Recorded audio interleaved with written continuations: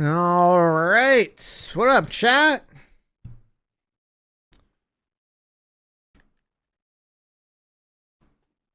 How we doing? What up, Poppy? There's 81 months.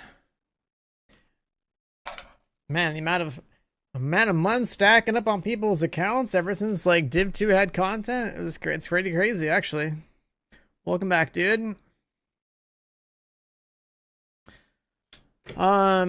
But yeah, yesterday we were playing a little Diablo 2 Resurrected. There was like the latter season basically started, let's say about 24 hours ago. And I died at like level 48 on hardcore. We're finally a good game, Kappa. I mean, we're just playing games to kill time until the big ones come out. That's what's going on. What up, Sniffles? Slash, hello. Nexus, Nightmare, Mabtrix, Fallen. What up, boys?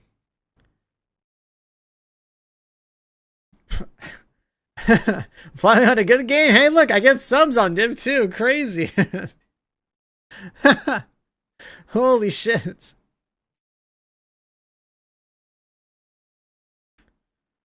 Holy shit. Sniffles with the 20 gifted.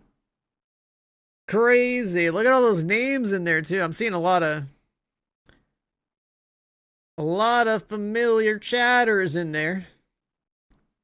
I see a lot of familiar chatters in there. Look at that.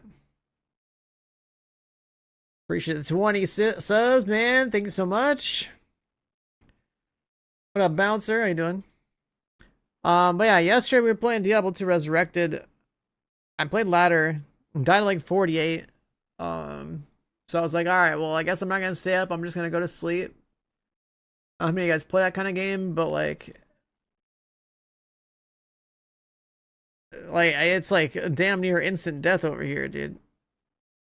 There's these little like dolls. It's like a pack of like an elite pack of these little fast dolls. Basically, they do a shitload of damage and they explode on death. And like you just can't react to that. You just literally fucking get fried. Like you're stun locked off the first two hits, already at half HP, and then like the flame wave goes out, kills them, and they all explode. So it's like, all right, well, fuck it. I'm not gonna restart that whole thing. But apparently, top 300 for hardcore warlock isn't actually like that bad right now. So basically, if I didn't die right there and I was still playing all night, I would actually be up here. Like I would be. It's not hard to get to like 80 something. It's like when you're pushing in the 90s when things start to get pretty grindy and slow. But like if I didn't die right there, I would still probably be up just playing the game. Um, the people who are like in a very organized crew at the very top, right? These dudes are pushing up into like the 90s right here. This is where shit is pretty grindy. Like one guy is 94 somehow, and everybody else he might be playing with is probably less than that.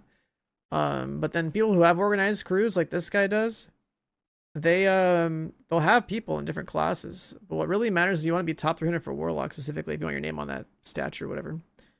But yeah, I was doing it solo, died at 48, and it's just kind of like I don't really care to run it back. Because basically today and tomorrow are like days where I can stream and kind of just like hang out, and then like I'm not gonna be around for the start of like the coming week. I'm getting flown out to go check out Crimson Desert. So that's that. And then basically later next week we also have Marathon's test as well, and Resident Evil 9. So like I got work to do, man. I got games to play and stuff. Like we've just been kind of like I had Neo 3 at the start of this month where I had the review copy, so I didn't stream the first week of February. Then we played Neo 3 and like finished it. And then what else did we do this month? It's been like it's almost like we had played High on Life 2. That was cool, but we finished that pretty quick, like what, 2 days? Yeah, I mean, I guess this is why my YouTube backup. This is why I put like thumbnails on my YouTube streams now, right? So it's like I think yeah, this is basically when February starts. Played that. We played Neo 3, then we did a little Mugenics, that was cool. We did the bloody Valentine event, back to Mugenics, then like High and Life 2 dropped. I was like, alright, let's play that. One of the VODs disappeared because of this like live banning thing in here. There would have been 3 VODs. Well, I guess 2 VODs. This one got split in half. Then we did D2R for a bit. We finished the Manhunt. I checked out this demo for Toxic Commando, which is actually pretty dope. And then now we're playing a little bit of Div again until Crimson Desert. Well, I'm gonna be gone for the Crimson Desert thing. I don't know when they're, you know, there's gonna be like an embargo lift at some point, and then I could like share the video or whatever I have. I'm not gonna be home for Crimson Desert, and I won't be able to stream it. It's like a thing where we're gonna do an event, we're gonna be able to record and do whatever the hell, and then, you know, when I get back, I guess I can take that stuff, make a video. So realistically for streaming, it's like when I get back, more or less, it's gonna be like Marathon and then Resident Evil 9. And then somewhere there we're gonna be in March, and then March is the anniversary for this game, plus Marathon, plus Crimson Desert. And then there's also Division Resurgence. Should I play a fucking mobile game? Just because it's Division. That's the other question. Because I know it's gonna be like Whale City over there, so it's just like playing Eastern MMOs, man. It's just stupid. Walking new, what up, man? Ooh. But yeah, we got some games coming. As far as mobile games are concerned, like I've done like one mobile sponsorship one time just to do it, to see what it was gonna be like, and I don't feel like it was even worth it. How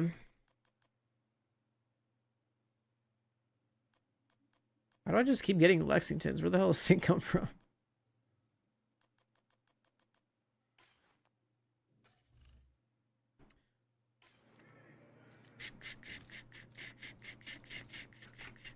Yeah, like, I mean, I could put a Division mobile game for like a day, but if there's like, if I have to emulate it and there's no standalone client, like, I know I'm gonna hate how stupid it is, and it's gonna be like, oh, it's just gonna disappoint me. Because, like, I know, right, you played a test like a long time ago, there was like pretty heavy monetization.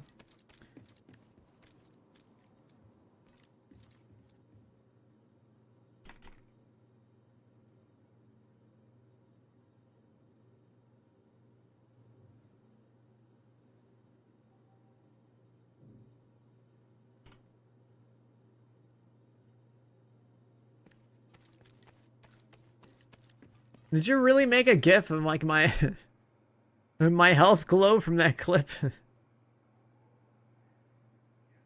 Like, our health is good, and then boom, it's just disappearing. Like, you can't react to that shit. Like, it's so fast. It's so fast. Anyways, in this game, I'm just gonna shoot stuff. I was thinking about stretch goals a little bit. What is this? Double optimization material drop quantity from all sources.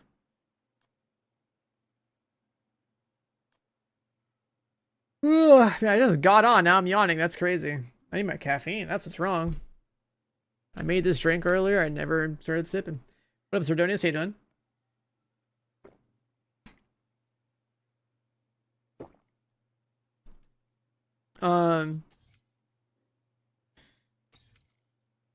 Mutiny stretch goals for another week and 2 days. Reanimated still going on. I still have stars, which mean more exotics.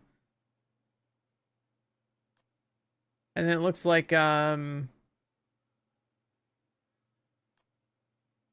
this season ends in a week and 2 days, right? So the final week is stretch goals with season experience 2x. Interesting. Crimson Desert doesn't come out until mid-March, but I'm getting flown out to play it on like Monday. So I will not be streaming at the start of the upcoming week, because I landed a pretty sick opportunity to go to like a creator event for Crimson Desert. So that's pretty cool. Which means that I gotta be a YouTube Andy as soon as I get back and try to make a video and then have it drop whenever it is that the embargo lifts. Because I'm definitely gonna try to analyze the ever living fuck out of whatever they let me test over there. Like I need to know what that game is looking like at a certain point, you know. I need to know outside of, you know, 100%ing the map, it's like, what do I do afterwards? Is there like some greater goals and achievements? A video for what? For Crimson Desert. Like, I'm gonna be able to play the game, or realistically, we're gonna probably want to know, like, yo, what did you see? How's the game? You know, that kind of thing.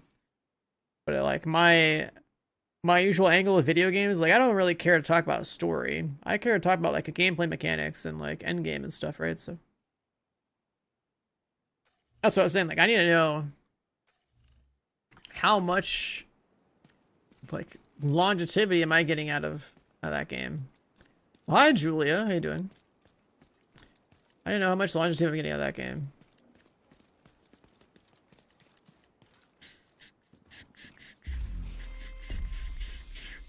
And some me getting a haircut. It's like I actually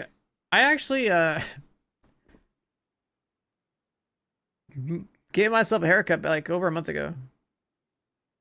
I pretty much every year I like to kind of just shear everything off and let it come back. So that's why it's like, all right, well, it's been cold as hell as well since I've been wearing a beanie for like the past month. But yeah, nothing like trimming your own hair, dude. Like I had my hair like at the end of December, it was like having a sheep on my head, okay? Like I shearing all that off, the amount of hair the amount of hair that I got rid of was crazy. Can't say the hair touching your ears. You do that like every 2 weeks. Yeah, I mean if you like keeping it short, and it's nice too when it's short, dude. Like, you know, you'll wash your hair or whatever, and it's like one towel quickly touches everything, and then now you're dry. Like it's so much better. All right, so we have like 45 stars. When does this end exactly?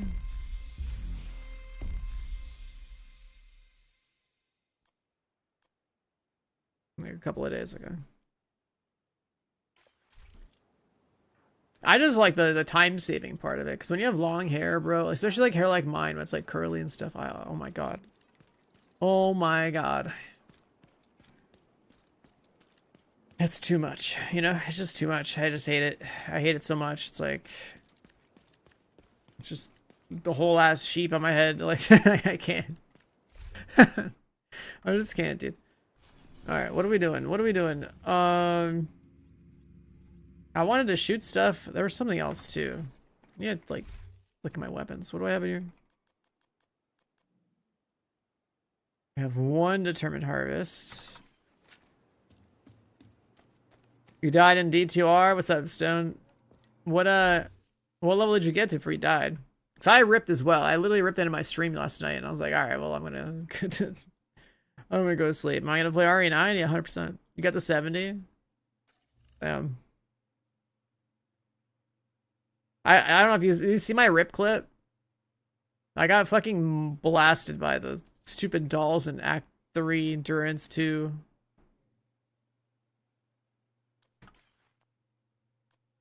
I literally just got ran over. And my guild, my entire set of gear was good. Like, I had a good ass build, and it didn't matter. I just got steamrolled by those mobs.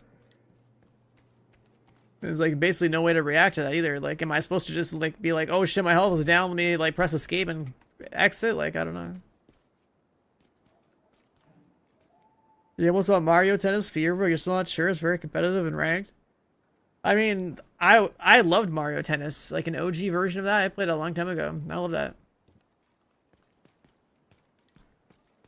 that. Moon Lords with fanaticism, is that what that is? Are those like Moon Lords would be like I don't know, like, I mean, like a pack of goats are really strong, I guess, right? Like the goatmen type dudes, I think. I'm guessing here because I don't know all the enemy types.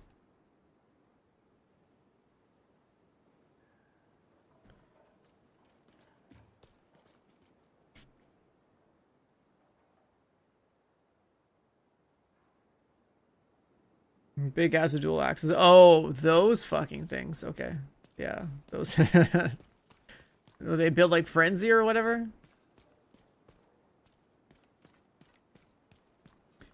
Those things definitely steamroll.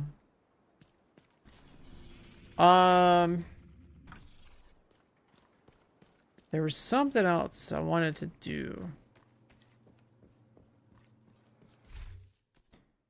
Random craft where you want to do hardcore in that game? I mean, I did it one time, right, just to do it, but yeah, hardcore, like the, you know, if I didn't die right there, if I made it a lot, if I still left all the bullshit, then I'd be strong enough to just sit there and farm XP until 99. And knowing what the leaderboard looks like, there's only like 300 people that are like above like level 80 or whatever. So if I didn't die, I'd be up there because I would have stayed up. But that's also what happens with ARPGs. ARPGs usually just if you're gonna play hardcore, you just fucking die instantly. Like you do damage, and then like the number simulation just says that you get fucked and you just explode. Like it's usually there's a near zero amount of like like skillful play in that genre. It's literally just like knowledge and execution and like, you know, like managing risk and like in combination with like a luck of like farming gear. Right, building your character out properly and playing it properly. It just really just means, you know, going into rooms and blowing it up and clearing them before they kill you. Fuck this game. What up, Slumped? You lose stretch goal levels in the dark zone when you die? What the fuck? Oh my god, man. That's so fucked up. Oh, dude, that's crazy. So here, stash, okay. That's so crazy. Oh yeah, I was thinking I should actually do some stretch goal stuff, right?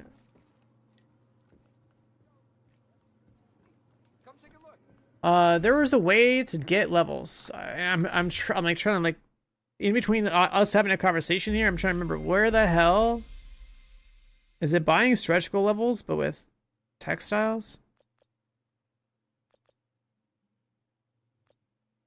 I have so many textiles. What else am I using them for?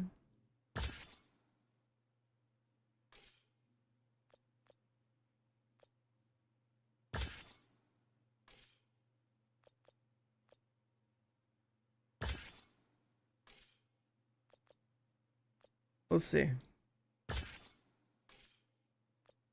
Oh yeah, this is something I wanted to tell somebody. Hold on, this reminds me, I was actually gonna screenshot this.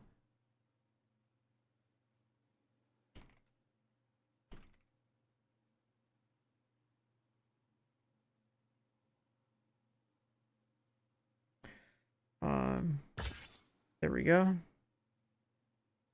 Kill the dark zone and die? Fuck the dark zone, bro.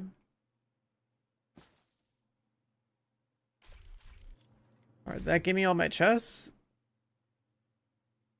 Let's do a little box opening stream. Let's see. Oh, I got 30 in the mailbox, 20 in my inventory or so. Alright, cool. Cash opening stream. Go! Components. Materials.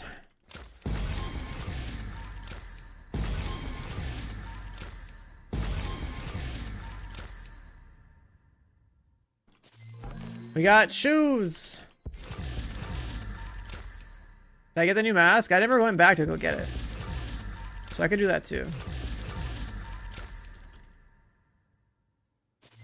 Shoes. Shield Splinterer. The concentrated set? If it's not Striker, honestly. Does it really matter? Another stack broker. That's a lot of random guns. Pants. Huntsman. A patch, a Dodge City. The amount of loot you get in this fucking game. We'll log in, just open boxes.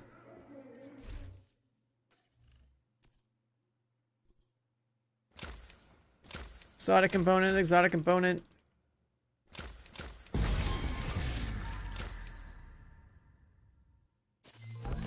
A patch and their shield splinter.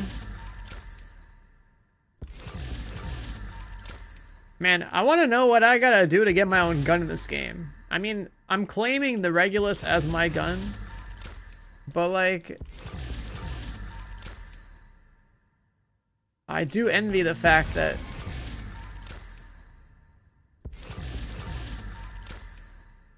Splinter Shield has a gun in this game that looks really good and is really good. That's badass. I mean, we're supposed to get a skin eventually.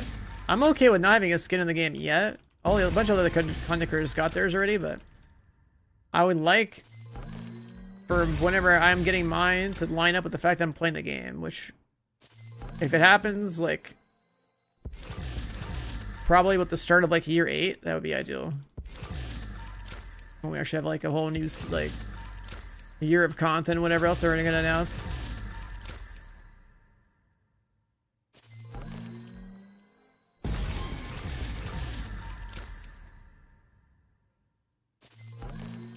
Getting a bunch of patches, skins. So many guns in these boxes. And this concentrated set,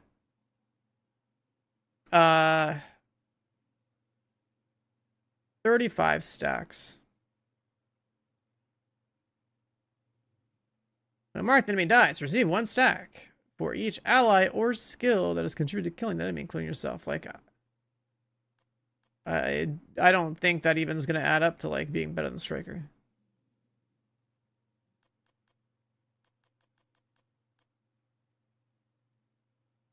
Caretaker.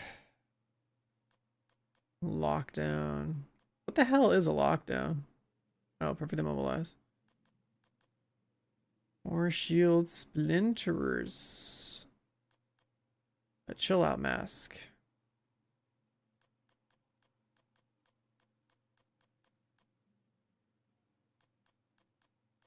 More Lexingtons. There's so many of them. I'm pretty sure I have all this stuff, right? So I don't need this shit. 105 damage, max stacks. Yeah, but is it like...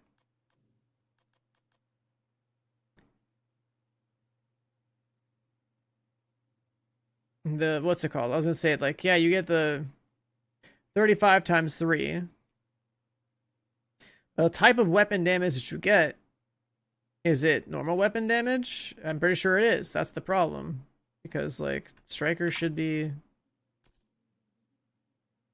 total weapon damage. Right, it's a different stat. Now, it's not like I've tested the set, right? But, like, the way that a set like this reads to me is that this is going to be, like, actual regular-ass weapon damage, which you have plenty of, and then crit damage, which you also have plenty of, right? If you have 105 weapon damage and 70 crit damage from this, like, even then it doesn't really matter because your build already has usually around 140 plus weapon damage, and you already have at least, like, say up to like 200 crit damage, so you're stacking more of the categories that you already have, whereas Striker's giving you rate of fire and it's giving you total weapon damage, which is a separate multiplier. So I doubt that this set beats out Striker. Is Crimson Desert today? No, it comes out next month.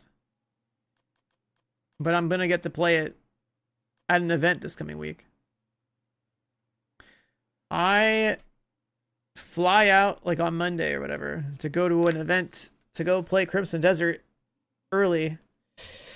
But I don't get to stream it. I get to record. So then, like, whatever I see, you know, I'm gonna try to like see what the game actually has in it compared to, you know, what I played a couple years ago, and make a video out of it and stuff. But yeah, if you know me and my type of content, it's like I'm gonna be analyzing the game from the perspective of, like, you know, gameplay mechanics and like end games. So a Pearl Abyss exclusive venture thing. Well, so the way the creator events work is that, like, yeah, like the Pearl Abyss and whatever their PR people are, or community people are, or whatever, like, they're, you know, they have some marketing budget to like do an event, And they invite all sorts of like, you know, creators from a variety of different backgrounds into like an event like this, right? So you basically like they're paying for flight and hotel and all that stuff, and like then they host an event, and like the whole idea is to like, you know, give people an early look on stuff, and then give us all that footage and whatnot to do with, so that we can share whatever it is we want to share about what we saw.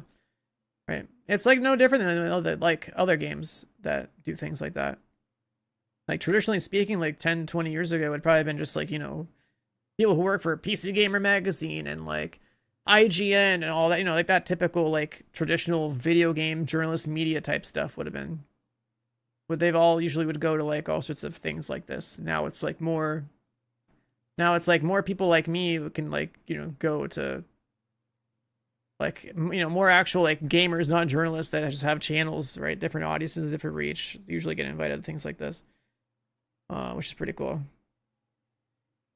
So yeah, I mean, it's just, I gotta check it out early, I gotta record, and then whenever they let me like actually release the stuff that I saw, then we do that. Then you guys will see you'll see what I saw. But yeah, based off of like the demo I've played like over 2 years ago, and just the overall confidence they seem to have in their game, like we know Pearl Abyss has like some pretty good, you know, devs in terms of like making good combat in MMO. Now they're taking on a single player project, right? So yeah, I just saw the DM from Slumped, bro. You're really flipping off your screen because of all the stretch goal shit. Hold on, let me see this.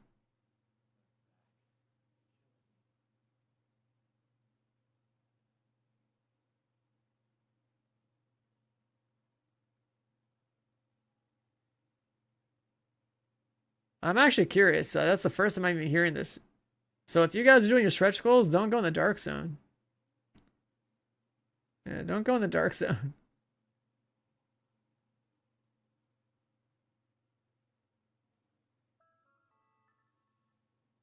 Yeah, let me go see if anyone else reported this bug, because that is actually kind of a big deal. That's pretty fucked up. Getting D-ranked? You're getting D-ranked in a dark zone. Let me see.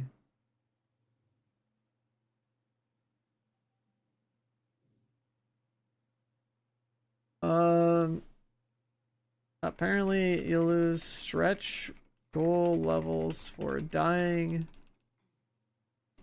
in dark zone.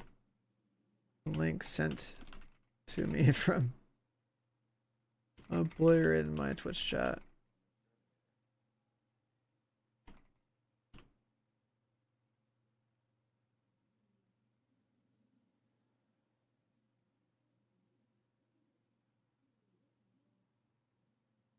All right, there we go. I put in the ETF Discord to see what happens. Everyone PvEs because the Dark Zone is not the content farm it used to be, you know, a decade ago. Bro, if we had the Dark Zone like Div 1 launch, my god.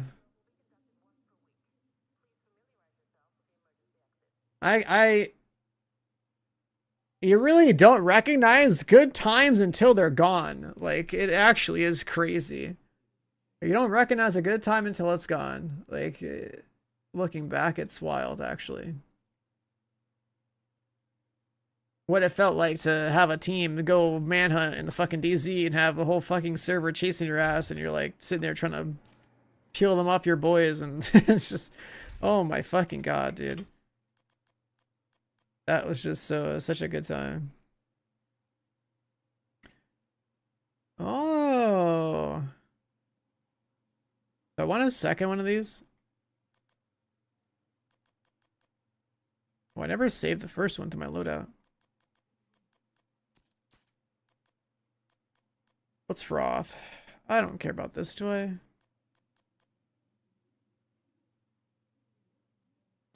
The console version might be locked at 30. Are you talking about Crimson Desert? I mean, I guess I'll find out. I don't know if we're playing on PC or console when we get there. I assume PC. I also, and they kind of got to play games like that with mouse and keyboard. So, like, I wonder what default mouse and keyboard settings are going to look like. Is the Huntsman worth it? No, it's just overrated. When this game came out, when this gun came out, sorry, it was a pretty overrated gun. I think I forget, like you have to like kill some hunter or something for this. But it's Perfect Frenzy on FMOS, and people are like, "Oh my god, it's gonna be badass," and it's just like, it's not really anything special. Like if you're using ARs in this game, it's still pretty much like Lexington for high end or Saint Elmo for an exotic. Everything else you might as well forget about it. If you're talking about like, you know, peak output, like you're speed running or, you know, trying to just play efficiently or whatever, like sure, you can go play a chameleon on a tanky build and do whatever the hell else you want to do in this game. But for the at the absolute top end, like meta type shit, like just be a Lexington or Elmo gamer, dude. Just be Lexington or Elmo gaming.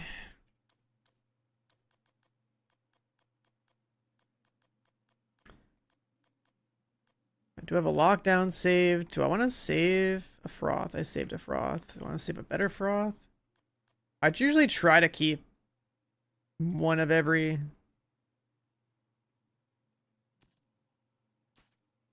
named item, even though I'm probably never going to use them. Because historically speaking, right, back when this game was like way more active, you always wanted to keep good rolls of like everything. Because of when a balance patch hits, you wanted to be able to pivot to like whatever was good. Chameleon on like a tankier build, yeah, like you can take Striker, slap on like a memento bag, slap on some protection from elites if you wanted to, and you know, maybe even have like a couple of blue cores in there. Let's say, I'd say a max of 2 blue cores. And between the memento stacks and like the buffs you get from the chameleon and all that shit, like you would still have a reasonable amount of damage for like solo play or something. Yeah, because of expertise, the most like blue cores I would ever consider would be like 2. Just because expertise offsets the damage loss to where you're still technically doing the same damage you were doing before expertise got added. So now you're tankier. It's like the only like lazy amount of extra blue I would slap on if I was going to. But even then it's like, bro, I'm just playing all red all day. If you're gonna do some stupid shit like go play, you know, solo, what's it called? You go play Solo Master. Solo Master's a pain in the ass. That's where you usually want to have some extra survivability, because it just sucks to... Should I keep this set? Just because it's red?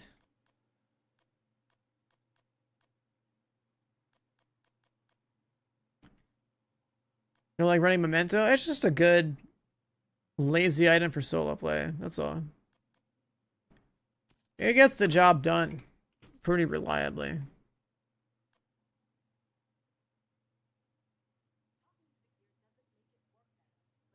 What's the one where you mark somebody?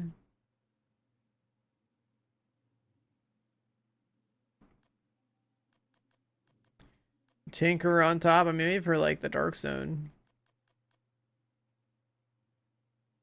Oh yeah, that's right, because you know all the talent glitches over there. I can't believe that gun's still like a... I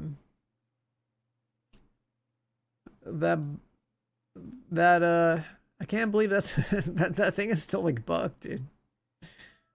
But I guess, you know, as long as you're playing on console and messing with the network, it's like a lot of really abusable stuff, huh?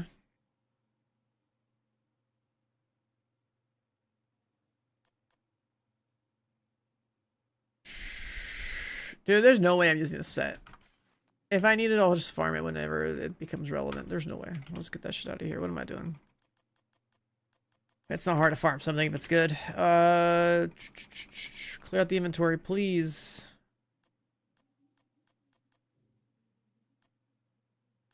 I remember before the DLC came out, I farmed everything. I farmed just about everything I could possibly ask for. I even farmed PFE mods, dude. I farmed everything.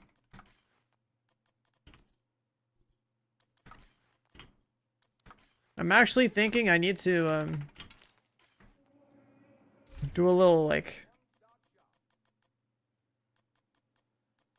inventory check of like everything I own.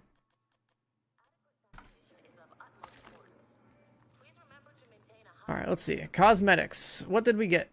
How many more stretch goal things do we need? We got Anderson shoes, tracksuit shoes. For the full outfit. We got Anderson pants, tracksuit pants. We got tracksuit jacket. It fits under armor, nice. So we got the full tracksuit outfit. And then as far as Anderson jacket is concerned, that was from the Manhunt, right? It's in here somewhere.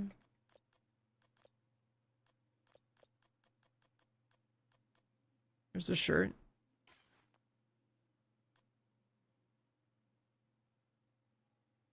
Mods are a big pain. Bro, the 12% crit damage, it's not too bad. 1, 2, 3, 4. Where's the list of Division 2 stretch goal rewards? There we go. General Anderson, we got the pants, we got the shoes to go with his jacket. We have this. We got 4 patches and then 2 skins. We literally got everything already.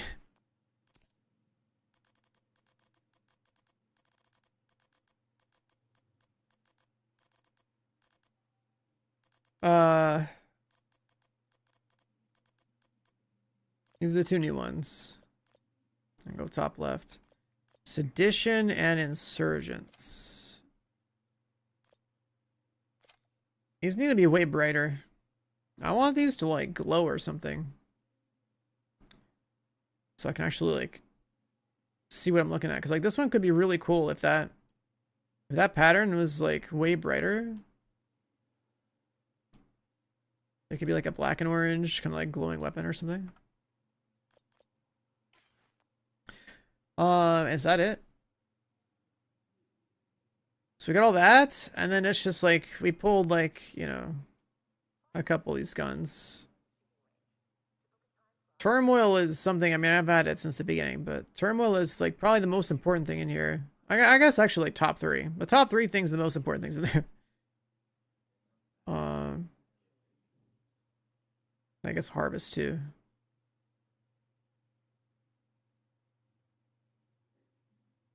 Seasonal special exotics.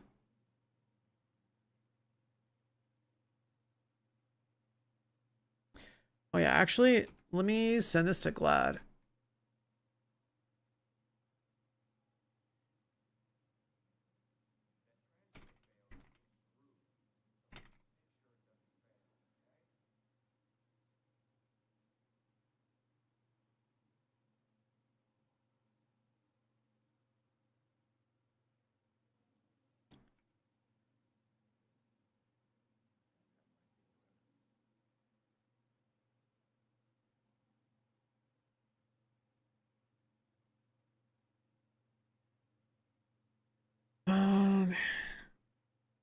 Let me see.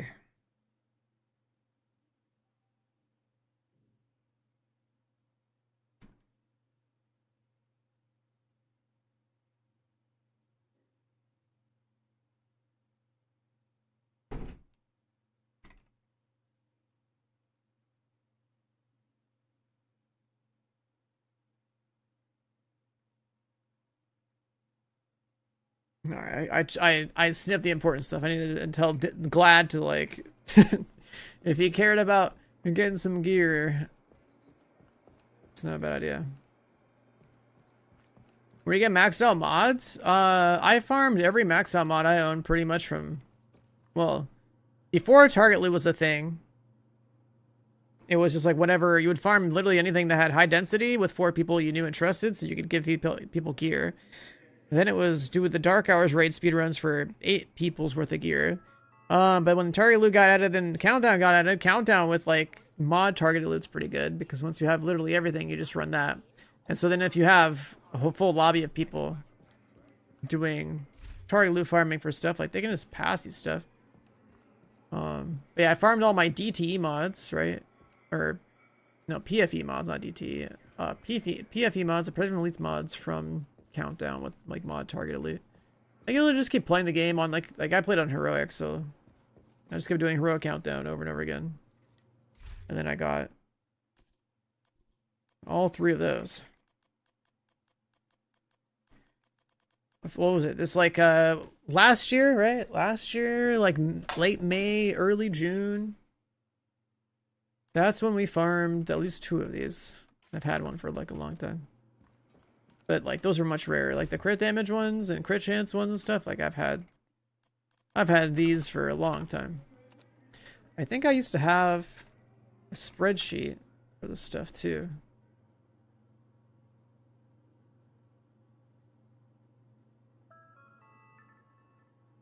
Oh yeah, I was working on like I was making notes on like all the shit that I have. There's just so much gear to collect in this game. There was like I was like trying to do something with like gear set checklist, exotic checklist. Like I need to like go through all my division stuff at some point and see what I'm missing. There's just so much crap. I mean, I have almost everything. But like I don't know what I have and what I don't have at this point that I still care to have, right? I look through here and it's like, yeah, I have like every exotic maxed out, I think.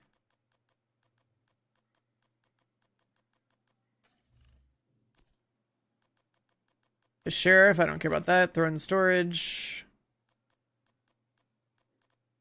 The bittersweet. I never rolled this thing. I don't think I'd ever even use that.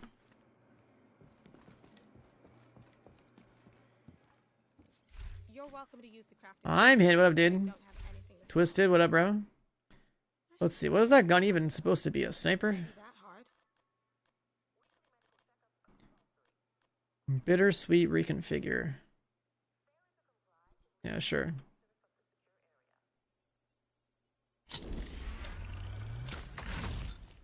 Reload speed.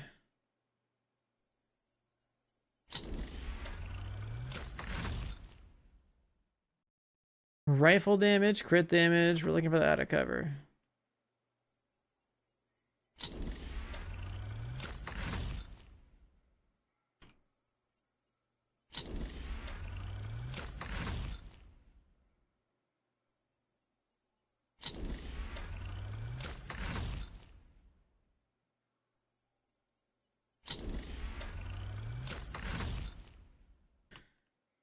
So this is some kind of rifle where you like shoot your teammates with it.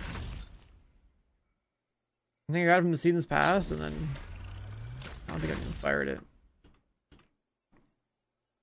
Looks kind of funny with the gigantic suppressor on there and the drum mag.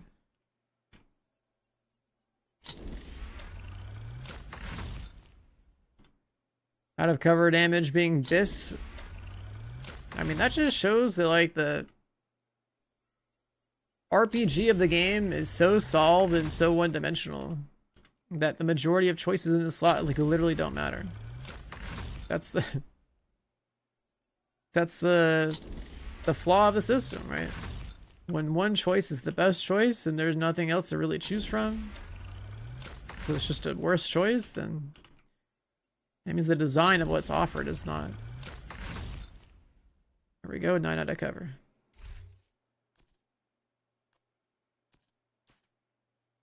Nine out of cover.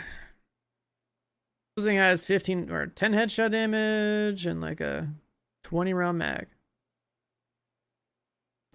You headshot stuff, you get 8 stacks, shoot an ally, you heal them. For half of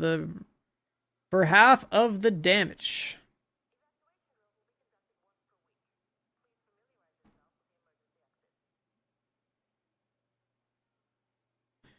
Heal allies receive half of your repair skills bonuses bonus armor.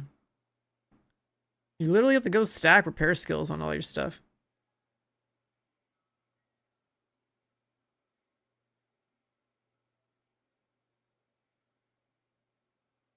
So you gotta do damage and you gotta have repair skills. All hits are guaranteed headshots for 8 seconds after healing an ally or a skill.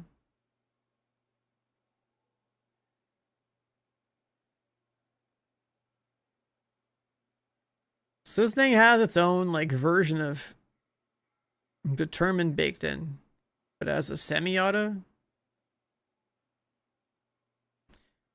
I never shot this thing. I wonder what this thing feels like.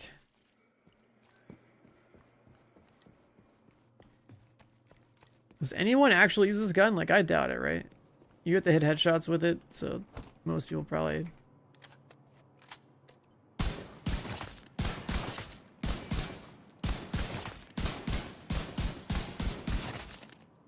Huh. So it is a rifle, but it...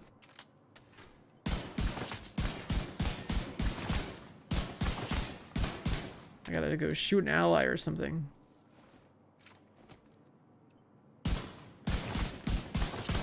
Headshot damage for body shots.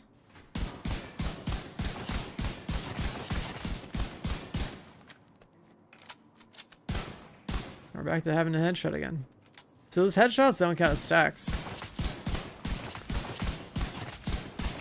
I also don't think the gimmick is really that worth it.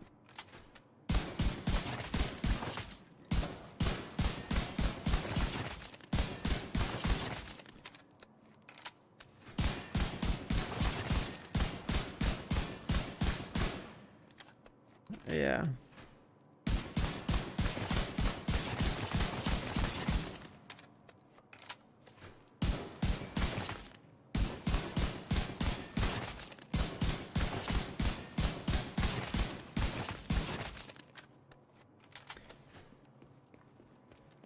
Just another gun that's going in the storage. That's what this gun represents to me.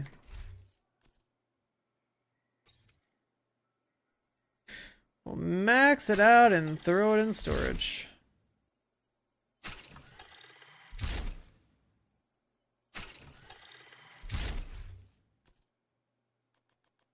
That's just how it goes, man.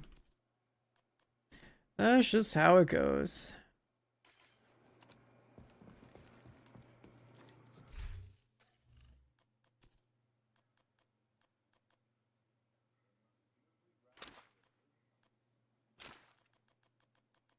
Put these in storage too, because like we're never gonna care about them.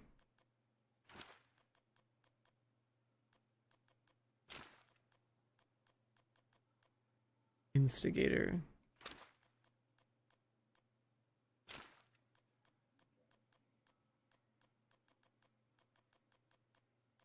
What did I keep this for? Why do I have a custom M44 with determined? I think I was testing something with sniper rifles.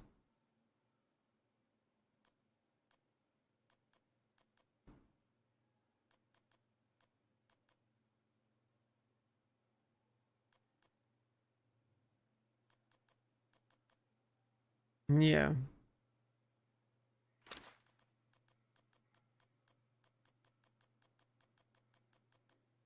And then we have a stack broker, and I decided that I would put a rate of fire on this one, right? Yeah. But we'd have to get a random roll of the other damage talent.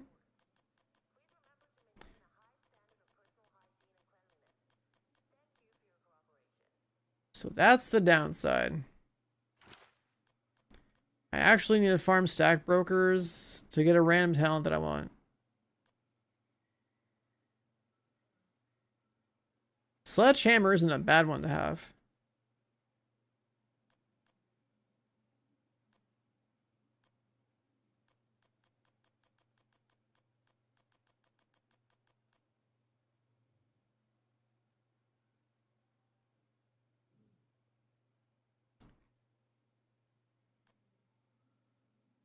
A stack broker with brazen and rate of fire would have been nice. Put the whole game in storage. I mean, yeah, you're like a TFD main though. I know. I know how you operate.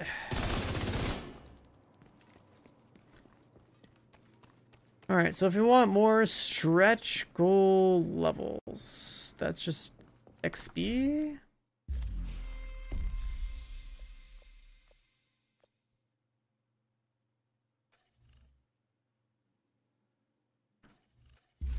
And then there's also reanimated stuff.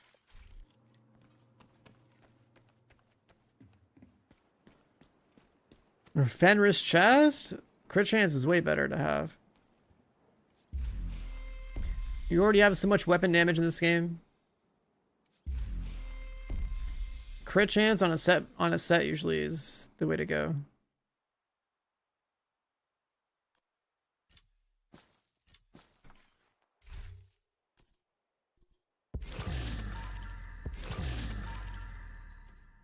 Two more exotic components. Right, because when you wear a set, you only have one stat line. Orbit? We don't orbit. We got a speed, we got a movement speed item in this game now. We got a speed pistol.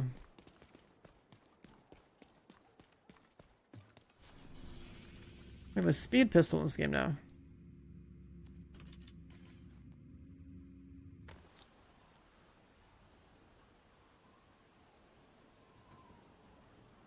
And you're not going to have orbit uptime all the time either. Orbit's cool. Orbit's cool, but... yeah, I mean, you get to actually run fast. You actually get to run fast in this game that has low movement. Look at that speed, dude. You're telling me you're not going to run around like this? Yeah, speed pistol got out at some point, like last 6 months.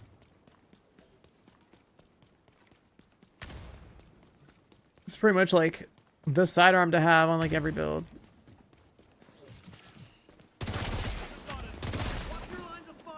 Enemy helicopter approaching. Get yourself ready, Agent. God, I wish this game had some actual proper movement tech though.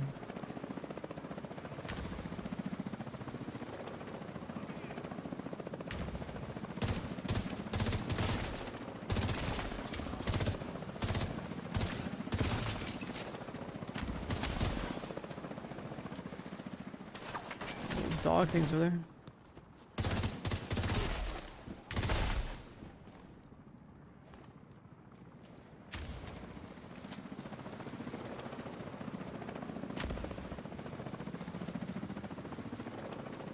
The helicopters, yeah.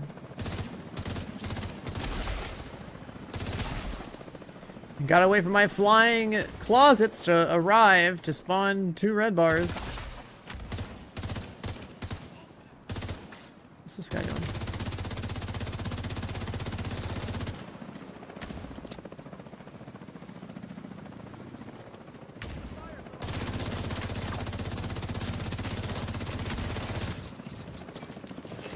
I got a bounty for the dude. Found any more of them? Circle around to the flank. I want to delete some loot on the ground, even though oh, look, one of these. Look at that.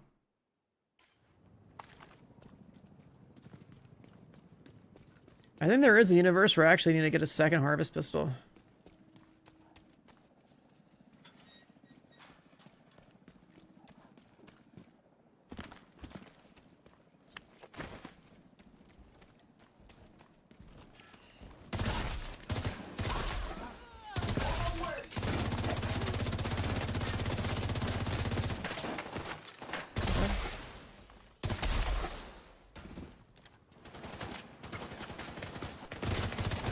The harvest pistols, yeah, I mean, you need them to like roll well though, right? Like you need the weapon damage, how to cover damage, you need the like a rerollable talent, preferably.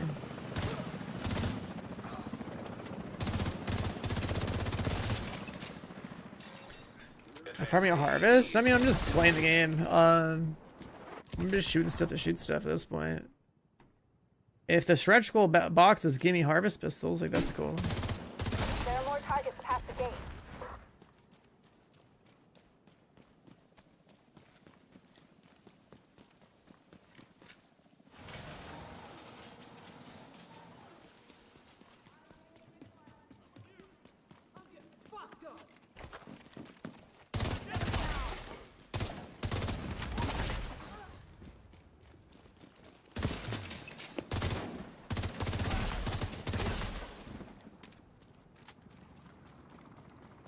Cinder City.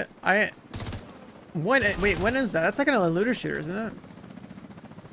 I remember briefly looking into that at some point, but I completely forgot. I forgot to like go and be a proper content creator and like, you know, go and like email the right people into like, you know, ensuring we have access or whatever.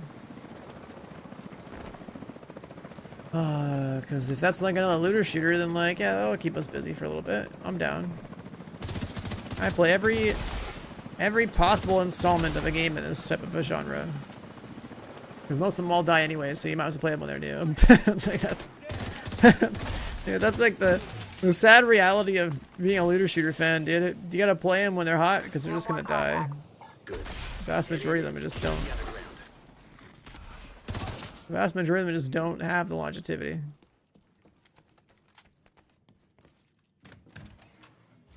The backfire? I think the backfire is overrated. People see crit damage on an SMG and they just salivate. Like that's it. It's over.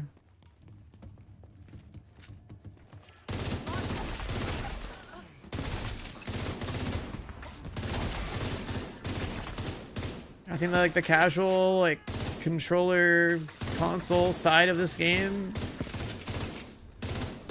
like the backfire a lot. It's like the damage it does on paper and everything's cool and all, and it's an SMG, but like it's not really like it's not a gun I'm seeing speedrunners use. It's just a gun that puts out good numbers for a YouTube video.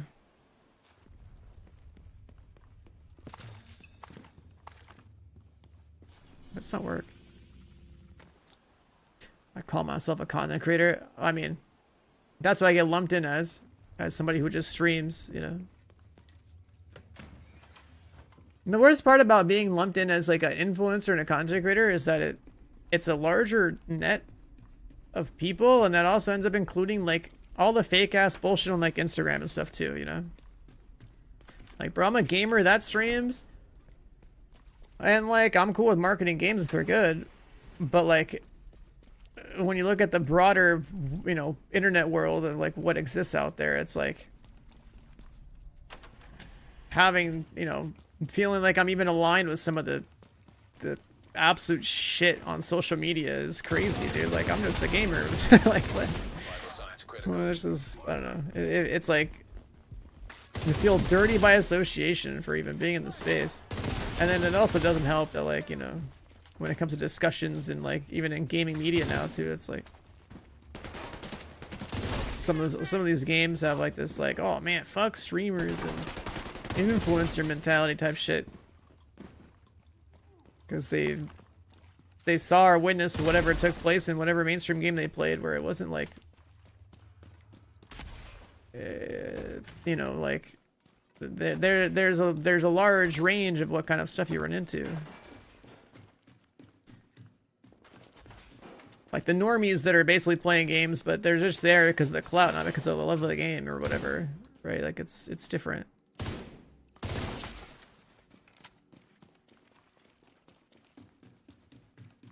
Like there's definitely a lot of people who saw like the money this job, I guess, makes or whatever, and they're like, oh yeah, let's get on that, see if they get into it. You bought the hell out of their existence so that they can like be seen, and like it's all about the clout and like the money and the numbers, and not about the fuck they're doing at all.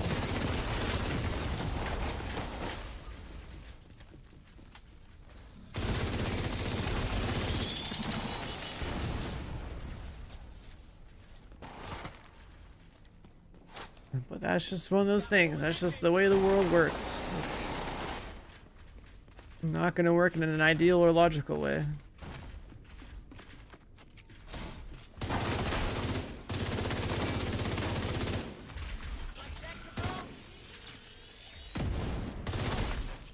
Cinder City focusing on gear progression, 10-player world bosses, and tactical cover-based combat. Well, we all know that cover-based combat is a joke. It's for the bots.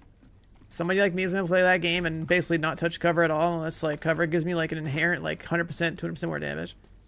So, so that part's out. But still no But sign hey, of it's got them. gear, it's got world Find them bosses. and neutralize them.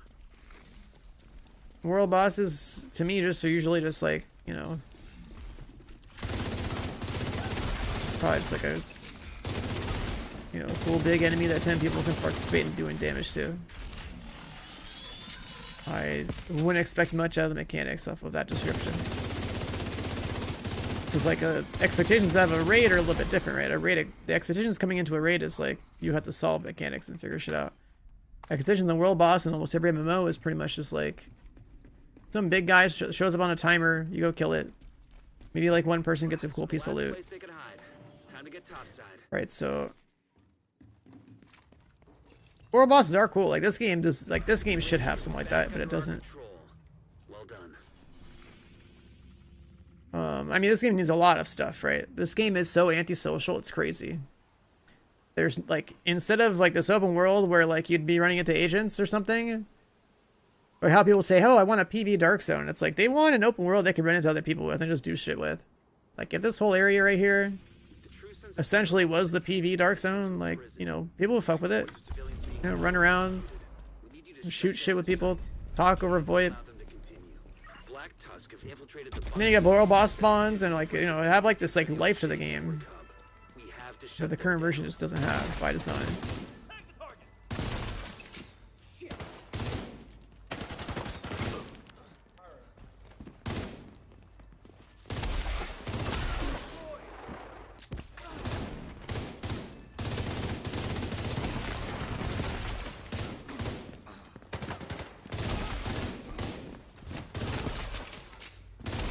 Bro, these things.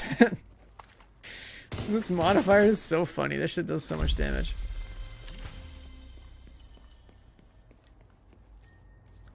Yeah, let me just tab out. Let me see this Cinder City thing. Is it on Steam? It's not Steam. You know what's crazy about Steam is like the kind of stuff that shows up as bestsellers is wild on that platform. There is some crazy like indie gooner shit that is bestseller on Steam these days.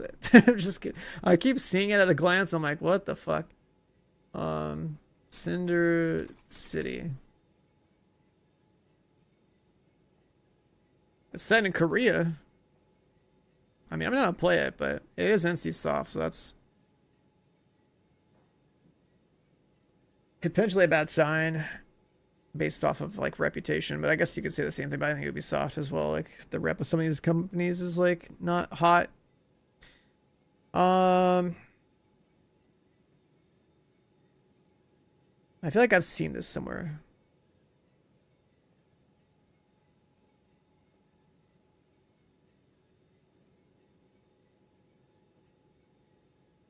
Drop your weapon. Guy with a cool suit.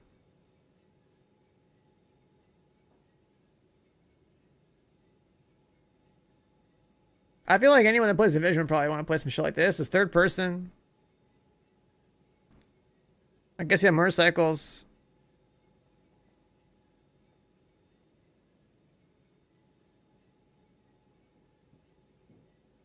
It looks pretty rigid. Just like some horror shit too.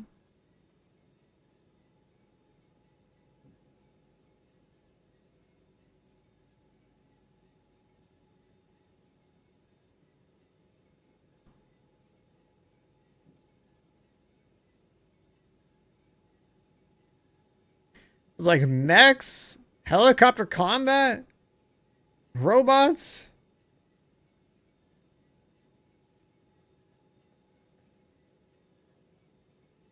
The frame rate looks a little low, but I mean, it looks cool.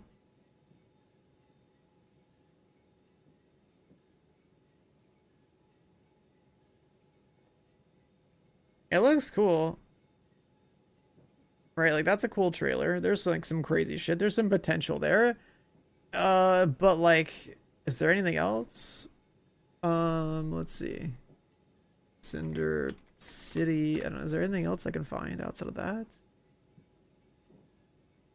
When is it?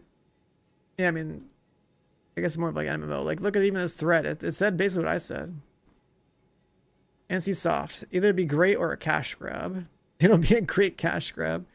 But I saw the frame stars and lag in the trailer and the game running UE5. Optimization nightmare. Yeah, it did look pretty bad in that trailer. It's true. Animation's wrong. Textures. Bad copy of the Division. I mean, I'll play this shit if it shows up somewhere. Where the hell is it like Cinder City release date? Like, I don't know. When is this thing supposed to happen? Second half of 2026.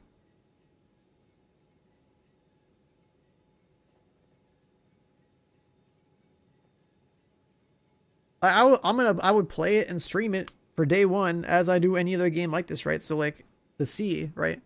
The potential is there, but the potential is, you know, rarely fully realized in almost every game. I swear to God.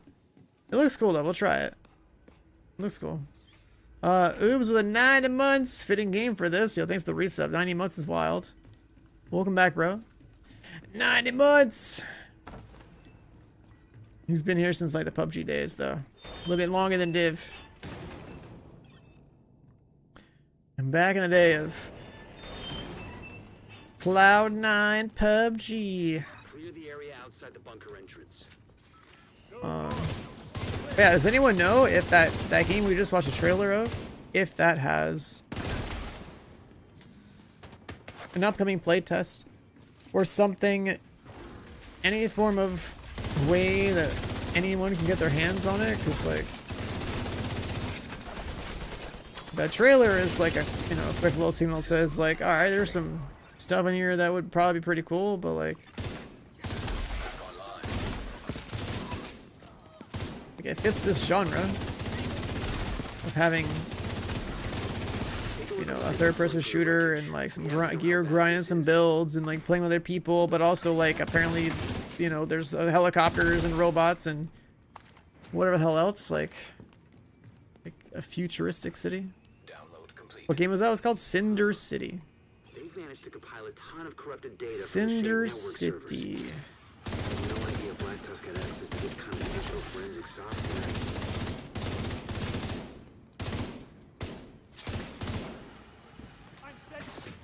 Bro, these guys just keep dying. Not even like interacting with them.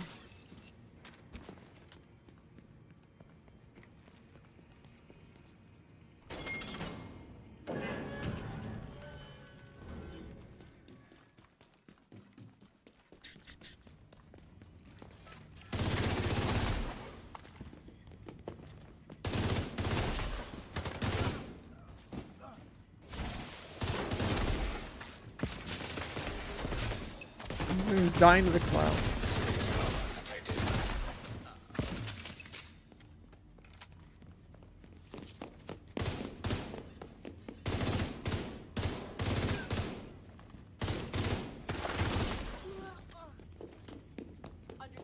Cloud's getting him through the walls and shit. Dude, the AoE on this cloud is wild.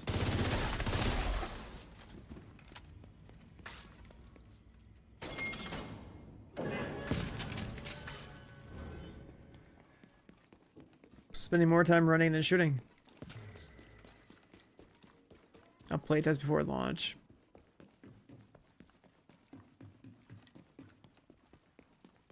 Yeah, I mean, it's the kind of game that definitely deserves to have a playtest.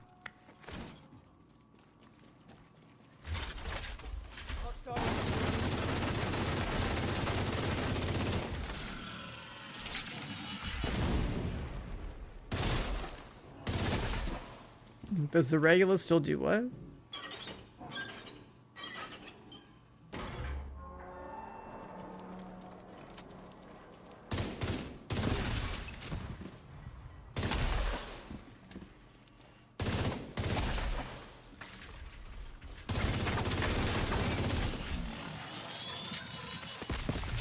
System disrupted. System Does the Regulus have bigger AoE? What, because of modifier? I don't think so. I don't have the Regulus on.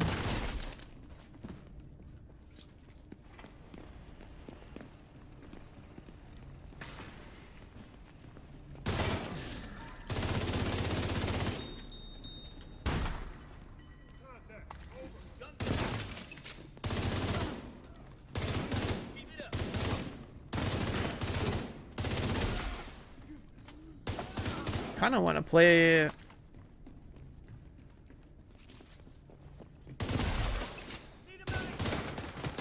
with the Regulus on these missions, but there's a headshot modifier thing on like that, and also there being, you know, armored boys, armored boyos, Chungus's tanks, whatever. I think about playing a headshot build, and I'm like, wait a minute. Wait just a minute. This game doesn't respect headshot gamers.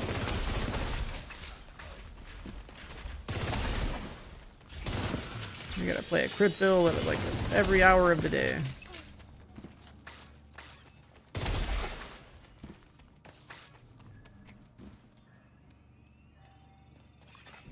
Download complete.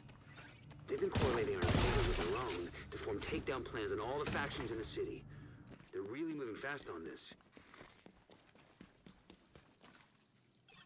There should be more activity deeper in the bunker. Stay alert, Agent.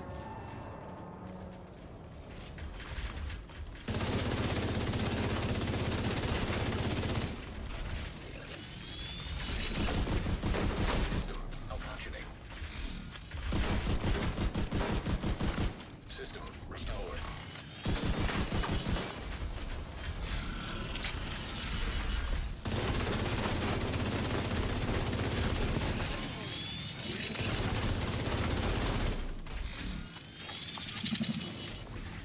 System curtailed. System reactivated.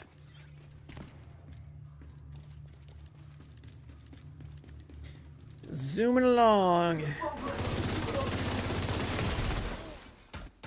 I should probably go to the... You think like random people in matchmaking are going for the mask?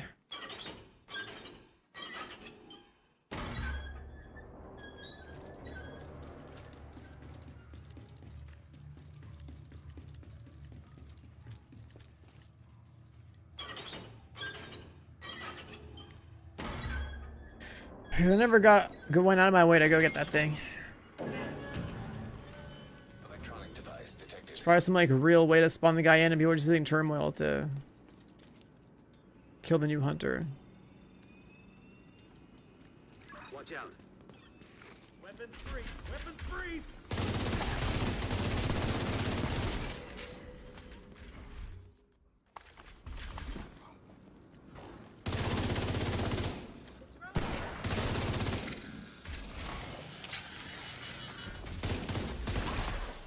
Files transferred.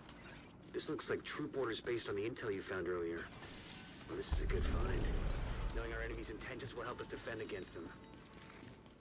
Does this lead anywhere? I've sent the intel you found to all our allies. I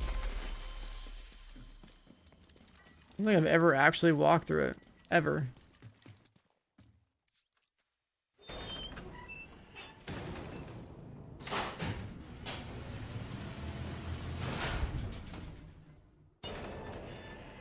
I've always fast traveled out of this mission. Where the hell is this?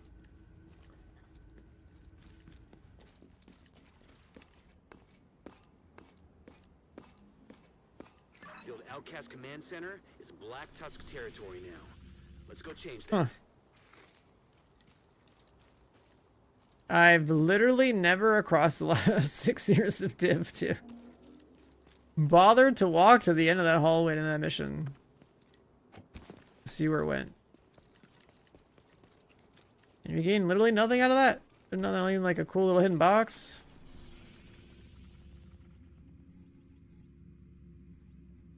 We think Black Tusk might be trying to set...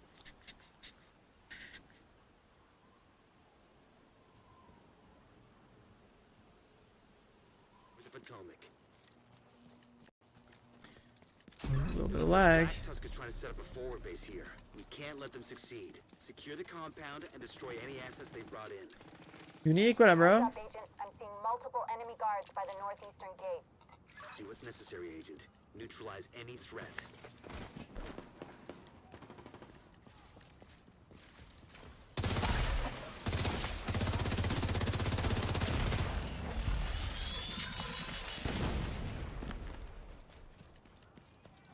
Going loud! How's Div 2 treating me? Oh, you know, just doing a really good job of making me wait until my retirement to get another raid. That's how it's treating me. Oh my god. We're in the wrong timeline. I say this every time I play this game. There is a timeline where Ubisoft didn't make Massive go and make a Star Wars game and Avatar, and then just sort of kept making expansion with Div 2. We're not on that timeline, unfortunately. But if we were, we would have probably like another like 5 or 6 raids to do. And like, you know, another like 6 to 12 like, incursions. There wasn't even a Star Wars Dark Zone to go get loot in, man.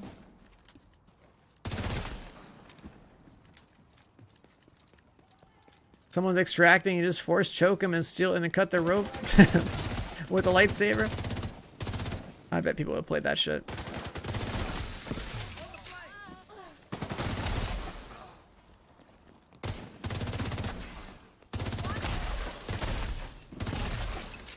Multiple hostile patrols are moving on the docks.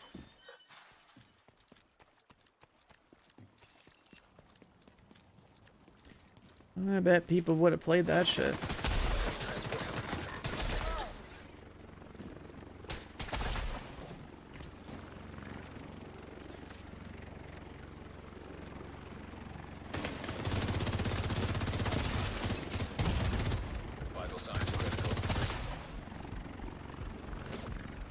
Crimson? Yeah, I'm literally getting flown up to play Crimson Desert on Mondays, so like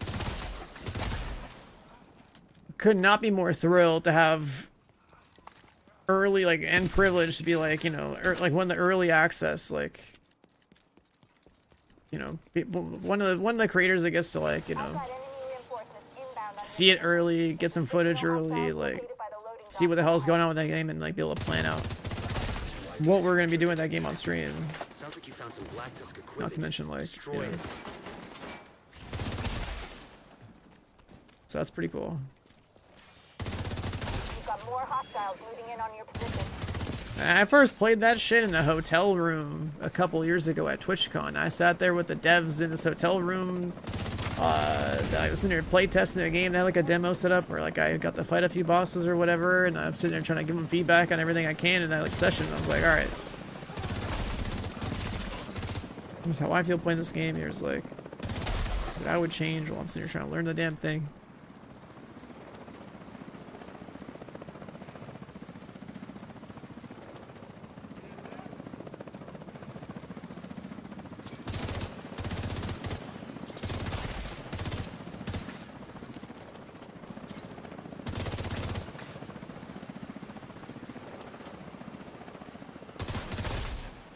I wonder if like, I wonder like how they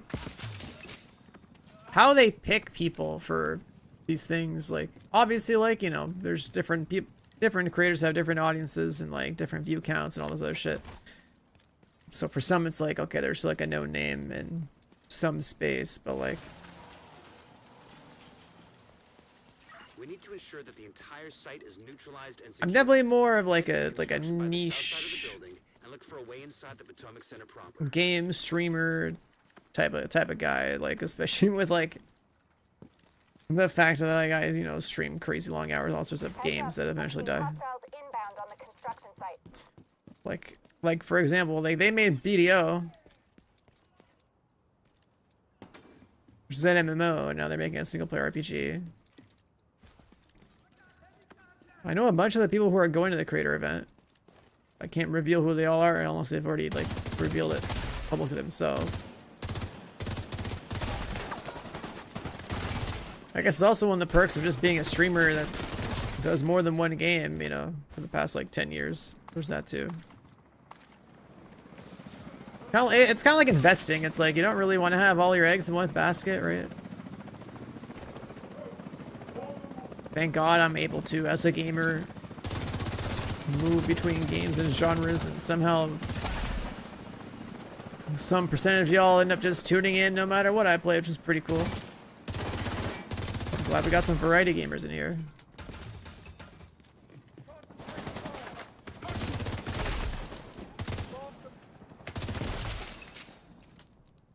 I've never been a one game kind of guy. It's like, it's literally impossible. No dev team on Earth can make... no dev team on Earth can pump out content faster than I can consume it. You can't leave any of their equipment intact. Destroy it.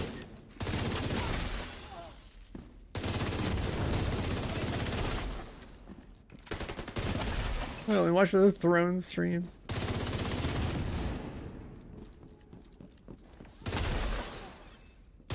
It's wild to me that people will still come in and bring up Throne and Liberty when it's been like over a year since I've even played the game on stream. Like, yeah, I was a dedicated free-to-play grinder that streamed everything. You've got your objective. Don't let anything. Because I refuse to throw money into a game that is like super pay to win like that. I watch for golden frying pans. I will never forget that tournament because a single rock was the difference between 1 gold pan and 2 gold pans. That single rock cost me, I think, at least like 10 grand. Like in tournament winnings. And a second gold pan trophy. That's how close we were to like getting like first place in solos. I would have beat out the Korean player who was in the blue somewhere stacking meds and just healing himself if I just didn't tap that rock and 180 my car on the final rotation that I needed to do. Cannot forget that moment. $10,000 mistake and a second trophy missed out on.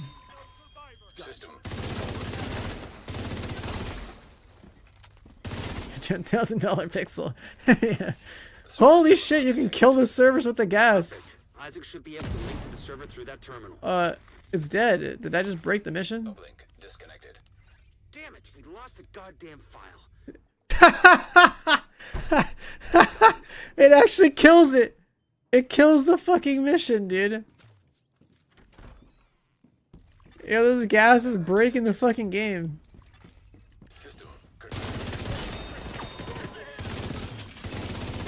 Body shots only. This is a body shot video game. No headshots allowed.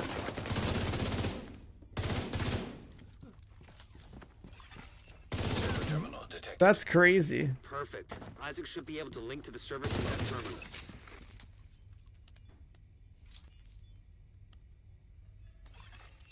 Accessing server. Establishing uplink. Hang on. That's such an oversight that your gas can kill friendly objectives. Like, holy shit, Whatever dude. happens, make sure to maintain the uplink. I'm just doing the mission to do the mission, but like... Oh, this global event's a little hostile. Alright, it's not killing that from there.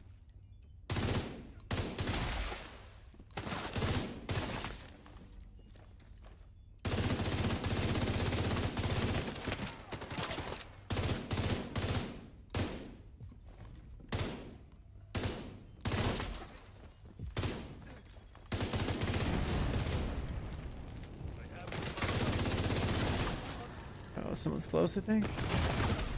Oh no, the gas. My objective! I need a healer! Help! The server rack is dying!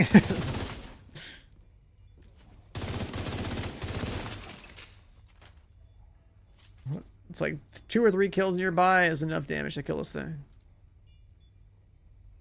And we're probably fine.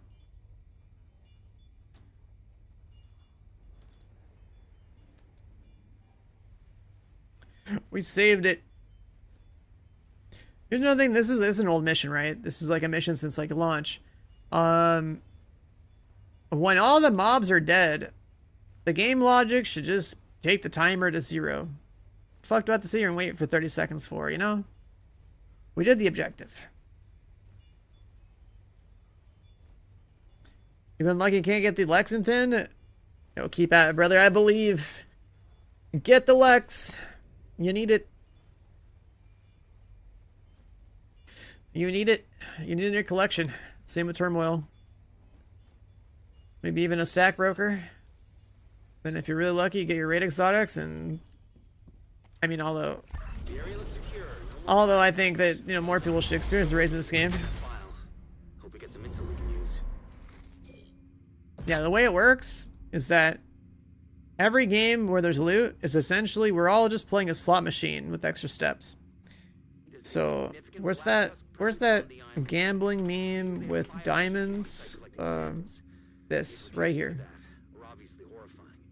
We need to stop them from carrying anything out. This right here. Really rare to find these guys outside the safety of their compound. So any chance we get, we have to go after them. This right here, this is you. If you don't stop playing and don't stop opening caches, okay?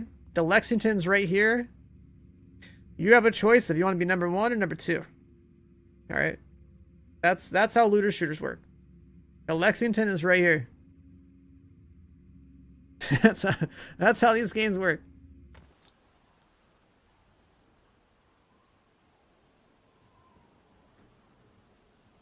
I can think of a lot of reasons why they shouldn't be allowed to. Go get That's them. how these games work. You just keep grinding. The moment you give up is the moment that you're walking away from the next box that would have been the one that gave you the The weapon. entire island is crawling with Black Tusk. Their team's taking. You haven't touched this game in years? Your best I bet is mean, to you head can always over come to back, the get a little extra juice in the account. No hiding the gunfire. With a little luck, you can get to the people. The end of every season is pretty much like the best time to play the game because the rewards go. The rewards are like way more juiced. You get a bunch of catch-up stuff.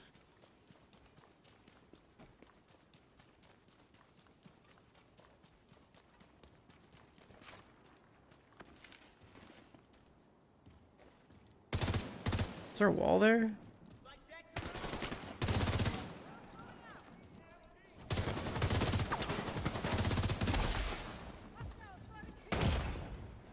I don't see him. Serious trauma detected.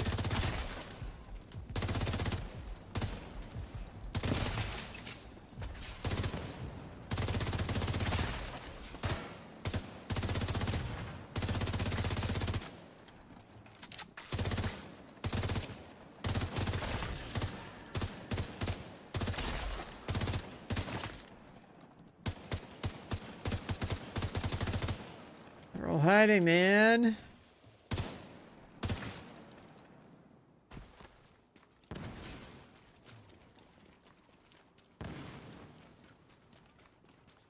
Oh god, isn't this the one that has a giant drum in the sky? I have eyes on the I team guess it doesn't collecting matter, I'm playing samples. Striker. Don't look like they're in a hurry. Never Good mind. news for us. Who knows what Never the mind. Vatican can do with the samples from the Roosevelt quarantine.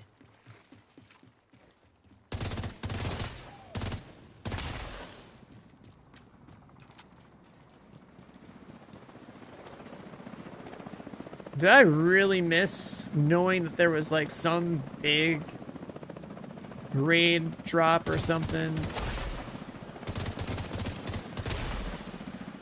And being like, okay, it's like literally gonna get on stream div 2. Here we go. Here we go. The grind gets on. We're going with Striker, Elmo, and a Overdog's glove. Overdogs are pretty good. They're like free damage.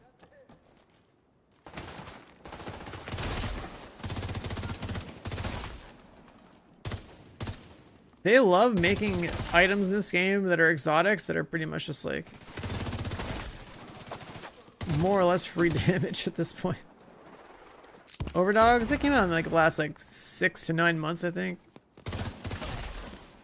And some exotic gloves were basically like you're supposed to kill enemies from like the lowest tier into the highest tier. But like if you have a 1v1 with a boss, it's just a straight up like 30% more amp. System disrupted. That's System restored.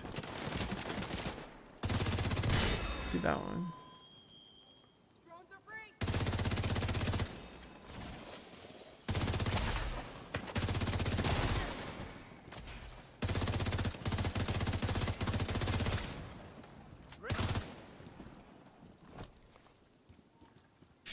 IRL stuff, yeah, I mean, if IRL something in the way these days, you'll be fine, man. You get back on this game, you got time, you'll catch up on anything that's missing. IRL is distracting us from video games. Current, you know, political climate and all the other real world bullshit interfering with our game time, you know? And fucking up people's employment and everything. The game can wait if you got IRL stuff to worry about.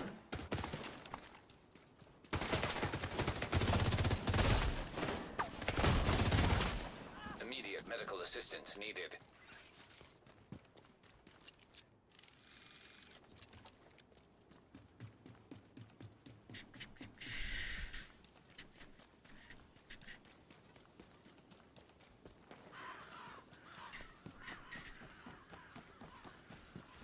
But yeah, Overdogs came out like the last like 6 to 9 months of the game. I want to say in season 2 of this year, this past year of the game.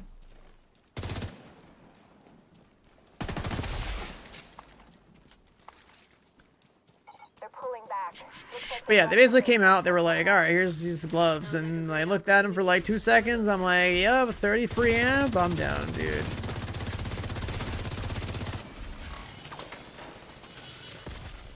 System malfunctioning. There's a lot of situations in this game where, System. I mean, it's like uptime on the gloves not 100% unless you like try to actively kill the thing you're supposed to kill with them in order, but there's a lot of situations where you just get, you know, you're in a 1v1 with some mobs and then it's just active. 30 amp is no joke.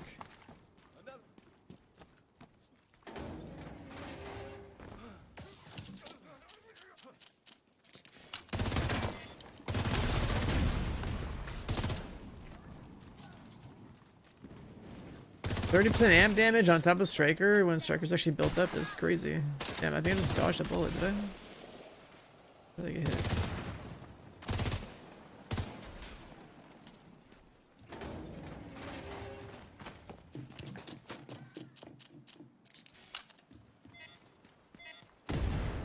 Viral contamination papers. Whoa, whoa, whoa, where did all those people come from?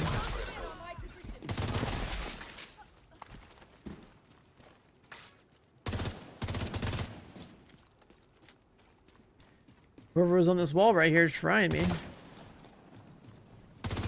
Did some damage.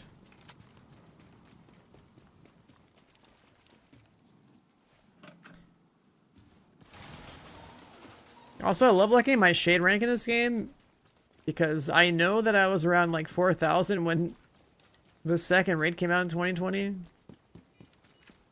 And we've barely needed to play the game since.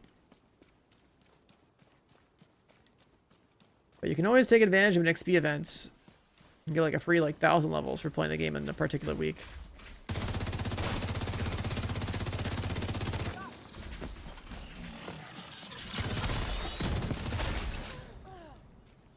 So I'll probably casually get myself up to like 10k by the time Division 3 comes out.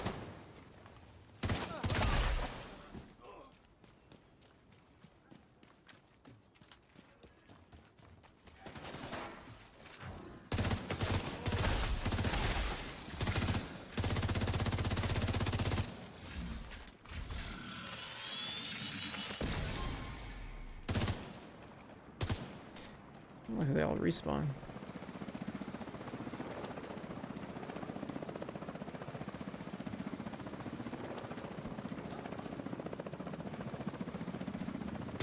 Okay, another gaming news, right? So, we've gone at the start of this upcoming week for the Crimson Desert. Then we're gonna be coming back. We got Marathon and Resident Evil 9.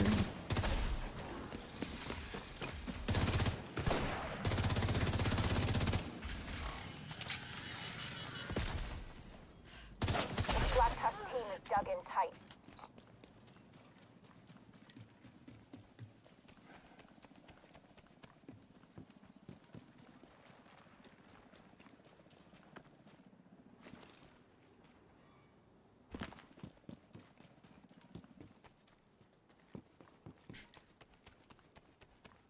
Dude, it's so funny playing Division whenever Destiny has problems because you just like see the you'll start seeing the Destiny creators make their way over to this game. Their game is dying. This game is a corpse that's getting slowly resurrected. And I know the Destiny streamers are also going to be getting like some sponsored stuff for the anniversary too. So like, there's about to be a lot more Destiny refugees in our game again. That's how it goes. One game goes on the downtrend, the other game is like, that's on the uptrend. It's like, hey, come on over.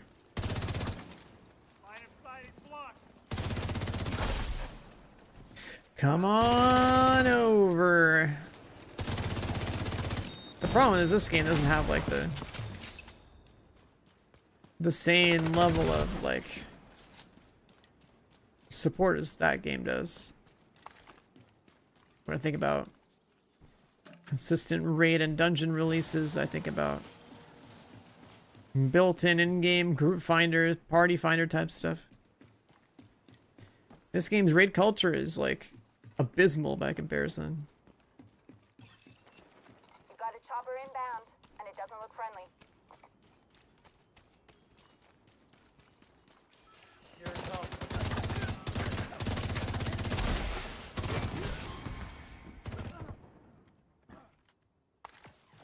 I think that bothers me most about this game's universe is like having, you know, been around for like 10 years in Division.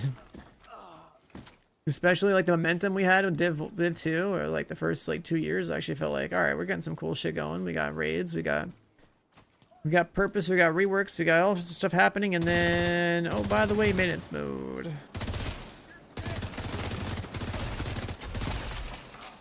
Like if we compare Div 2 in 2020 to like Destiny at the time, it's like, man, we were on the up and up over here. We were on the up and up over here. And then nothing.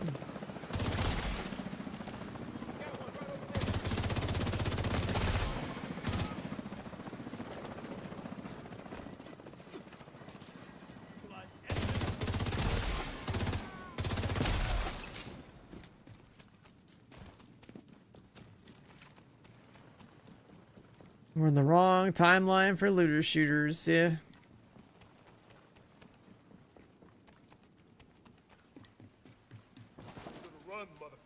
I don't know much about who, like, these people at the helm of, like, Destiny or whatever.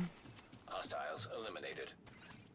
But you'd think something like Destiny would be in a better state, considering the amount of years of effort poured into that damn thing. Packing those samples into containers on the docks. Don't let them take a goddamn thing off that island. And how that game seemed to have a more, you know, lively community than this game does, right? Like, that game actually gives you reasons to play with people and, like, do shit. It has events and, like, everything. This game is, like, this game's, like, single player plus.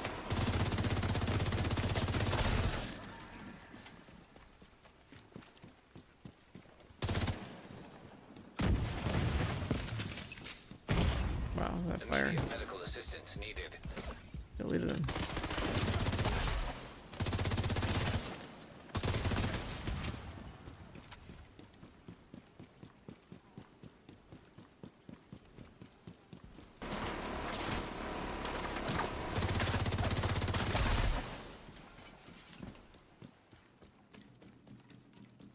Alright, alright, alright. You've got another helo inbound. Looks That's like they so need this. bright. Crimson Desert multiplayer? I'm gonna try to find out when I go play it on Monday or Tuesday or whatever. This coming week.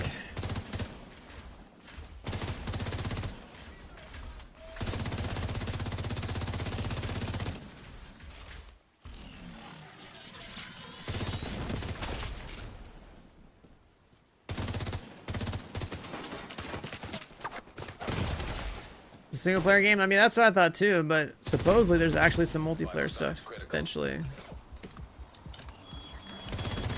Of course. Agent out of I sat in cover instead of just ran off to go kill stuff.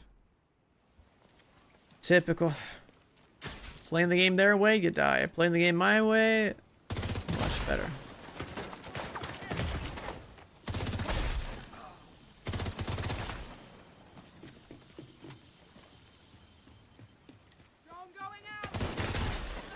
we gotta open boxes, huh?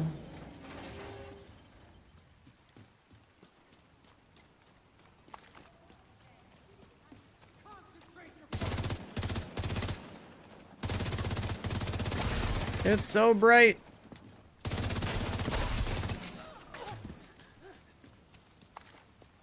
My gamer eyes can't handle it. What's the rare stuff in the caches? The raid exotics. And Lexington, Turmoil, like all the important named items are pretty rare, and I think all the raid exotics are like really rare.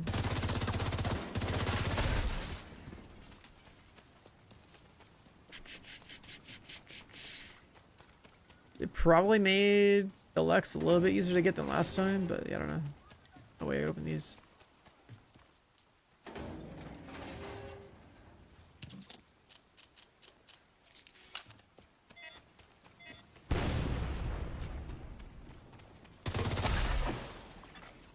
Viral contamination containers destroyed.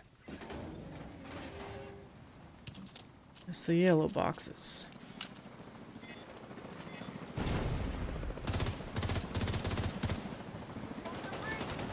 Viral contamination containers destroyed.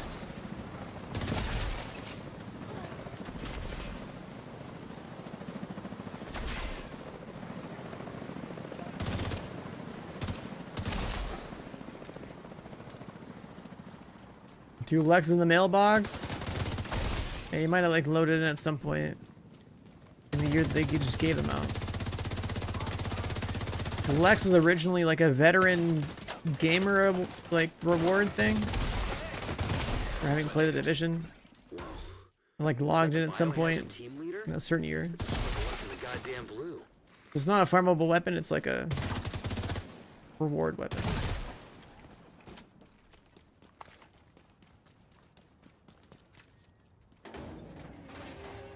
Oh, Nades is here. What up, bro?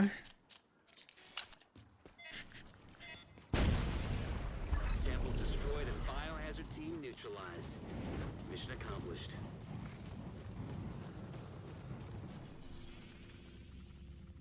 Now we could go do that. But no one really likes this one. I don't know. Let's just see. What's in store for me if I join the people of matchmaking on Heroic Tidal Basin? What do I run into? We'll have a helo on standby to extract the antivirals once you secure them.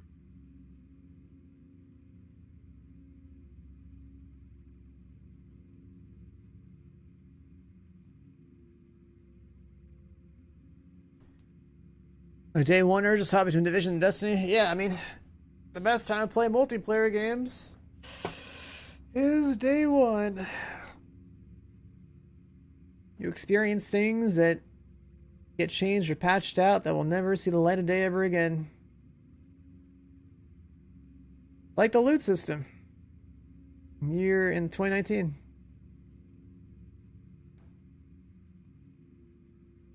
The kind of gear we had. The talents on everything. We're not doing this. The shade number, I mean, you can make the shade number keep going up, but after like shade rank 1,000 or 2,000, it's pretty much pointless. It's just a number that goes up. It doesn't make you stronger. 1,000 is pretty much where you get all your power. 2,000 where you get like extra health, and then everything past that is just a number that gives you like extra resources or whatever.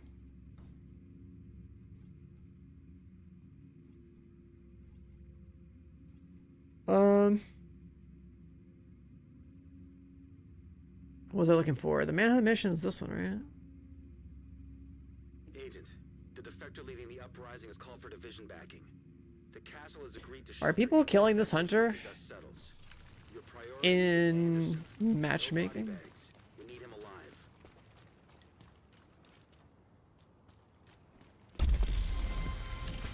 Let's just see.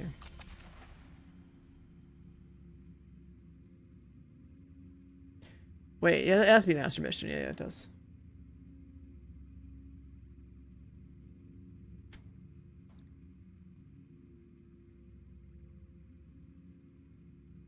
I mean, did you play the DLC? The Brooklyn DLC Hunter Chase was pretty fun.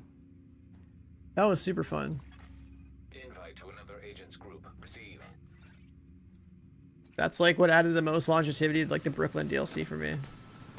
Just trying to like solve hunters with people. The last hunter was like a crazy one. Then somebody solved it. Then they DM'd me how to do it. I did it on stream. Like everyone's watching. It's pretty cool. Like the final hunter.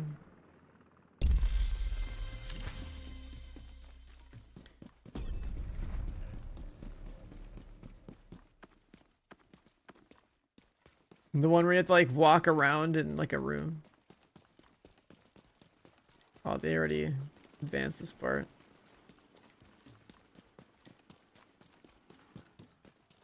There's supposed to be some guy. You know what? Let me actually leave group. You have I'm running here solo real quick and does it just let me walk in? Has anyone figured out how to actually like legitimately spawn this guy?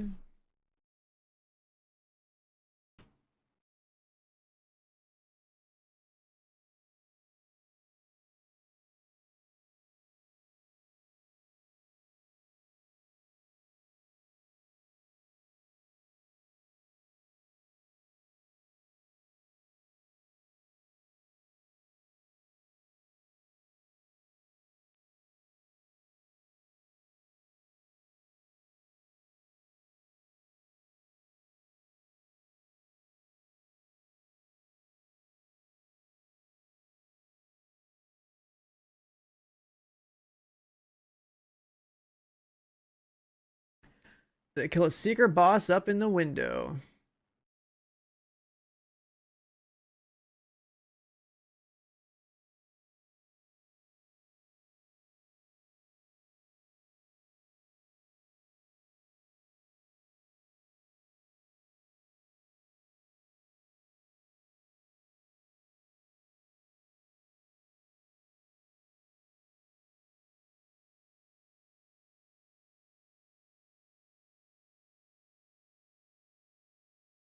So far people are basically killing this guy that spawns a hunter with a bug. And someone discovered this by accident. But no one actually knows how to do it. Is the Brooklyn DLC worth getting? Yeah. If it's actual content for the game, then yeah, 100%. Let's see. That's my older loadout. The hell is this? Oh, you're not allowed to swap. That's annoying. There's too much content in this game? Not really. Not really.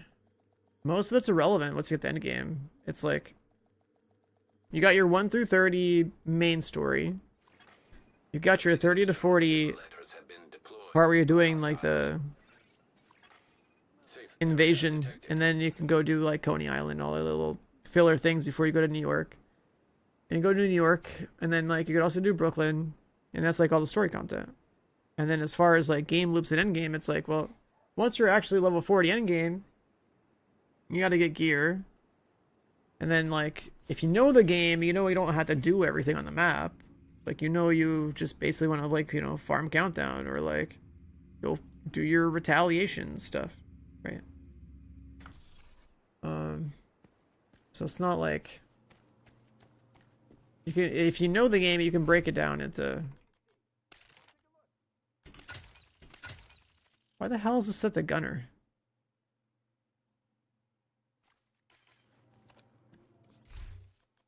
Hold on.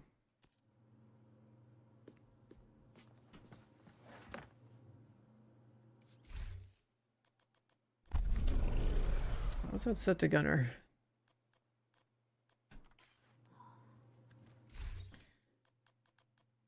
But yeah, like the game's content is definitely like a lot of thicker new, which is cool, right? Like you have a new game to play. But like if you have been around a while, like you can summarize the game down to like a few different aspects that are actually like worth running.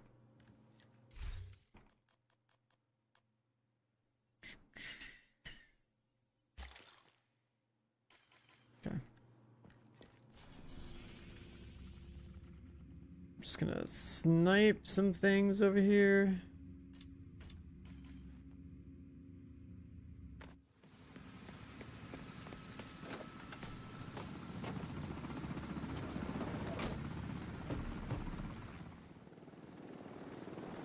I guess I could just play, well, I could just be playing my rifle build for this. So I wanna see the conditions.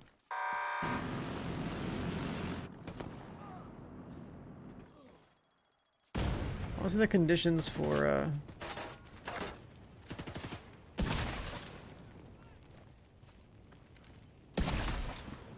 what was the conditions for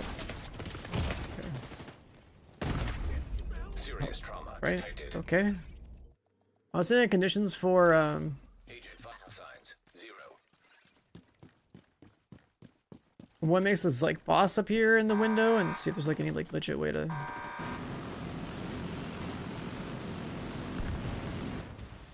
open it up, I guess. This says like a boss like right there. Advanced AEDs nearby.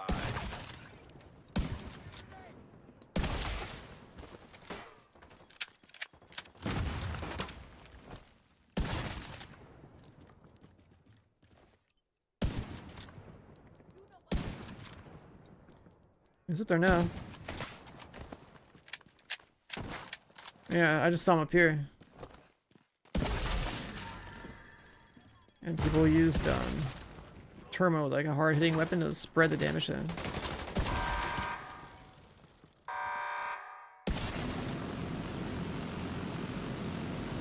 So I'm just gonna kill mobs.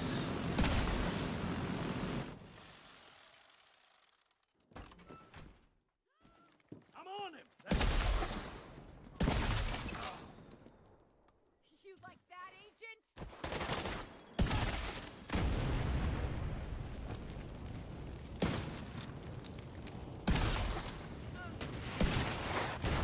Kind of RPG. Gonna drop one though.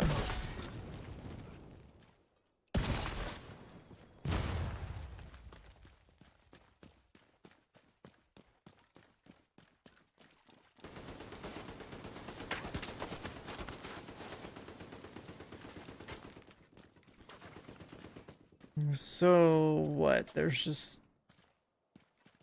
a dude there.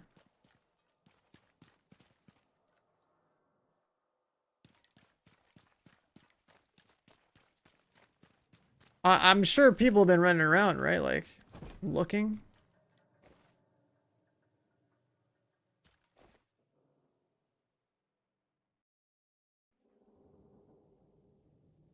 I know that people did like the whole, like, you kill a guy, it spreads, shoots him, but like, what I'm looking for is any sort of indicator or clue of like a legitimate way to like do something about him.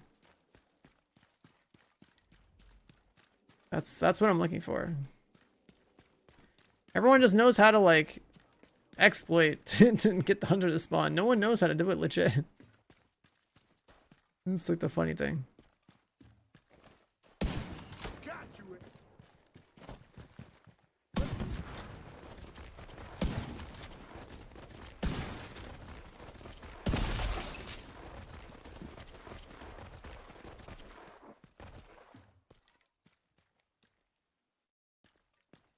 You could hack it. Like if you could hack the gun to have it shoot the window or something, like.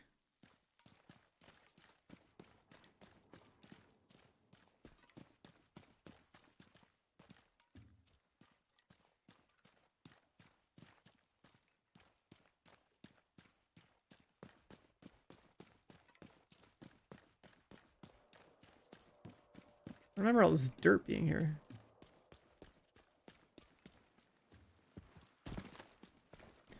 Oh, he walked away.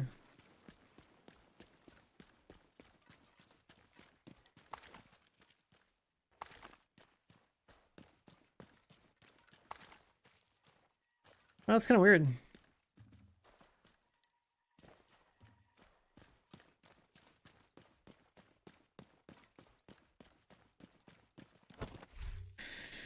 So you would have like one of these, and then you gotta have like turmoil.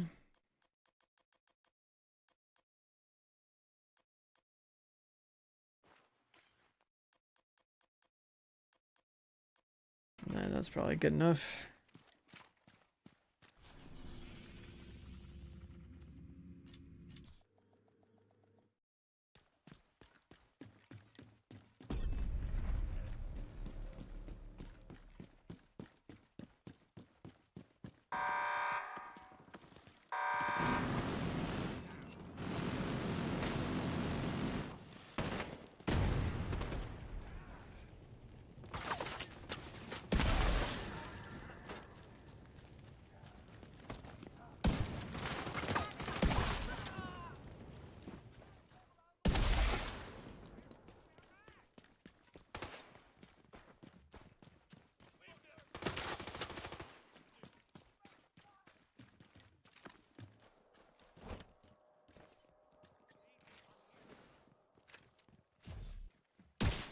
Oh, fuck that up.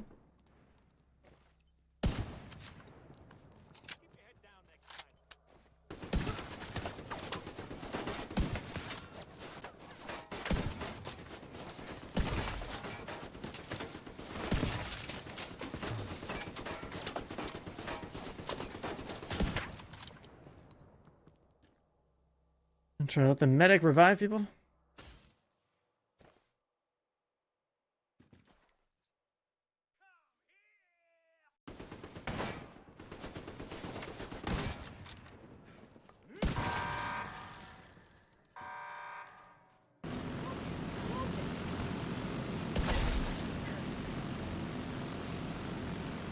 Said it did 50 mil, 50 mil, so I might have split that guy, but didn't kill him.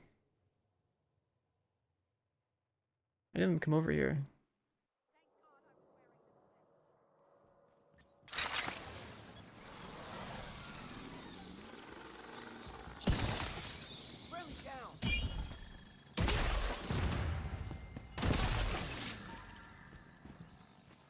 Did I kill him? I think I might have. A bunch of loot just showed up. Not there in the window anymore.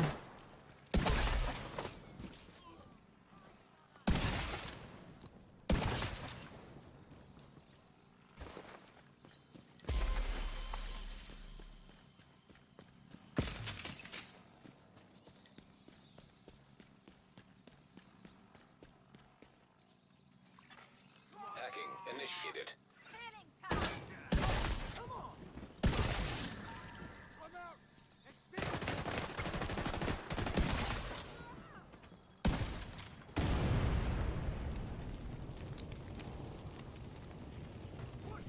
There's way more. I don't want to shoot that one. I got the right guy.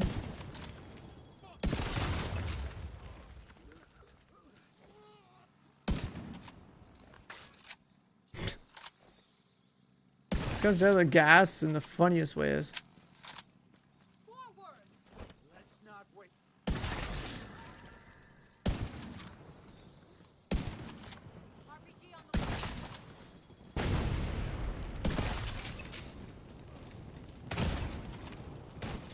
Oh, relax.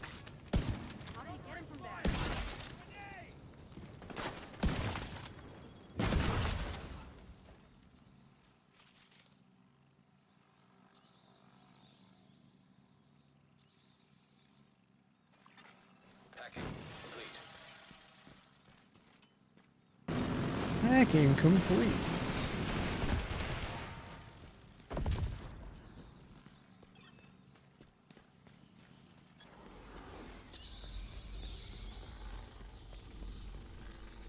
Oh, we got the bats on this thing. That's right.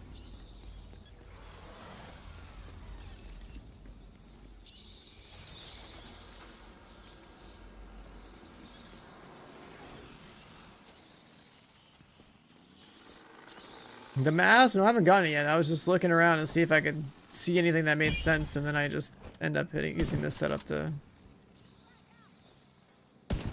I headhunted him through the window or whatever. Turmoil.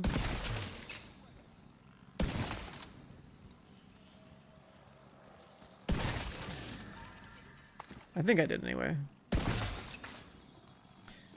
So I was looking around to see if like anyone actually figured it out. No one knows shit. Everyone knows just to shoot him through the wall.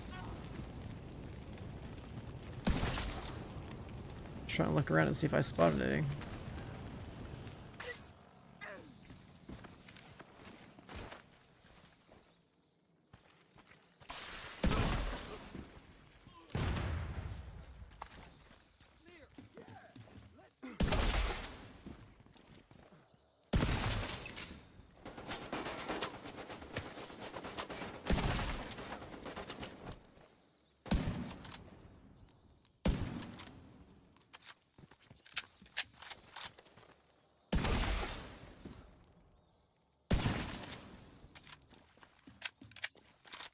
The guy's supposed to be up in this room.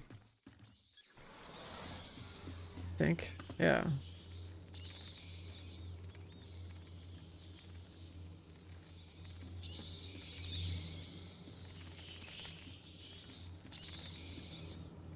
But like, I don't know. You would think that people would have found something by now.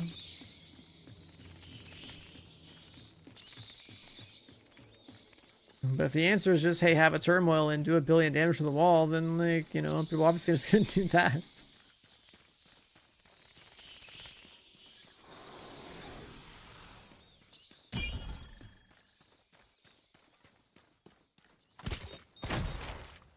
Right.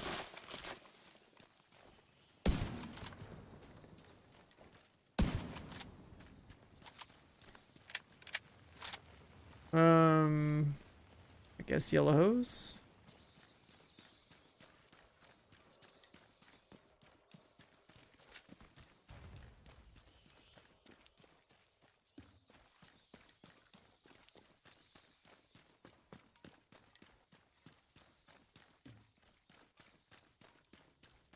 Right.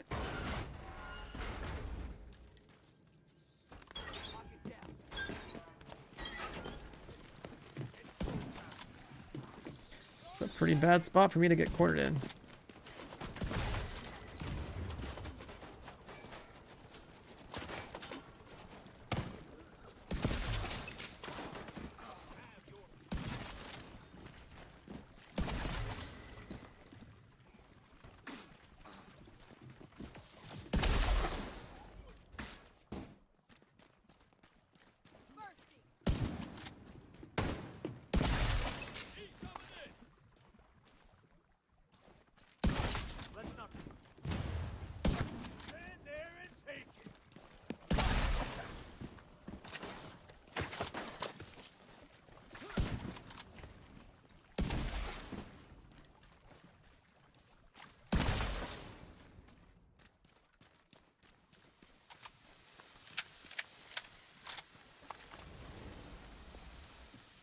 Are we good?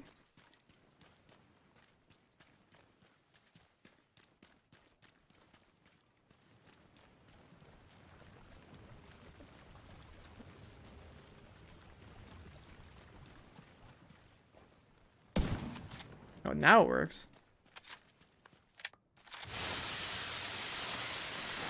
What's this fire? Get that hat. I got this from like a tournament a while back.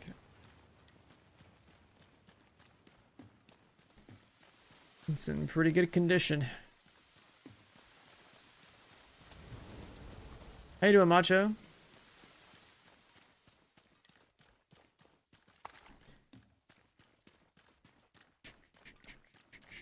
Can we climb this? No. The jacket too. You want my whole ass outfit while you're at it? Goddamn.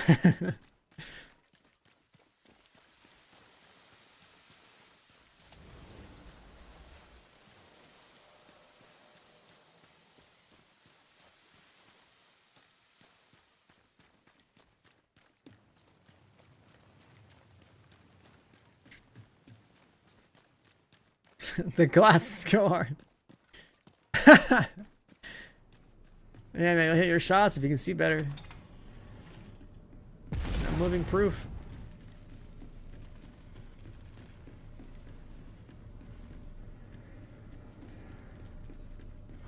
Alright, let's see. Should probably have this shot. Is the guy gonna spawn?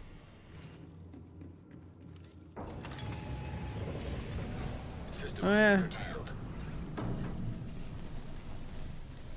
I did actually splash the guy.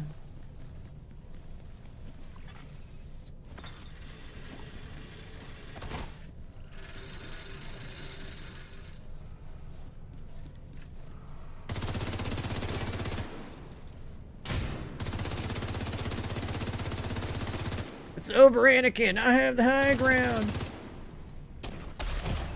Okay, never mind. That guy's got some juice or oxidizer. Holy shit.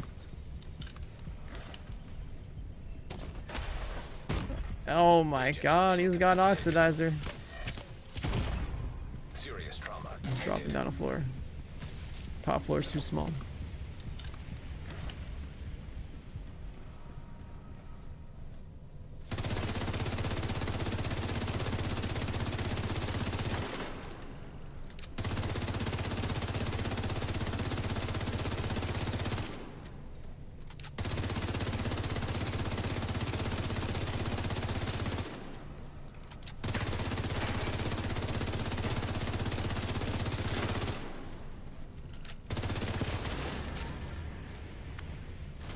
Just like that. Vital signs critical. And just like that, there's the mask. But everyone in the community only knows to shoot him through the window, and no one knows how to set it up properly.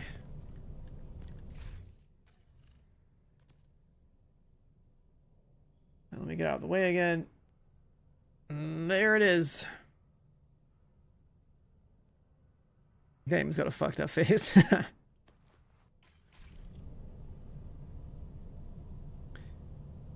My hair is back on my character. We're all like scarred up.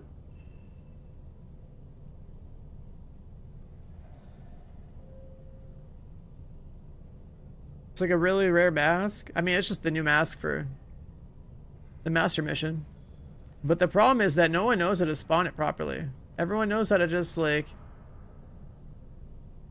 transfer damage through the window to kill an invulnerable target, which causes the hunter to spawn here.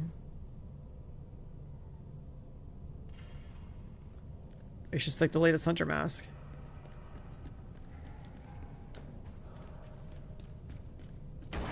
So basically by killing the boss that I guess we would have fought here,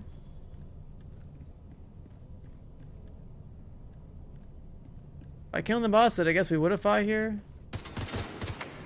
Turn stuff. Ahead of this room.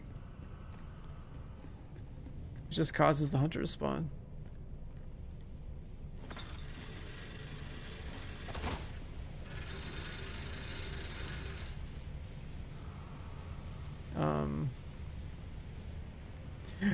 The shit's on fire, yo. I was not sure that bad.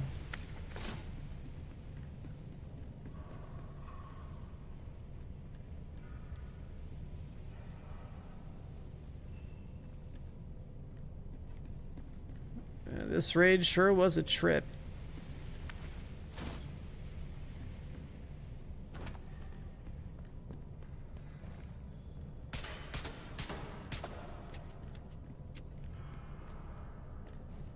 Having to like get the other guy to like move these forward so you can lock the device.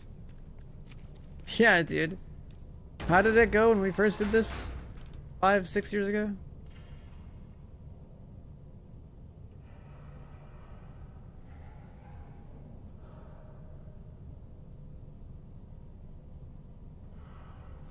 The other raid, speed runs. But I suppose like one of the first people to ever sold legendaries Now it's like a joke to do by comparison. Yeah, this one.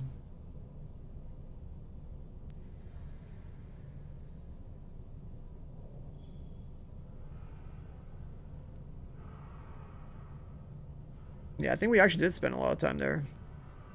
But also Maddox's internet went down at some point.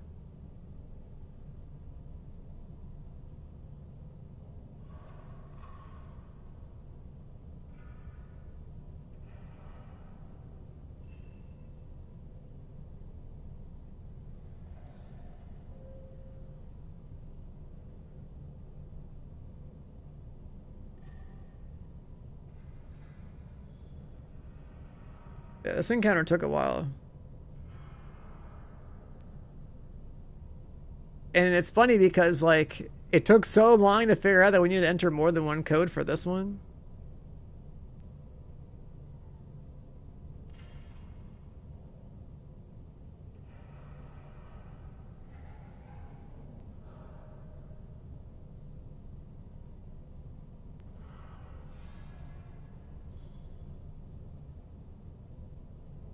And it sucked too because I muted my comms for the stream, but then I didn't have the audio saved anywhere. I couldn't record it.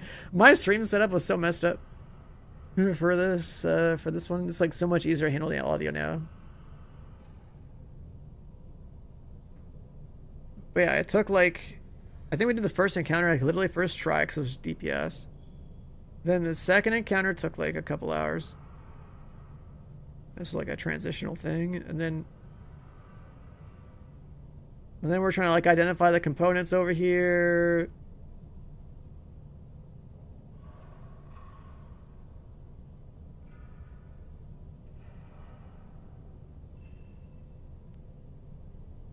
What else? Where's like the actual...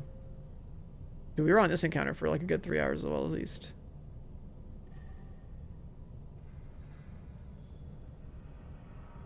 Oh, and then we had a run where we did this encounter, and then like we didn't know we had to press like one more button. Oh my god, the old focus build.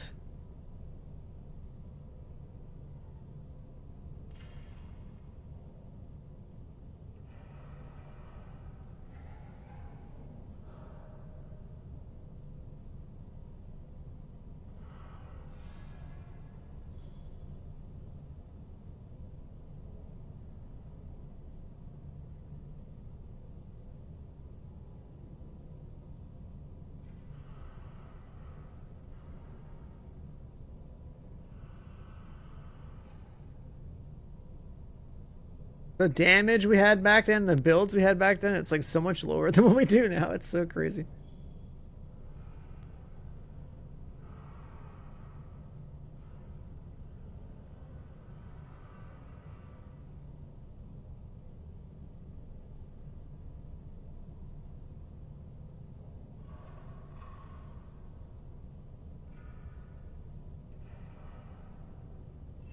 Before expertise, also before all like the other power creep stuff, like we didn't even use sets back then. It was all high-end builds. Right, there's no striker. We have 3 coyote masks. We have like a guy on a tank build with Vanguard.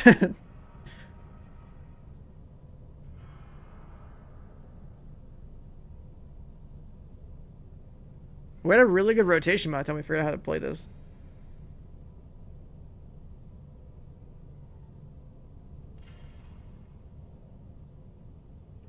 I had to sync up my footage with Flesh's footage and have his audio be like the main audio source since I only had like a muted VOD.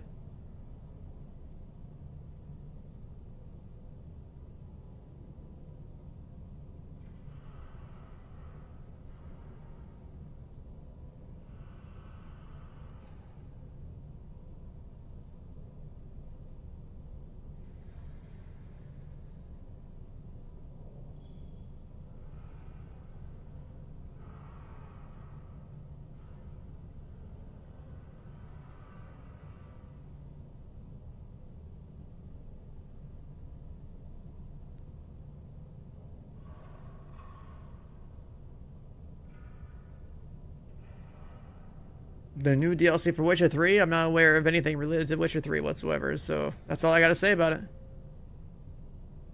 I'm just waiting for Witcher 4. I'll play that. I want to play a new title. I never really went through all of Witcher 3. But yeah, this encounter did take a while.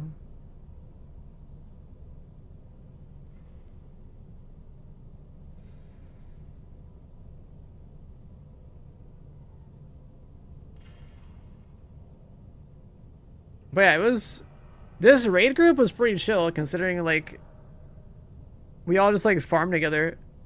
Comms were chill. People were just kind of like looking around.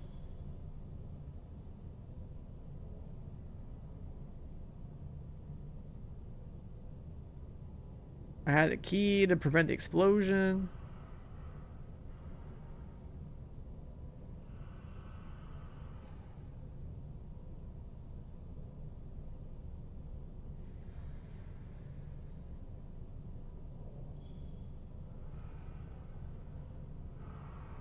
Flesh always pops off. Flesh always pops off.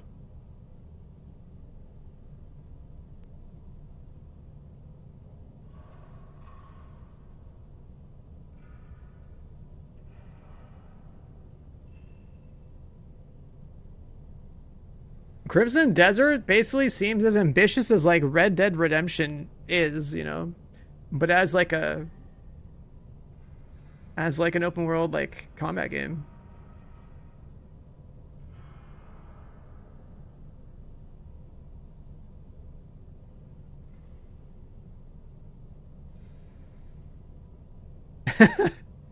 Hearing people.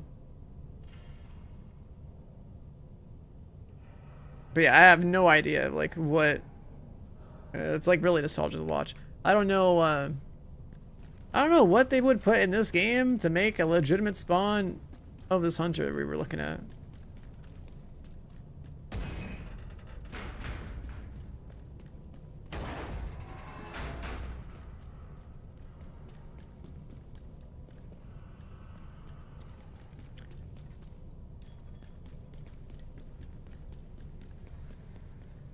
I might just join some like random like match-made groups for it and just see what happens.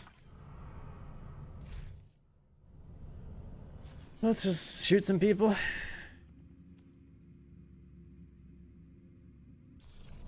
Let's see what we get. You have received an invite to another.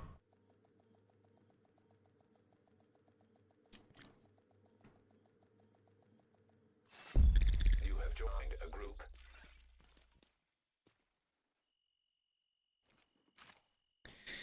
Shade rank 152 Assassin's Creed outfit. I think I missed out that skin. It looks pretty cool.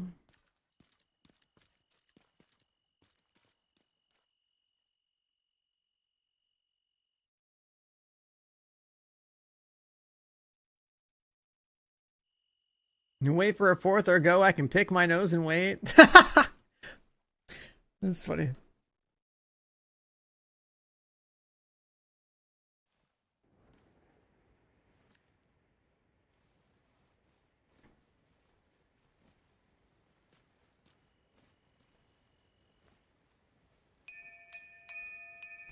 Are you slamming bells, dude? Another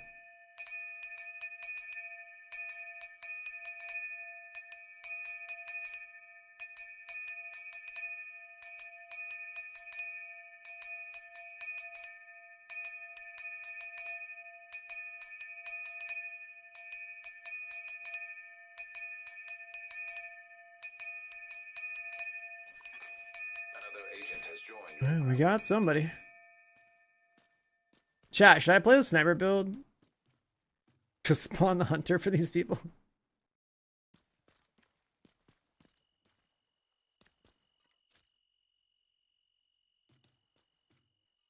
Or would entirely skip the second run though.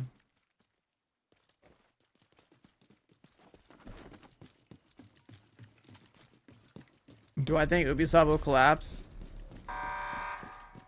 China exists and they have a lot of money, so it doesn't really matter what happens to Ubisoft because if something negative happens, China's gonna swoop in and yoink this game. and whatever else they want from Ubisoft's portfolio. The future Division is that it's gonna be a Chinese game, man. Assistance needed. Agent out of mission.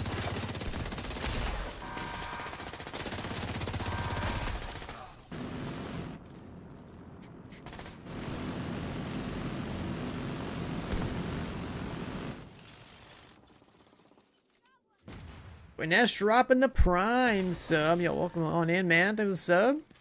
Gotcha Division. I mean, that's what the mobile game is. The mobile game has a gotcha system for stuff that like makes your signature ability stronger or whatever.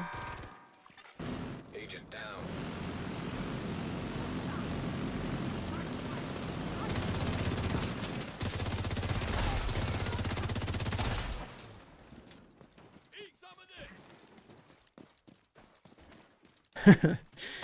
I mean, if it's Bill's first time in here, right? Like, there's people who are playing this game that are essentially experiencing the raid in reverse for the first time playing this mission, which is kind of cool.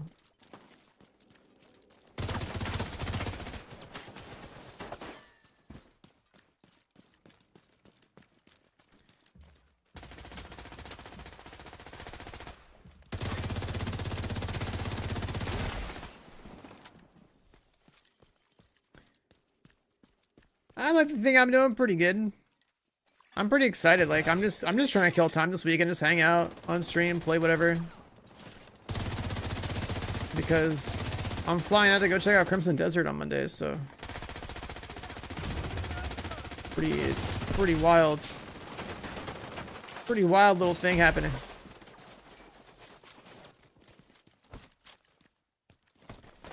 Shame we didn't get a third raid. It's a shame we haven't gotten a 4th, 5th, 6th, and 7th raid. I mean, we're plus the numerous paid expansions, you know what I mean?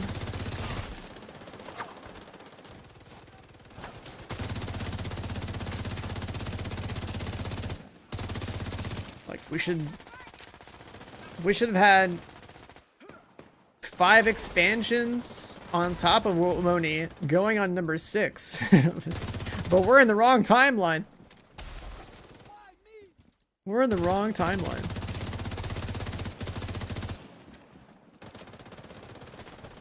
Been playing this game again, catch up. It's been a few years. Yeah, I mean, it's super easy to catch up these days. I did a huge, like, catch-up grind before the DLC dropped last year. To where, like, I farmed so much shit, like, my inventory is, like, loaded with, like, 30 expertise weapons and shit now. So I'm back to not really having much to do in the game. I'm just kind of... I stream the game usually, like, towards the end of a season. Excuse me. Towards the end of a season for, like, a little while. Because basically that's the most effective time to come back and play the game. Especially with the caches they give... That give, like, raid exotics and named items and stuff. There's named items in there that are, like, you can't get otherwise. So, pretty good time to play.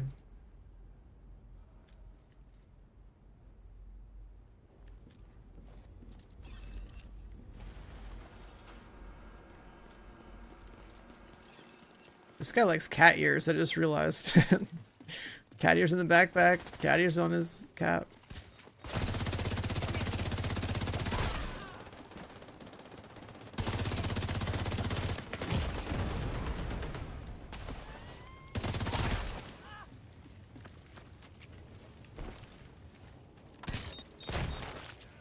Not the phone.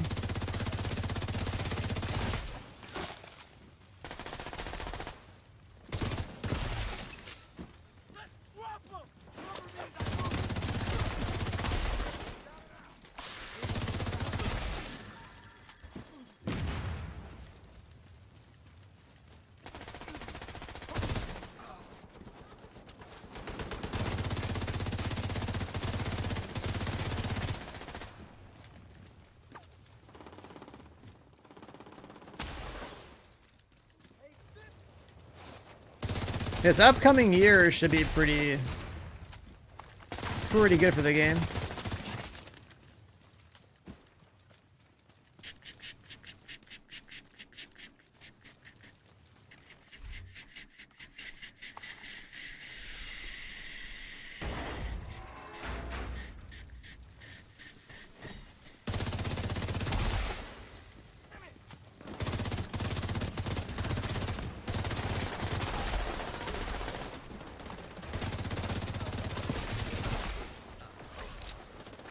Still adding stuff? Oh yeah. They're still adding stuff. I'm sure we'll hear the real details in the next like couple of weeks. 10-year anniversary and all that, right?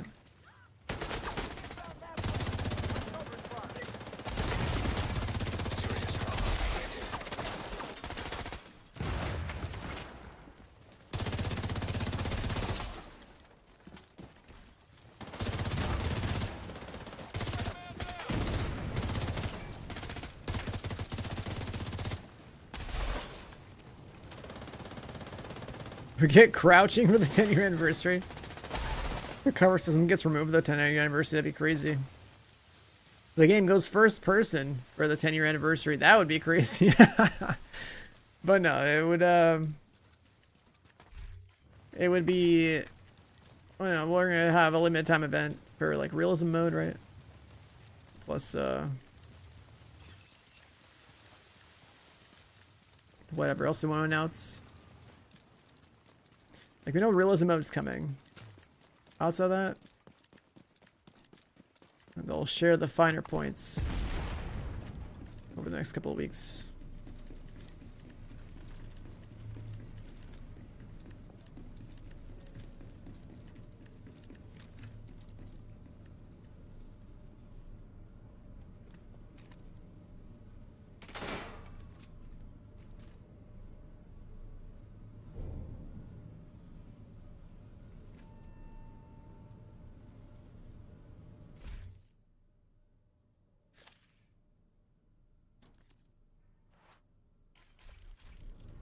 I'm tired of looking at the straps on the back of that mask. Back to the iconic look. Agent, can you send me a diagnostic report A, from the B, furnace C, D. system? Maybe we can figure out what's wrong. Wait, what if the pipe pressure thing is actually it?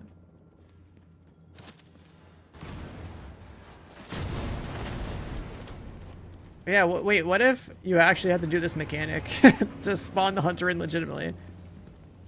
Well, I'm gonna see, I'm gonna go look.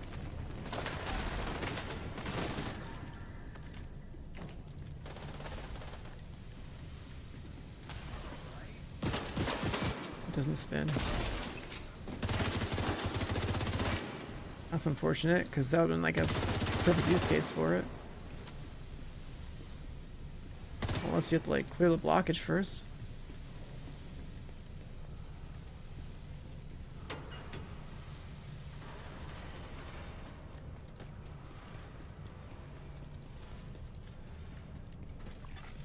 An agent needs assistance.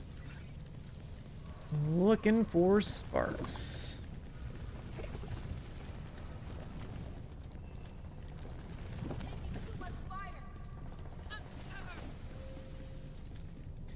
Guess it was also it was red pipes. It was yellow boxes.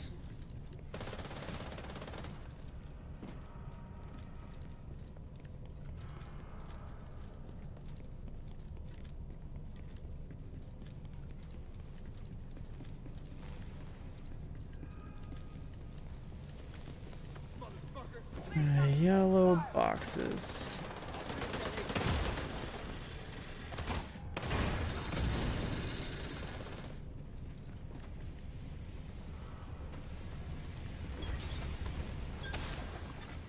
Agent down.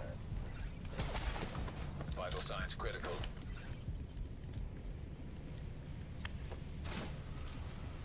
Blue pipes count? Somebody found a bunch of other ones. An agent needs assistance.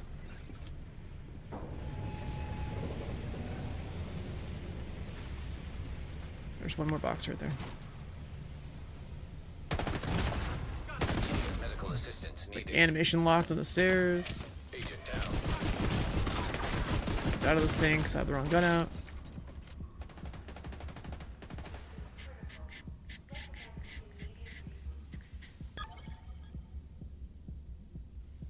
If this is Arc Raiders, I crawl over there and I hit that switch while I'm knocked, just saying.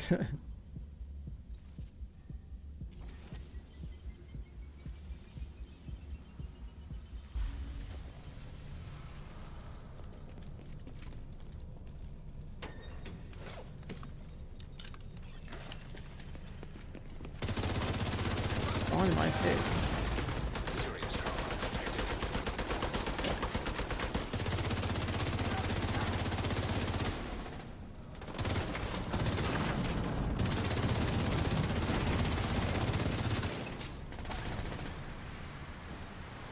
Use the metal. Let's actually see if I can shoot these again.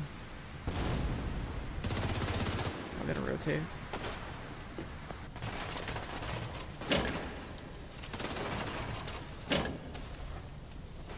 The hell is this steam, bro?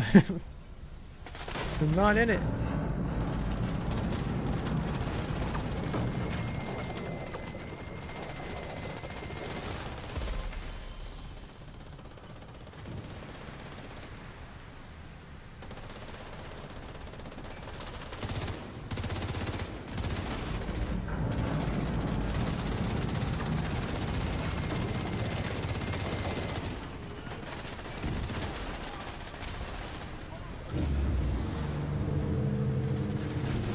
Sergeant Gunner.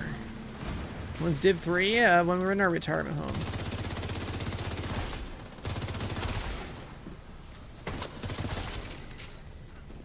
A couple years minimum.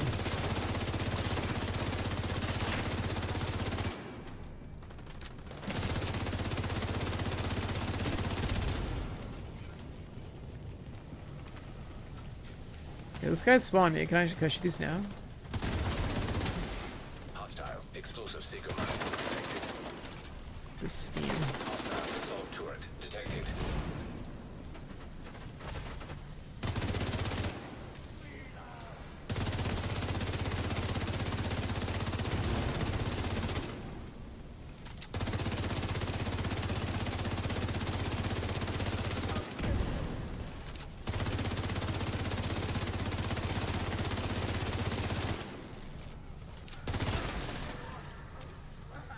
Oh no.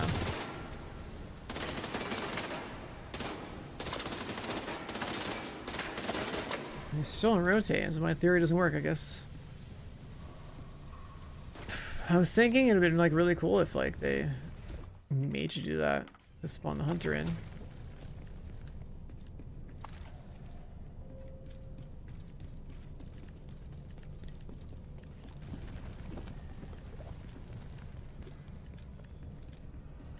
Avoiding GTA 6? I mean, that's not the reason for the game coming out so goddamn late. You gotta remember, this game was dead for a couple of years.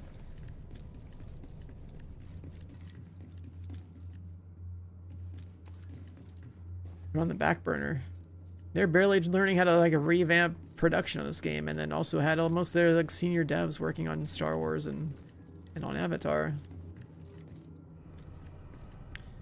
Now those games are pretty much done, so now it's like they got a shitload of people to work on Division 2 and Division 3 and the mobile game and survival.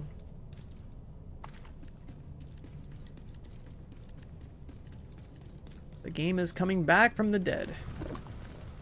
Ever so slowly. Meanwhile, Destiny gamers are jumping ship because now that ship's going our ship is rising out from the bottom of the ocean, and their ship is sinking to the bottom of the ocean. It's a funny world out there. Only two looter shooters really worth talking about.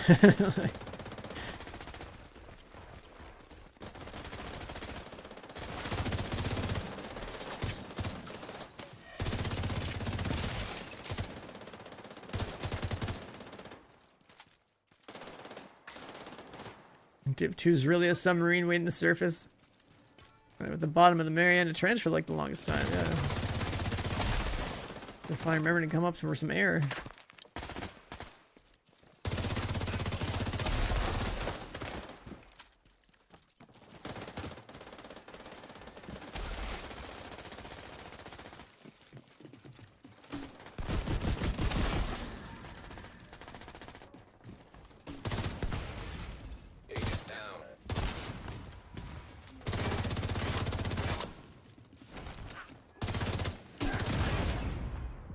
Shot me right in the same animation. That's fucked up.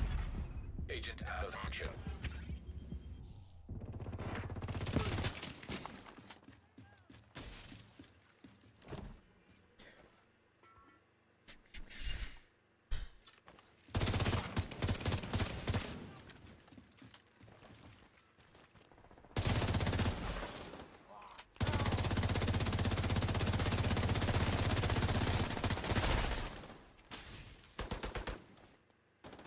Borderlands always pretty much like a game that expires within the release window. Which makes me sad, because Borderlands could have been another game like Destiny and Division, right? Imagine a Borderlands live service. Then you could have 3 games that you jump between that hopefully have content releases to satisfy your looter shooter needs, you know? We could have had 3.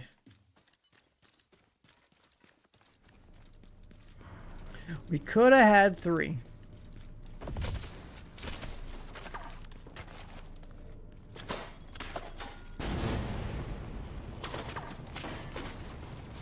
The ball gun in Borderlands, yeah. It was funny, but also so stupid that it made the game a joke. And I was like, well, alright, well, I'll see you guys next time for Borderlands 5.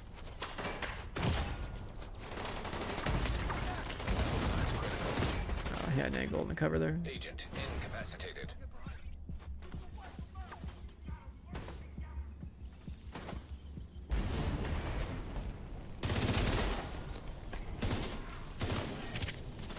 Neo 3? Yeah, I finished a while ago.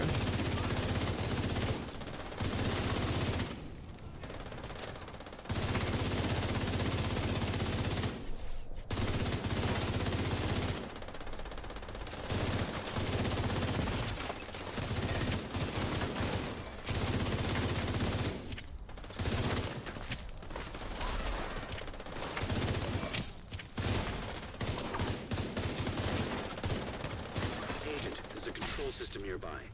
Maybe you can activate the sluice gates. And whatever I was doing with that gun was so funny.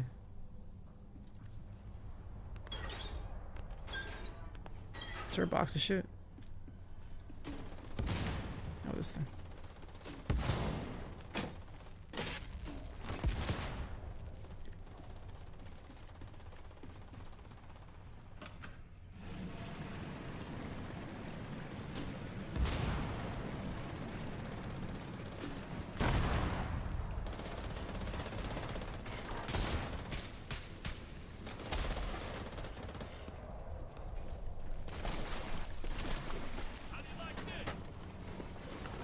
I've never seen a gun replicate projectiles like that in a game. That was wild.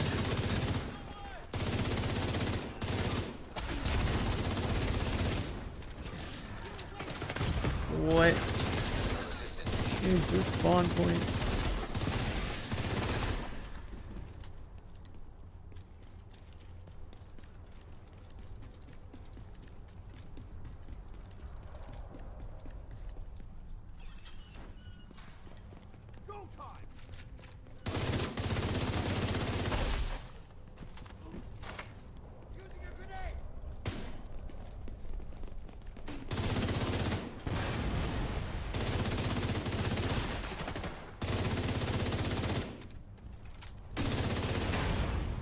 Vital signs critical.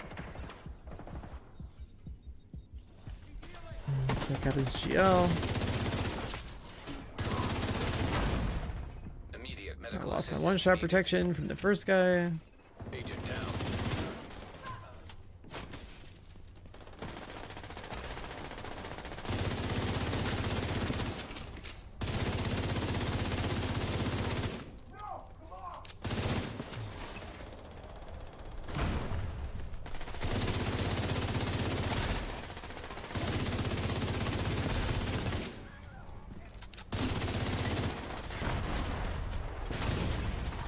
So many grenades.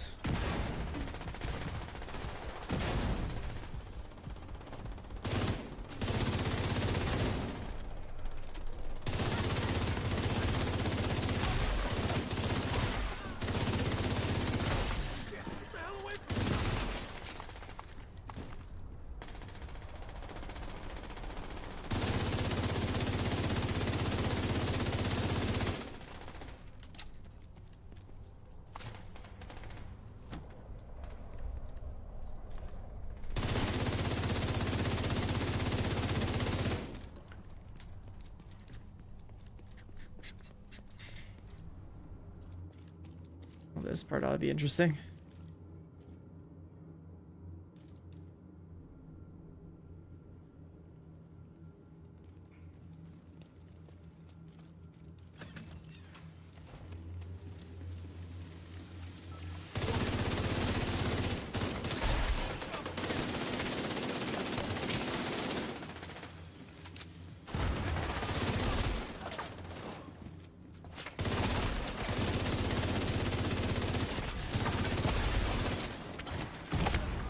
Immediate medical assistance needed.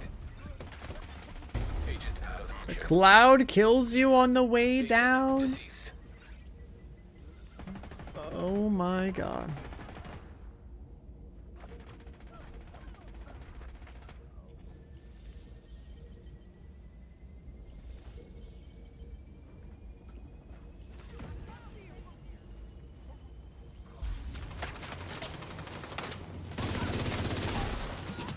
Do I prefer Div 1 or 2?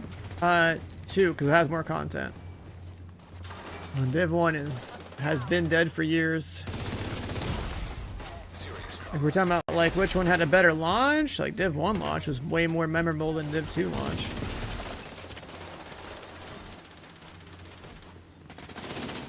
This game's always had more content than Div 1.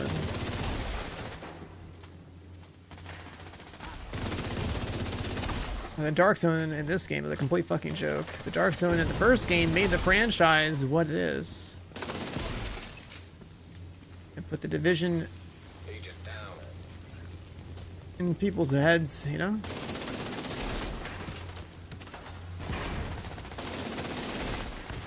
People remember the Dark Zone in Div 1, they're like, oh yeah, I'm gonna do Dark Zone in Div 2, and then they're like, wait a second.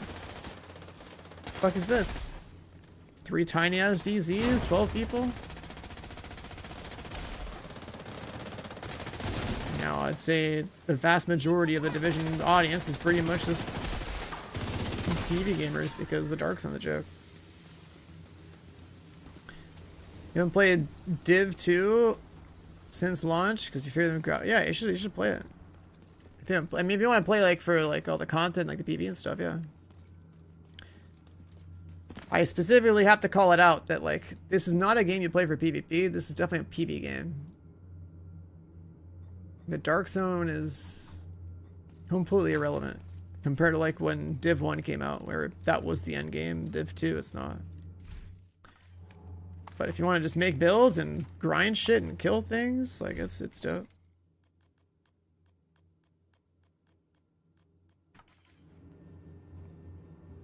What the hell is the other build? This one.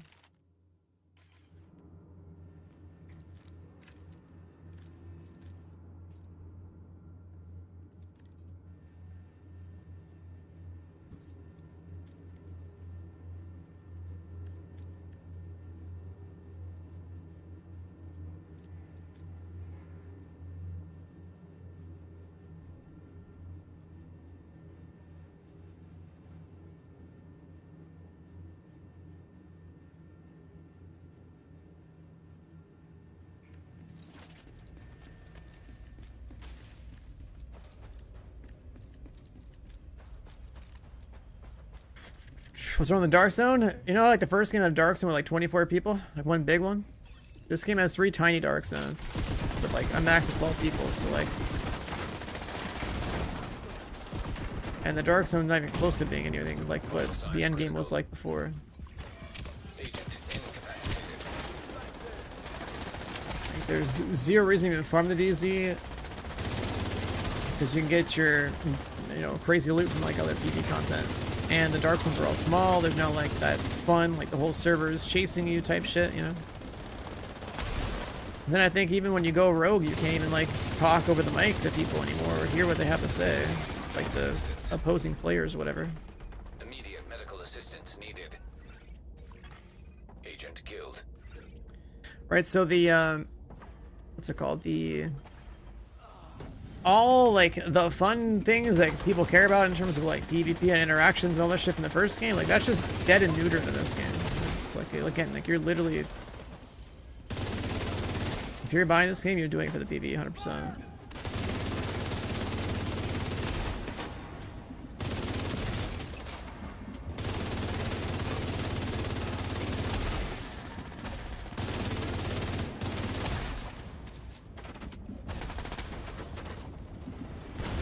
Squirt gun active?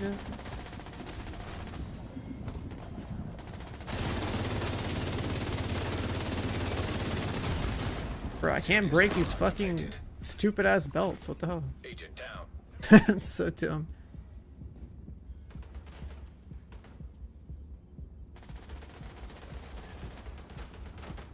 I find it pretty valuable to play from the back over here, but no one else is wanting to hold the spawn. Holy shit! That's so loud. Agent, I see a water cannon close to your position. Maybe it'll give you an edge. I was trying to prep for the water cannon thing.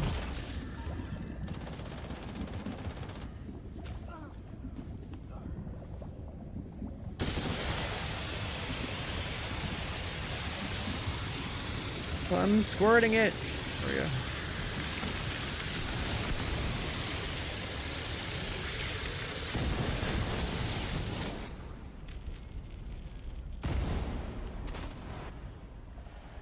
Now the big boss is on. I can't see shit.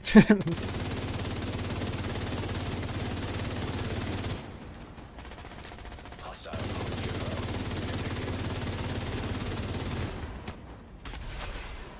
I can't see shit. Oh, the steam.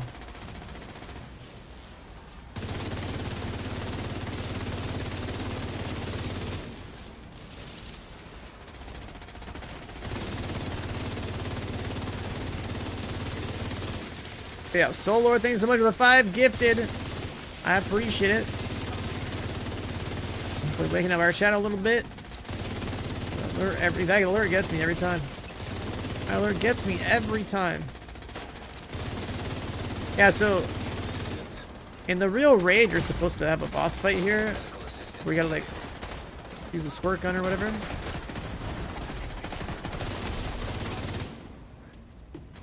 So they have, that's what they have us here. I played this on the first day with like a bunch of gamers. This boss.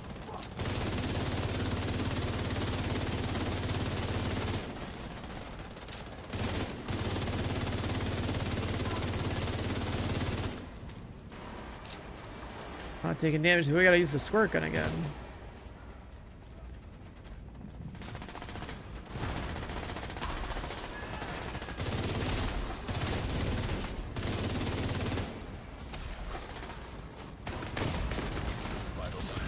I'm dead to that shit.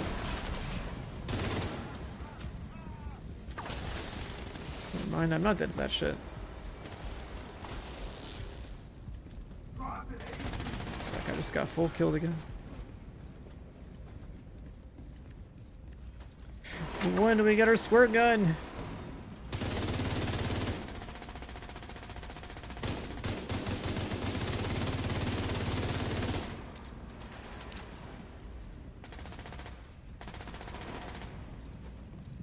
His bar is completely full.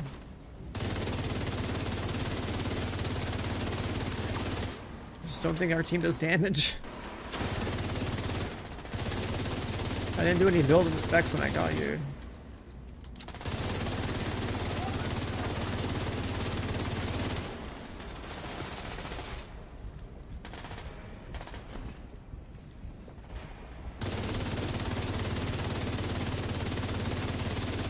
Oh, let's go.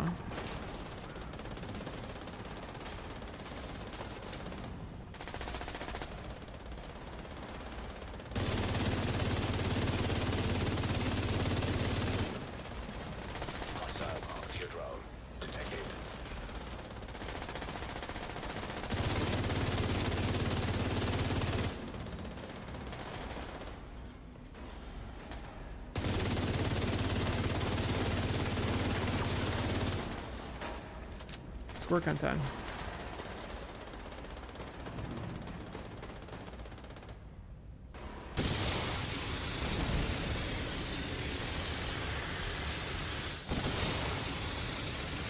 Open up this part of the map too.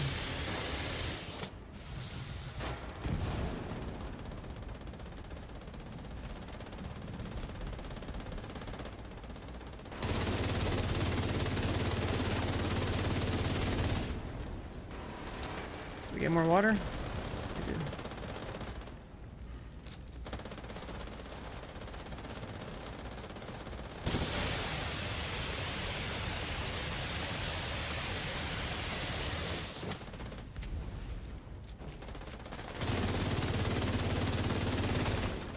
Yeah, we got our damage back. Yeah, it's just like a... It's just a mechanic, like... You gotta like break his helmet and like do a certain amount of damage and then like use the squirt guns and then you can do more damage to him. That's all. The thing is that most content in this game does have mechanics, so like no one in this game's player base for the most part like really looks around to try to figure out a mechanic. It's like the whole game is just go kill a wave of mobs, go kill a wave of mobs, go kill an elite that has a bigger health bar, GG go next, right? Like the whole game is like that. And only recently are we like occasionally getting some content that's like this, right? So it's gonna take a while to train the vast majority of people who play this game into thinking about mechanics, because the game just doesn't force them to. It's like one of those rare things. It'd be really cool if like whenever they make Div 3, if like they lean into mechanics way more. Like I think there should always be like one basic ass thing you do to like set up for damage on a fight. That way the whole player base gets like into that routine of being like, oh, I gotta do something to like get into the damage phase. Because that's usually how these PvE games are supposed to go. And then like the more stuff you like that you design into a game, the more like you get people like looking at actually like, you know, doing the harder content, like incursions, mobile mechanics, or like raids. Because like if you really compare the raids to the rest of the game, it's like such a massive difference in terms of like the things you're looking for and what you're trying to do. If I play Destiny, man, I did. I've checked the last couple of expansions on stream.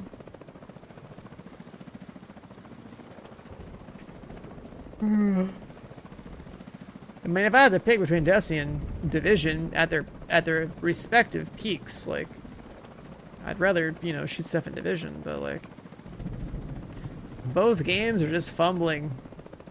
Both games just fumble on like the dumbest things, man. It's so annoying. It's so annoying. Like, Destiny is just sinking because now they're just gonna do Marathon. Plus whatever other decision they were making internally. This game just decided to die, but now it's deciding to come back to life. So like, who knows how long it'll take for the ball to really get going, you know? Because like, I've covered this franchise since its inception. And the last couple of years, like, it's not like I have much to do in the game. I'm not a new player, right? For new players, it's great. Just come play the game. Grind shit out, make some builds. But for me, this game definitely was peak in 2019 and 2020 when it was like, it was moving along. We were getting stuff.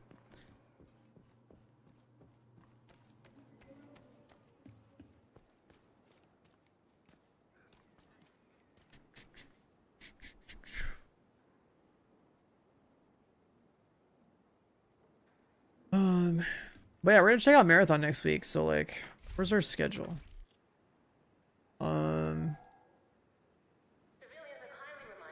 Where's our schedule? It's pretty much like,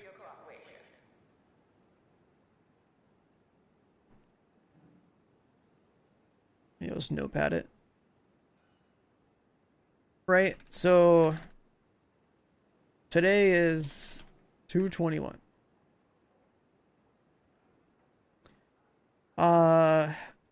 I'm gonna be MIA for the start of next week.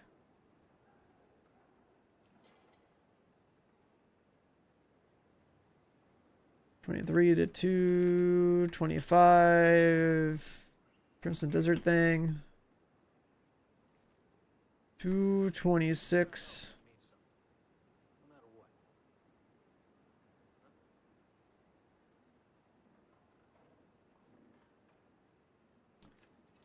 Let's see.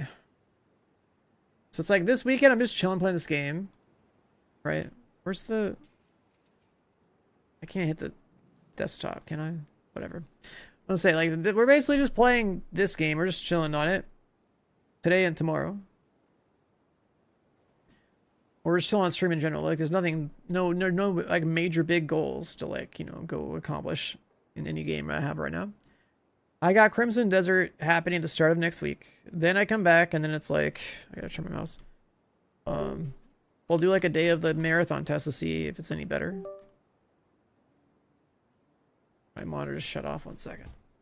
How's this?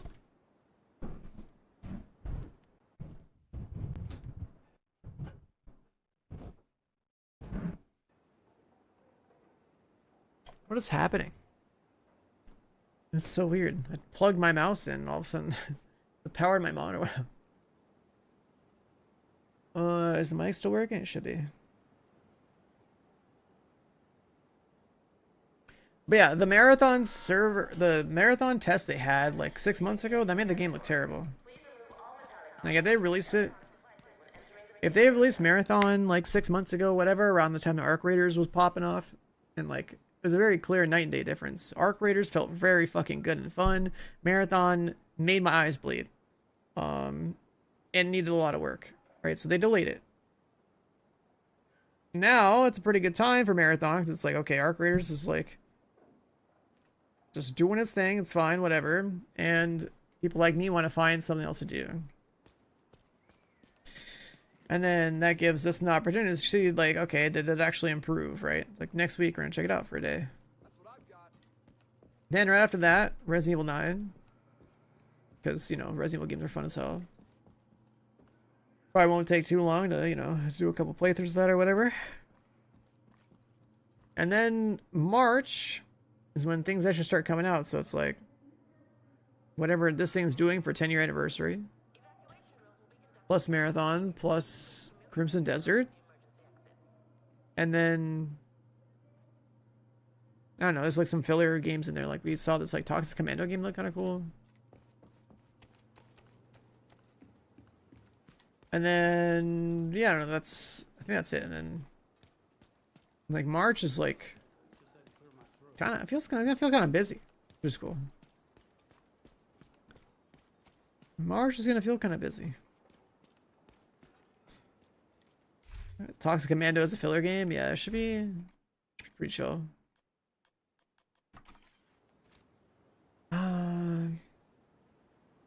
What was I gonna do in this game? I was like, I just did the master mission just to get the mask, I guess, and to like run some other random matchmade group through it.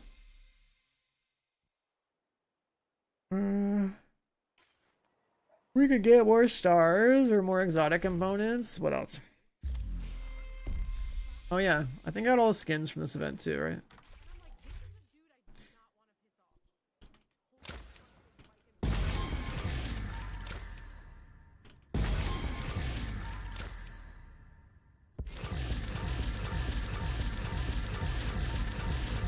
But I think for March, it's like, if you want me to shoot other people, it'll probably happen in Marathon.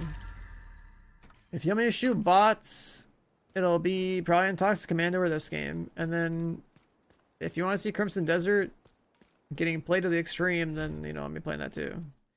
And then making content, at least for like, you know, 2 of those games, maybe like some YouTube videos. I mean, I definitely want to make some YouTube videos for like Crimson Desert. That game seems like it's gonna blow the fuck up.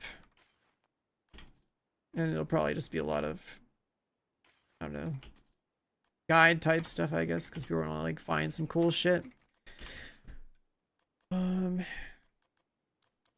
I kind of wonder, like, you know, like what does a loadout in that game look like, or is like what does a build look like in that game? That game will have a lot of hype around it. It's a very ambitious looking project based on everything they're showing.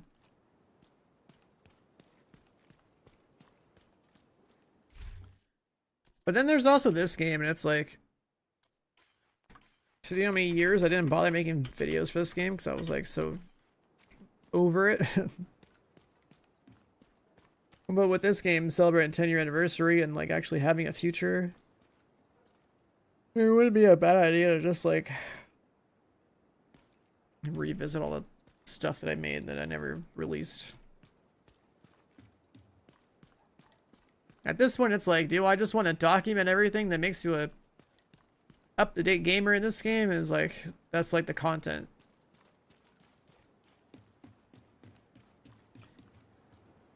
It's like me posting vendor resets every week. Nah, I'm good. You know, posting shop updates every week. Nah, I'm good. You know, I guess you could always be like, you know, Division news every week of whatever the hell's happening in the game, even though it's not really a weekly thing. The John Wick game. I think I heard that there's going to be a John Wick game, but do I expect the John Wick game to be good? I don't know. It might just be a generic third-person shooter that just happens to have that, like... As long as it has a nightclub scene and it looks like we're playing as Keanu Reeves or something, sure, like, that's cool. But you're not really John Wick if you can't aim. Let's be real. Let's be real. You gotta hit every single goddamn shot. Unless they just give you aimbot or something, then maybe it's a true John Wick game. You know what I'm saying? He's gotta hit every shot and feel like a god in every sequence.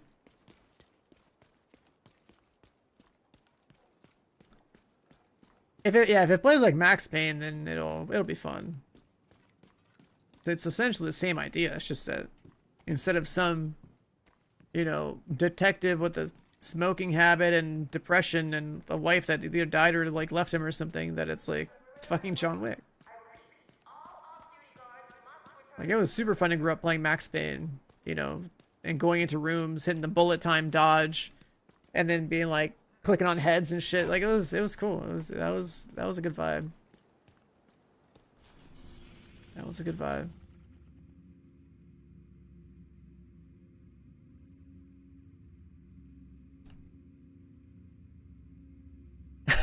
I get a DM and from Quest, he's like, we grind the next big dead FPS game or what? And I'm like, yep.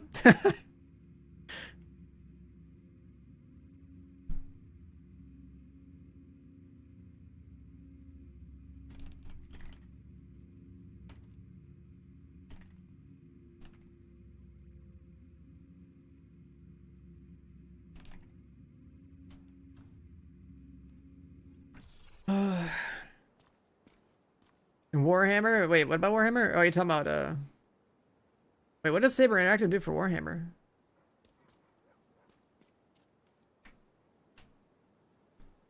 Hold on.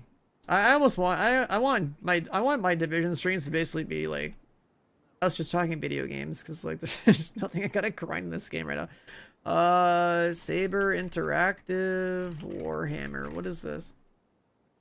Oh, did they make Space Marine 2? Oh, that's why that game was good and fun. That's right, because of all the hordes. Yeah, okay. Duh. Yeah, Space Marine 2 was sick. Yeah, I remember I don't know why I didn't think to draw that connection, because I knew like the game had like the horde system that we saw in World War Z, but I forgot that. That's them. No, yeah, that was good. That was a fun game.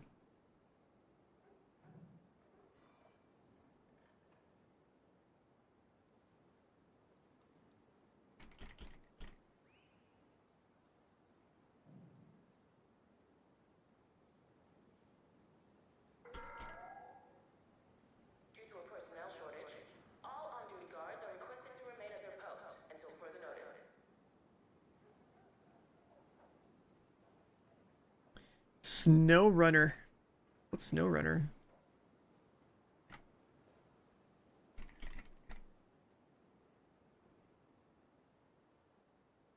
Is this a trucking game in the snow?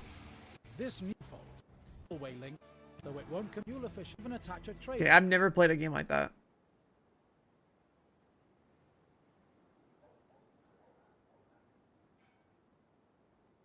I don't know, these guys also made like, I don't know, industrial trucking games. Are they involved with this? Wait, what? Is that just an ad for a game that I already have? Like, I played World War Z. That's my first game of theirs, I think. And this was super fun. I played this with, I think with G, with Frex, and it was Chappie, right? Like, fucking, basically like a whole ass, like, sweat squad, you know, esports team type of thing.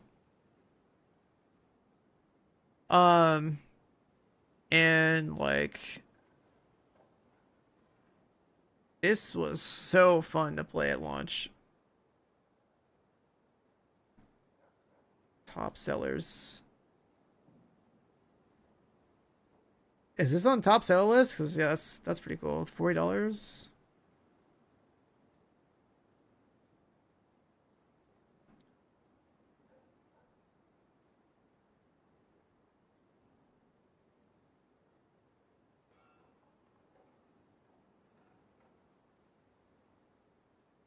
Interesting. Chat, are there any other games on the list?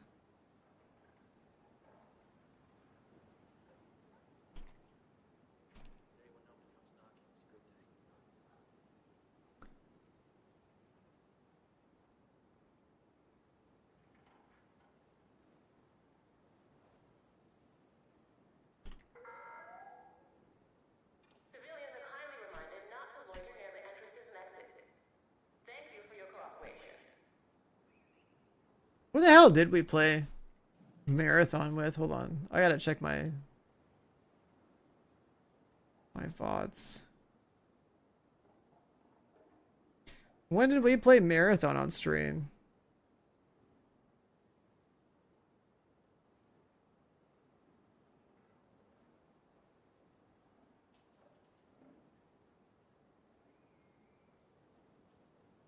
The new 007 game? I mean, I haven't done to play that. It's James Bond, you know. Used to watch James Bond movies almost every year. They'd come out on TV or whatever. Usually around like November period.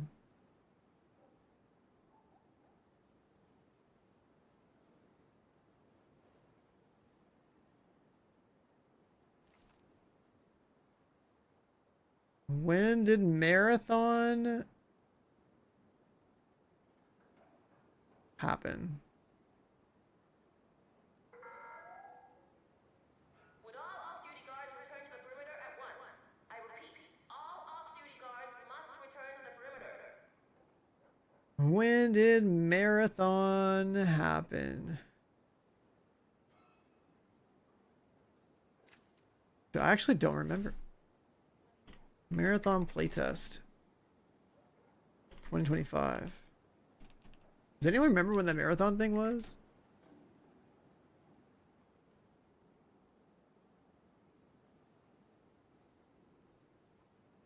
Oh, it was October. Yeah, I remember it being before ARC. I was just trying to remember because I didn't put thumbnails on my YouTube VODs back then. I didn't start doing that until ARC Raiders. So it's like harder to find my VODs.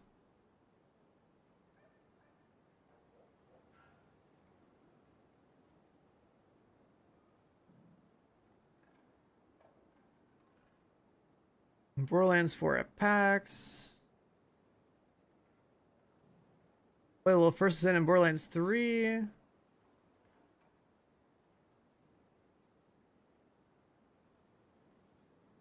I did my Division 2 Year 7 Season 2 stuff before Borderlands 4. And I did Dying Light. Throwing Liberty, because I was like, yeah, let's go play a new server with the boys. And that fell apart. Then Mega Bonk happened, then Hades 2 happened. And I played a little more Div 2 and First Ascendant until waiting for Battlefield 6. And then I went to TwitchCon. Then Outer Worlds 2. Then I did Duet Night Abyss for a sponsored thing, and then I did RedSec, and then Arc Raiders. Where the hell is Marathon? Please do not run outside the safe area.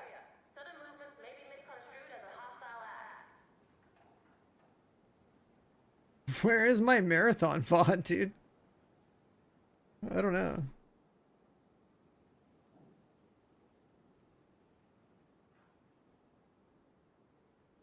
It's actually wild going through my live VODs on YouTube. I've played so many games.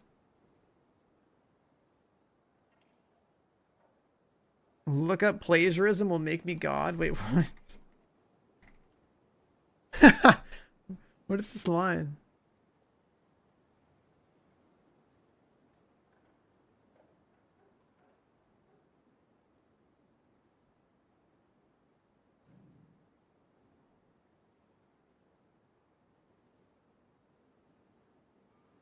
I don't know. I can't find it. I can't find it.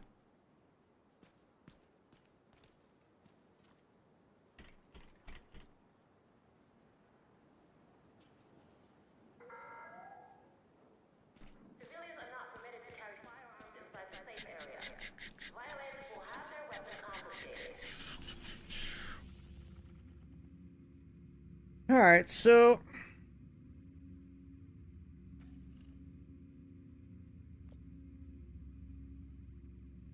we already got the sheriff.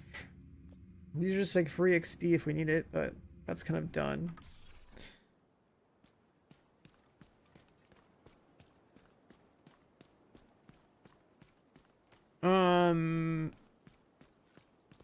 There is something else I wanted to do. I never watched the Crimson Desert videos.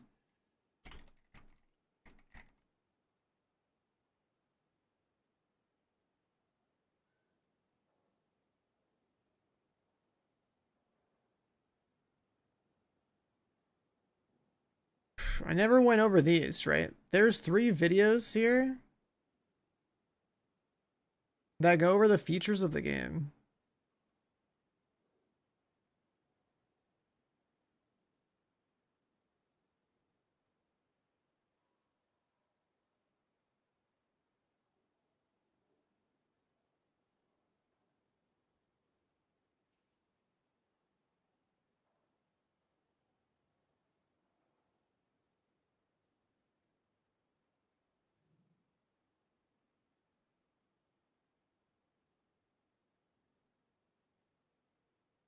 The fact that you can like fly around is crazy.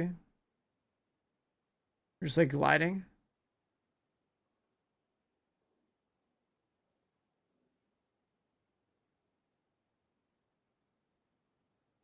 You play as this guy.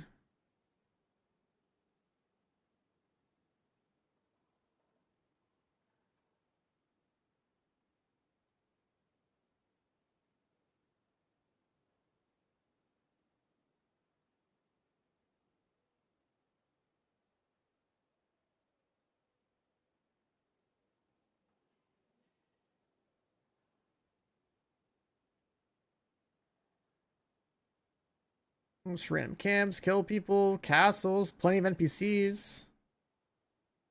There's a lot of stuff happening on the battlefield.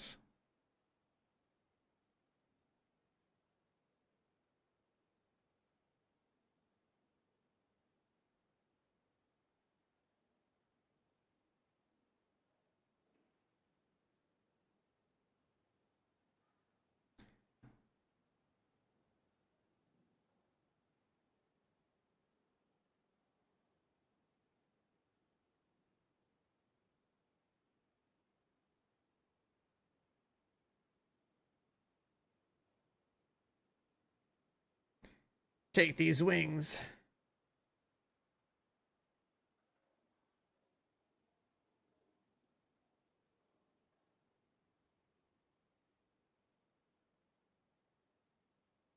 It's too good to be true.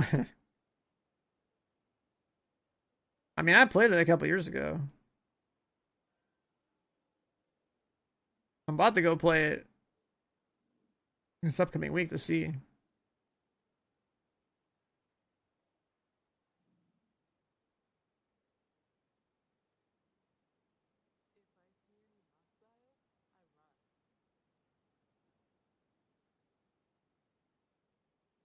Yeah, it's definitely not like the day before. Like, this is a real game.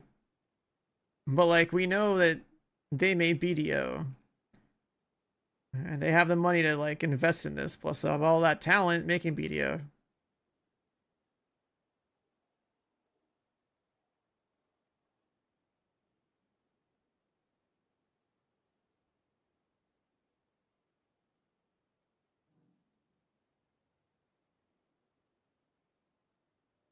But they're not making an MMO. This is, like, a single-player game. You're not expecting to, like, you know, play a single-player game and have to, like, dual-wield your credit card to kill the boss or something.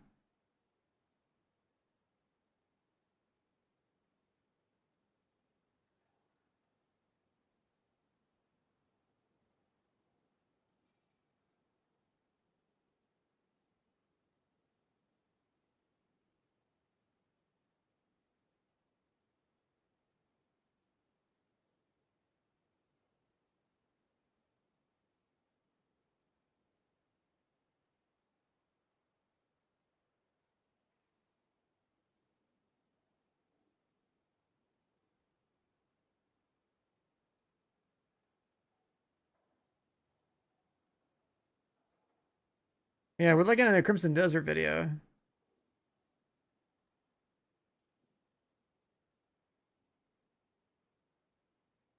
Guy just like juices himself up and then counters.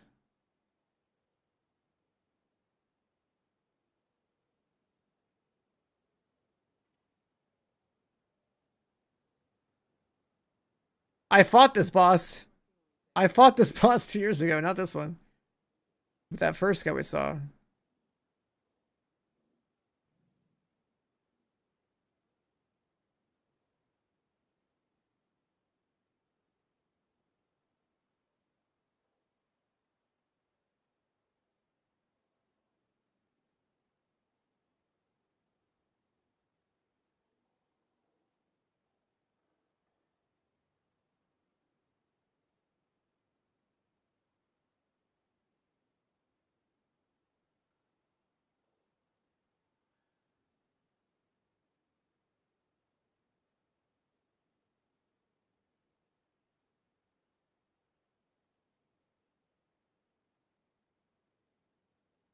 It's funny how it's kind of like a medieval combat game, but then you have like all this. Oh, they're actually playable?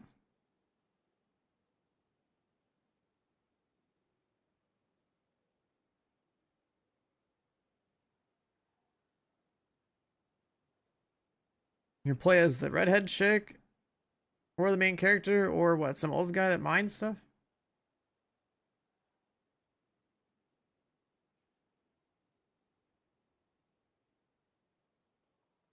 She's got a gun? This guy's like a cannon?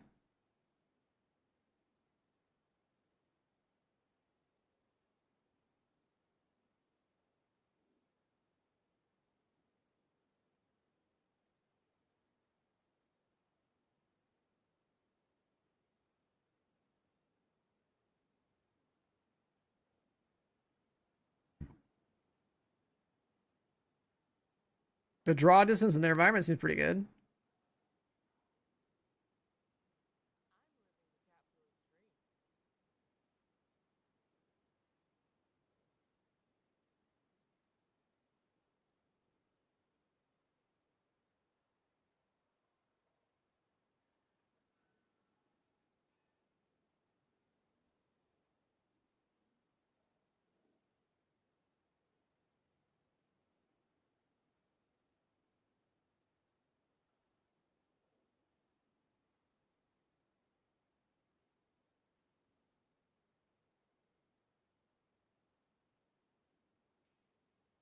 Map is looking pretty loaded. The zoom out, dude. Oh god.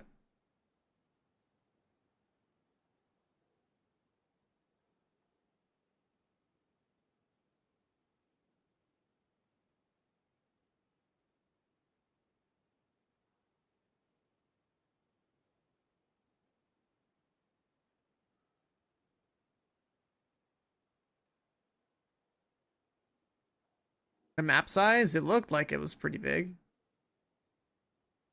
I don't think they said the exact size.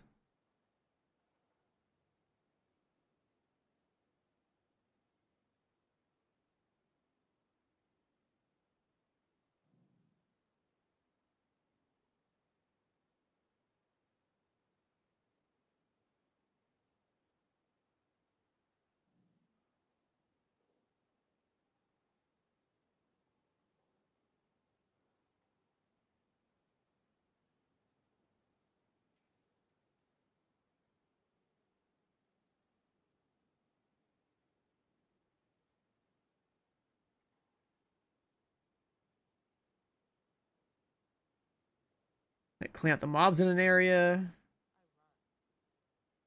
It's like a little meter on the left side.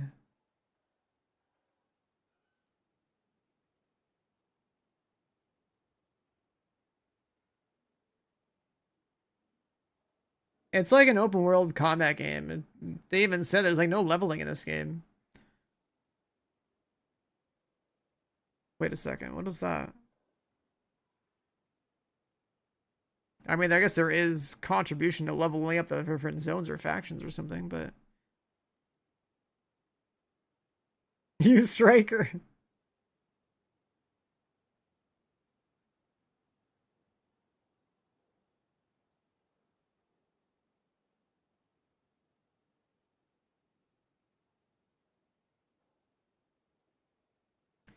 You liberate areas and like towns start cropping up.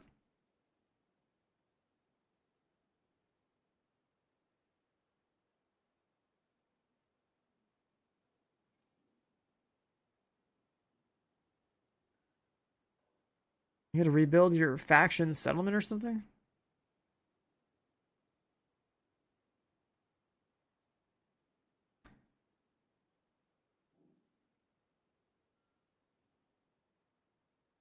Yo, what is this platforming? Holy shit. What?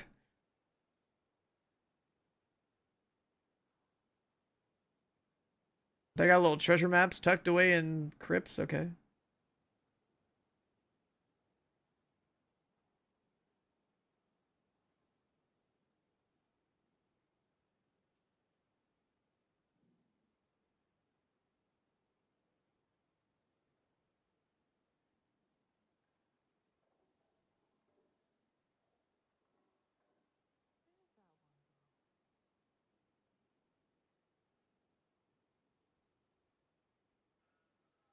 It is open world.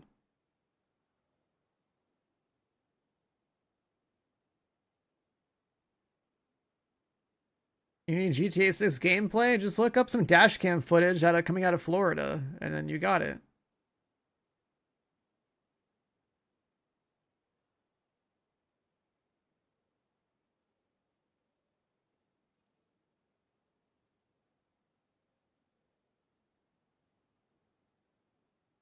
The flight is crazy. It's like, why is there a mech? And a dragon?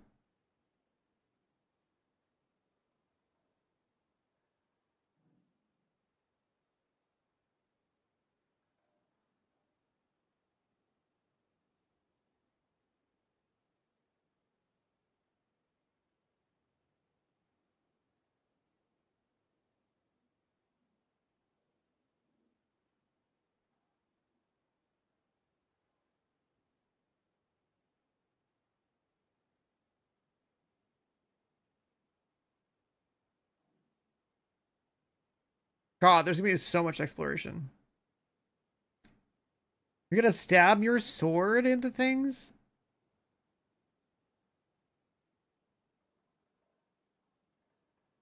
There's islands in the sky.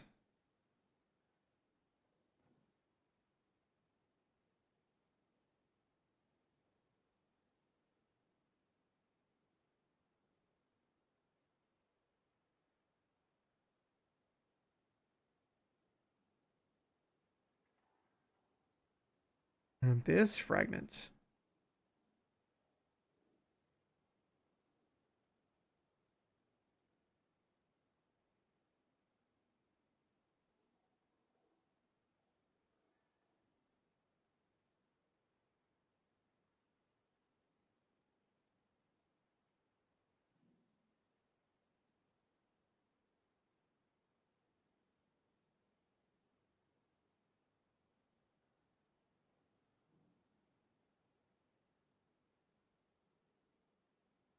Where they make like the best like damage loadout and then like movement loadout too.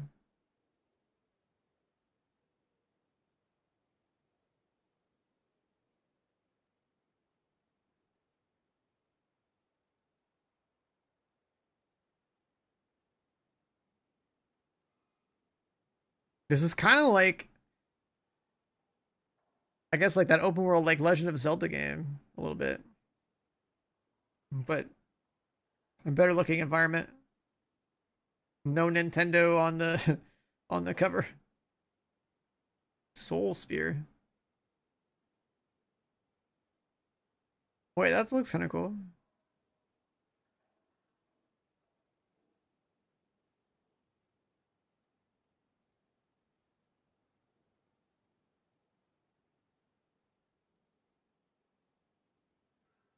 The 100% runs gonna look crazy in this game.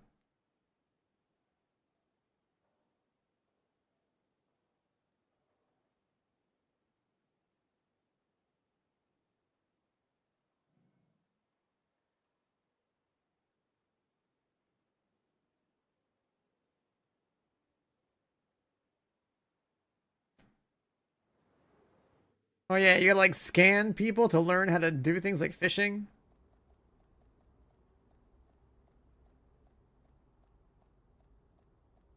You gotta read books to access an elevator.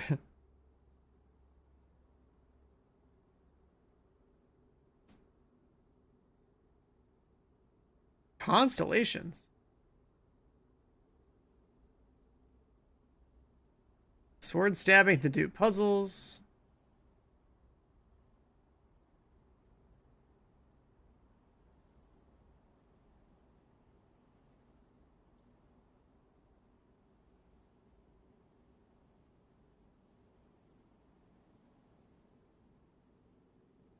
Alright, that's part one. Let's see part two.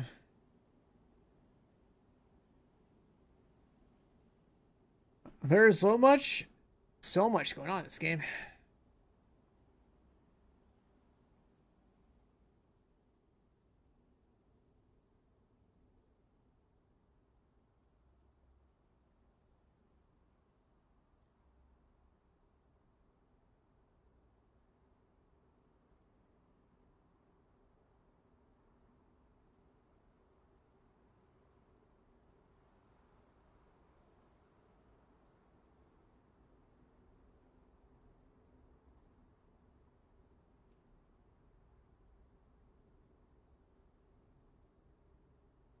Different combos, stabs, knockdowns. There's no like health bars on enemies or damage numbers. I wonder if you can toggle that stuff on though.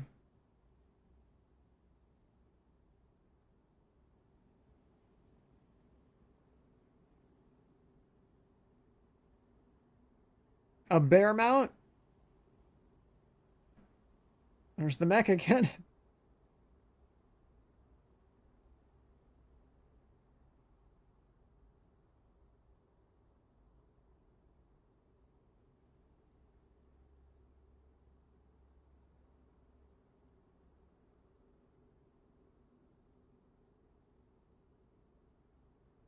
Is she like a mage?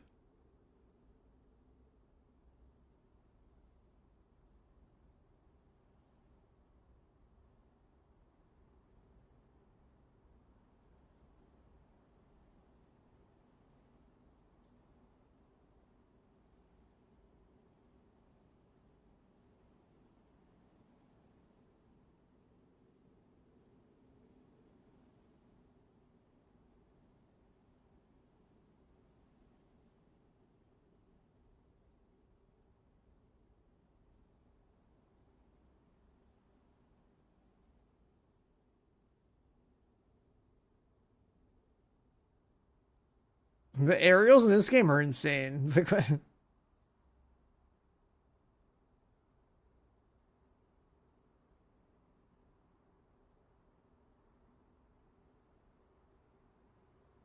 A slingshot type of deal. Comes in like a bomb, flies back up. Like, what?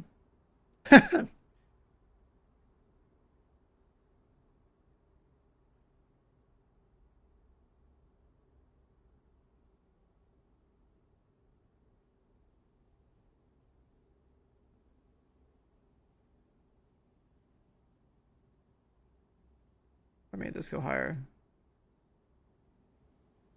See if the quality gets better. 1440.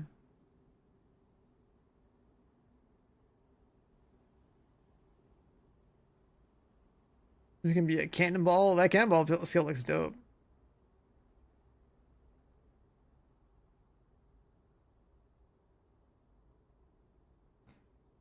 That's a crazy way to kill somebody.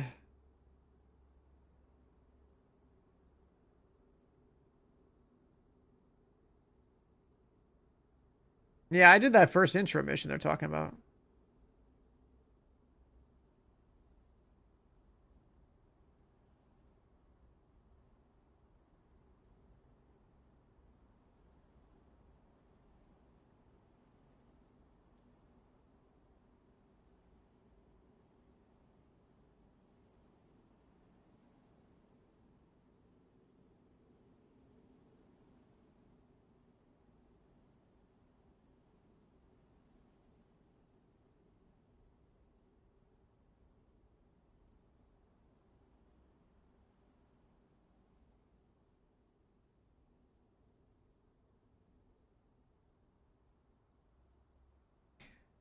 What was that?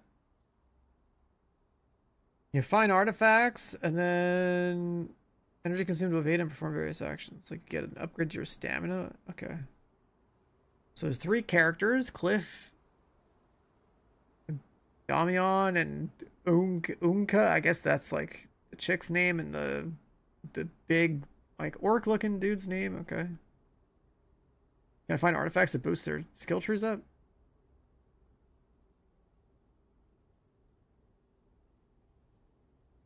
You don't make a character in this game. You play one of the 3. You play the main guy, the chick, or like this orc looking dude.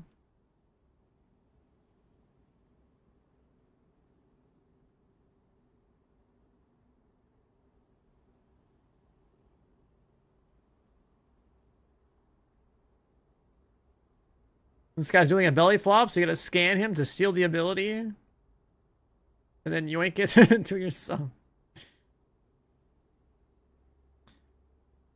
Oh, definitely stamina meta, for sure.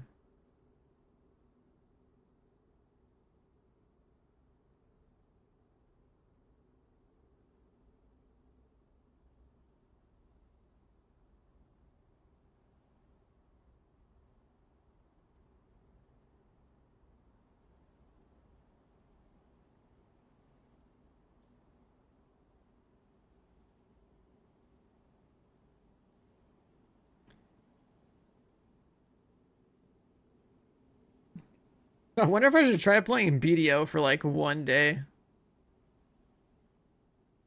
Just to see if I can experience any sort of combat that's meaningful that feels like this.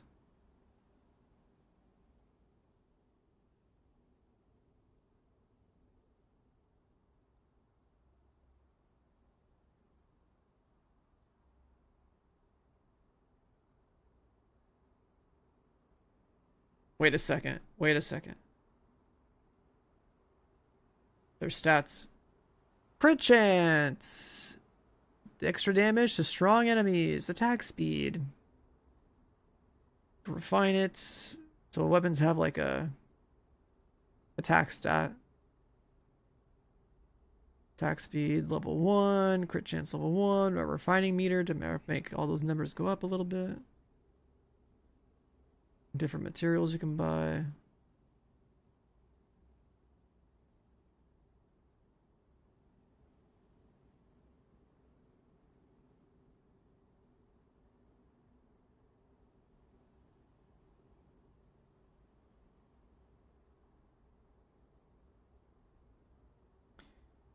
All the mining for loot.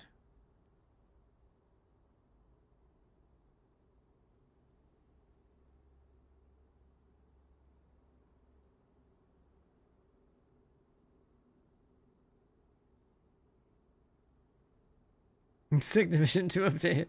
Yeah, we're going to the medieval ages.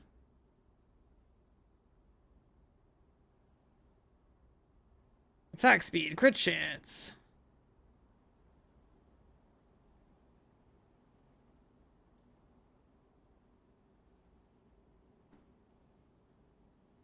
Well, I can tell you the combination is DPS.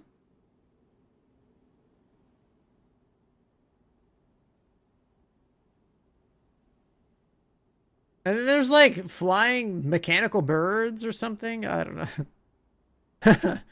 Then there's this crazy ass looking dragon. Like,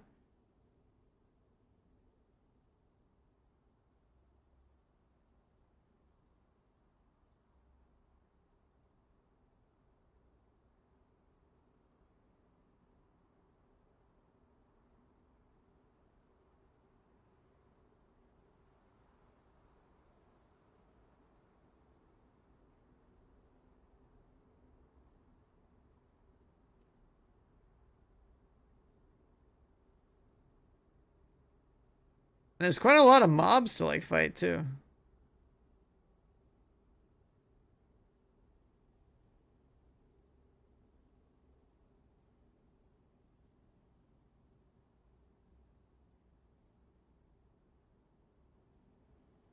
Like you literally have to go to every like encounter in every space and have like the, what the fuck is that?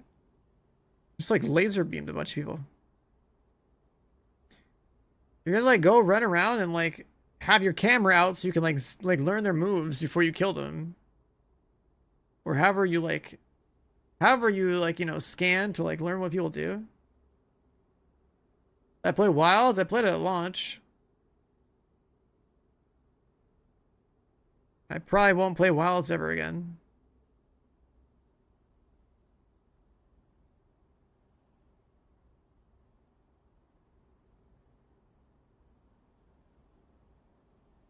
That game had like a disappointing amount of launch content. All right, so that was video 2. Last one's also pretty short. Let's see what this is.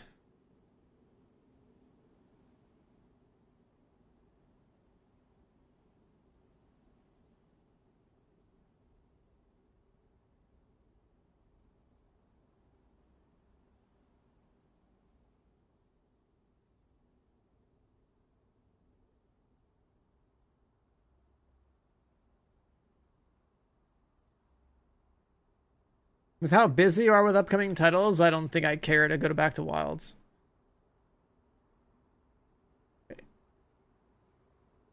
I cared more about World. Monster World's like way better.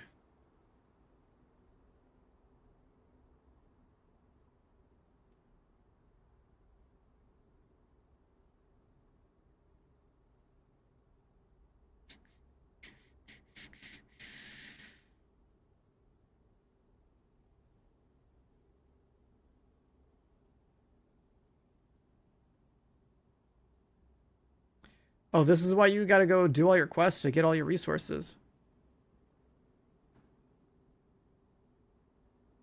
You gotta actually build? You have to actually build?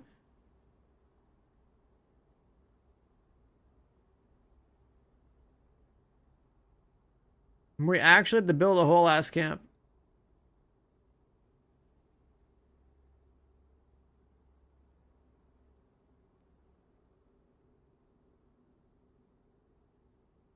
I guess we're making a farm. We got a got a ranch. You gotta build a settlement. You gotta do a farm.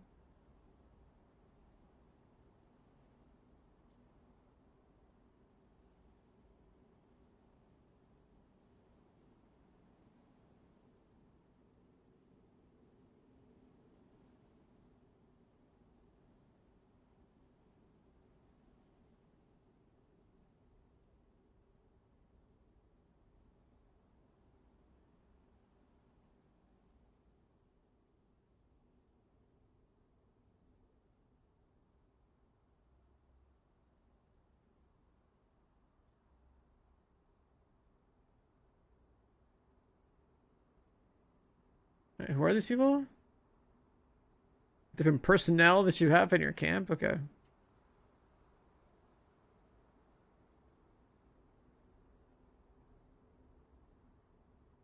You can send your people in? You can send your people and attack enemy fortresses? What?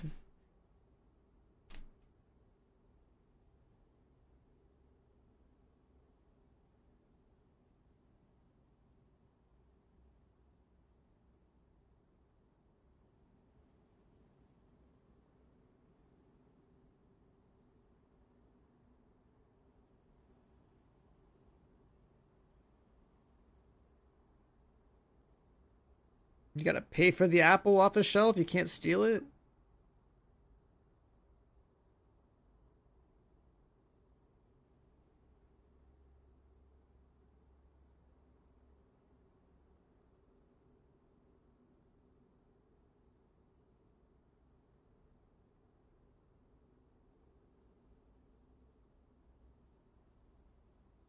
Giving people money?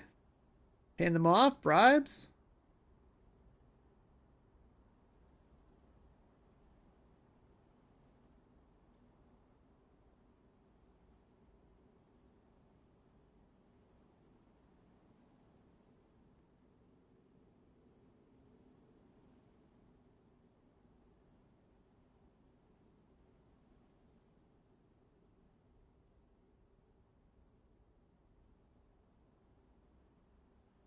What is that?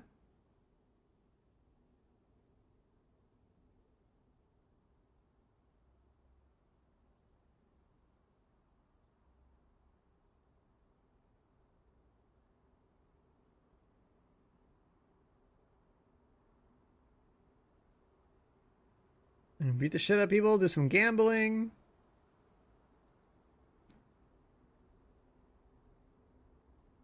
He just stole something. Yoink. But they didn't see it, man. The whole city's pissed.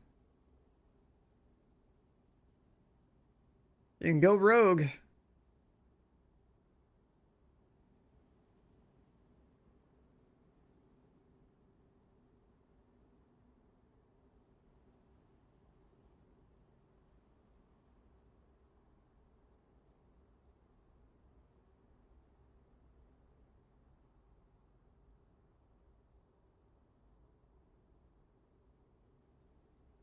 Bro, what? Hold on. I see a conveyor belt. Are we building a factory?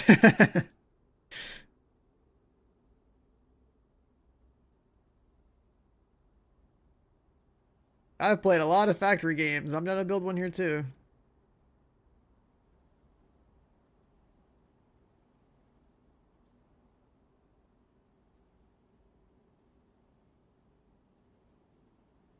Pet the dog.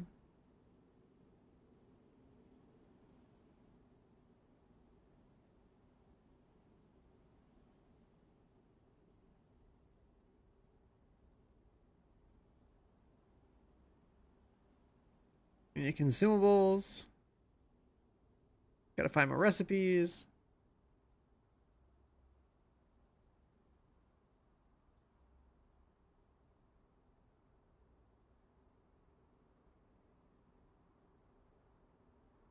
This guy's got a ghillie suit on?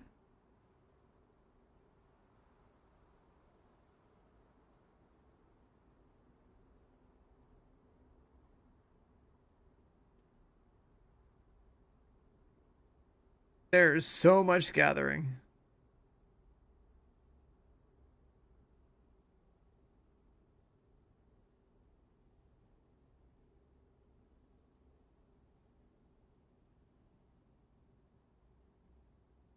Gathering, find recipes. Crafting. Crazy magical grapple hand.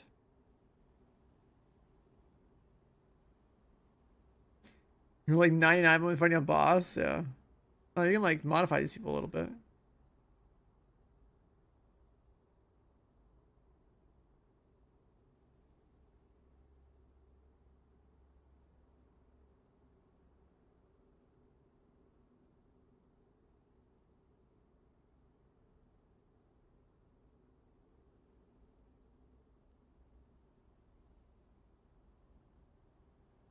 The detail in the armor looks pretty good.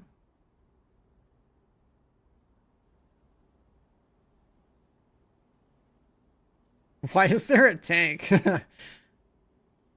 All like the mech stuff in here seems like so random. You can tame horses?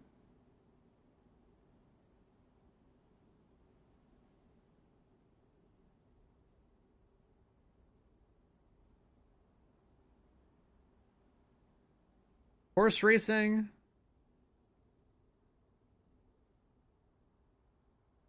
Arm wrestling while standing? I can see the controller aim on that one.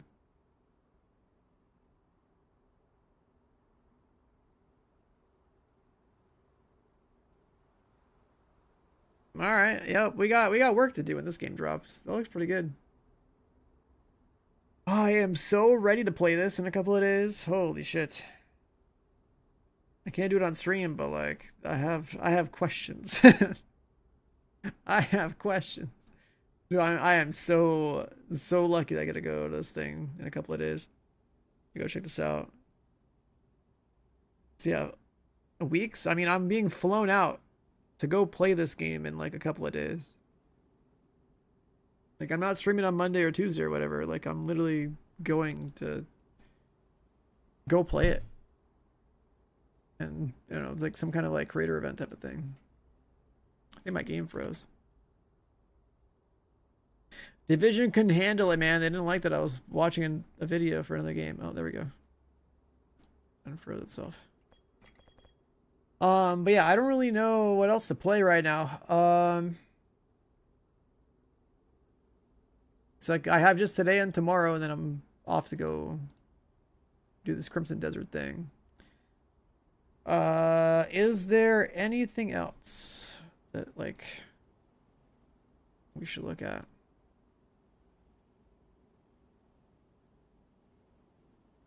Horse Fest?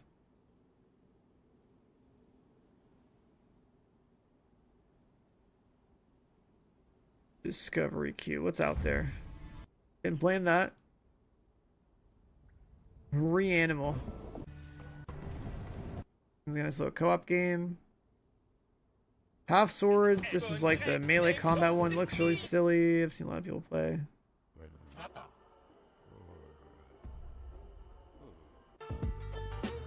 Some kind of like co-op gas station simulator, but you're an alien.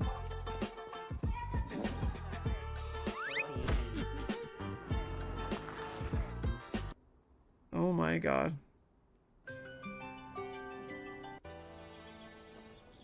Wait, what in the anime anime bullshit is this? An RTS looking game, kind of.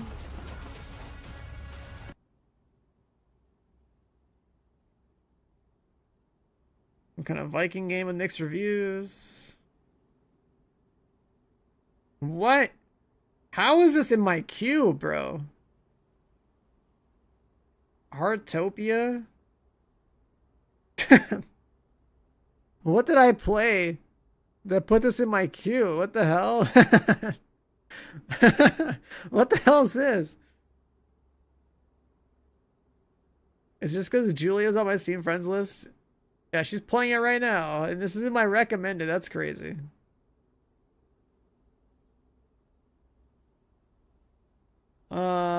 What else is this? Magic themed co-op horror game. You and 5 friends or minions, somebody a wizard to break into the rival tower and cause mayhem. Wuthering Waves. I think it's a gacha game, right? Dead Zone Rogue.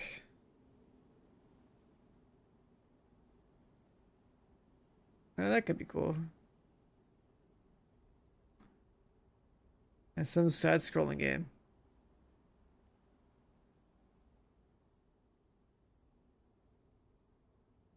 Top sellers.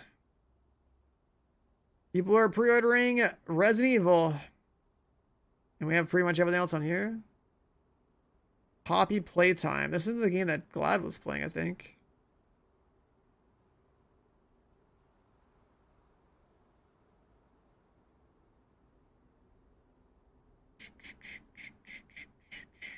How is Fallout 76 still up here? That's because of the show, right?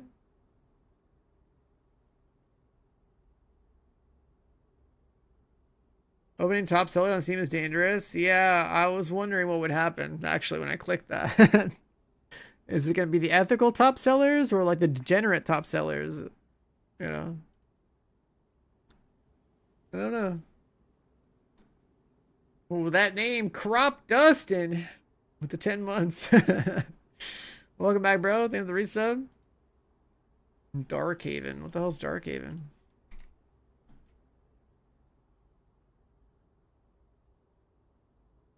Oh, a new ARPG?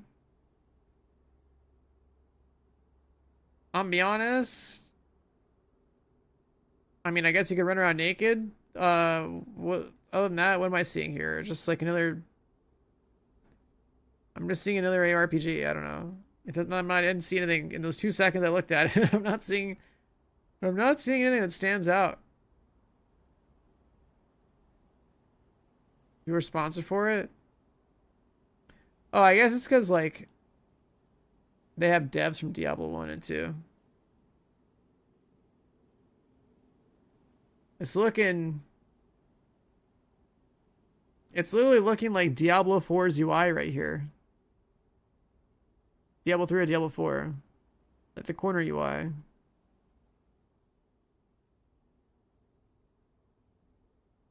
There's a demo. I mean, shit. I'm gonna just see the demo actually.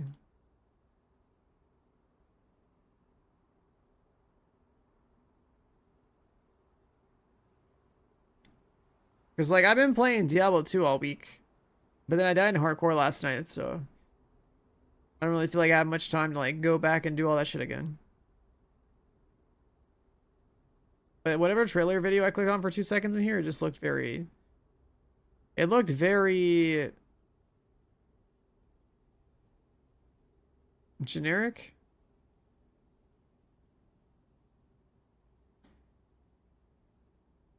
They want to use ecological rules to stitch together biomes. So they're using biomes to make open world maps. We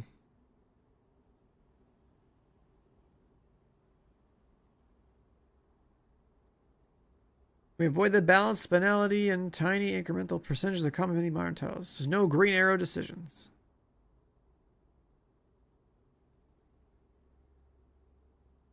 Finding a 2 good items should be a moment of excitement and inspires your build decisions. Now it's something to be nerfed. Rune words.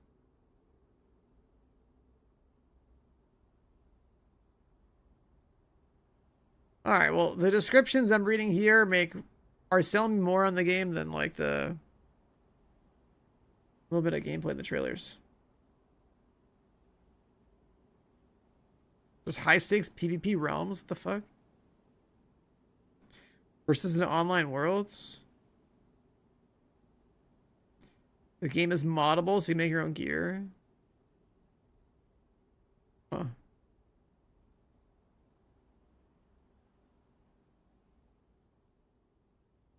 I mean, we could just go stream this right now.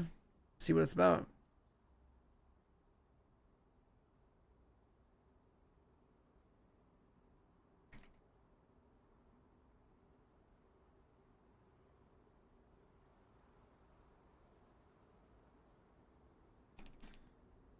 Trying out Dark Haven demo real quick.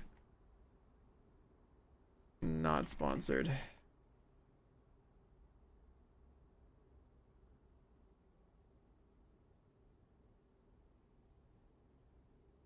Crimson Desert? Yeah, we just watched the videos for Crimson Desert. Oh, like no one's streaming this game.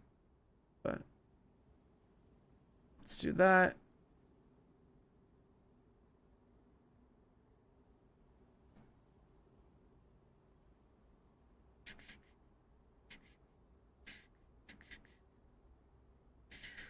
There's like no way I can switch my category on YouTube or anything like that. Alright, whatever. I switched my category on Twitch. Let's Alt F4 this. And so let's just try it.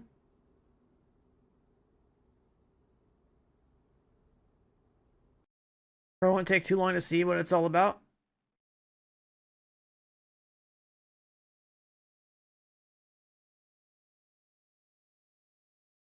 We're gonna play Resident Evil? That's the plan, yeah. We'd love me some Resident Evil. Alright. Single player. What is this? Choose a starting skill. Gain mana on hits. Lunge. Why is the game like this? Summon a crow. Generate a glyph.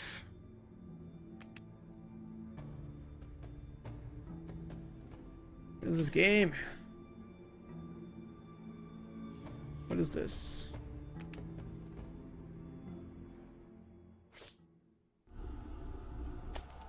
Okay, so aesthetically I'm reminded of like Path of Exile 1.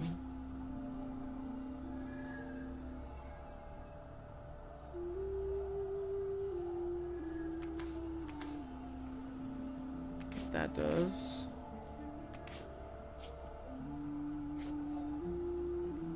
There is WSD movements.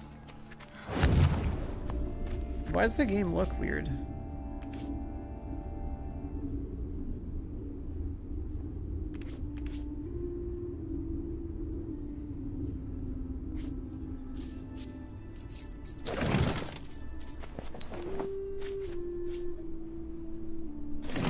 Okay, so you have like...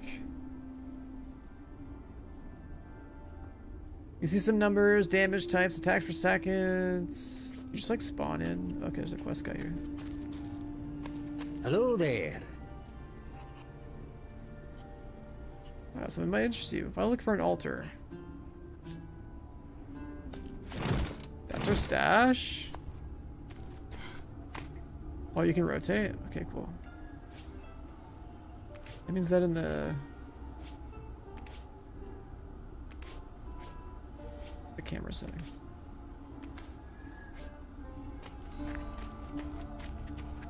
Just have to like rotate. It's a little loud.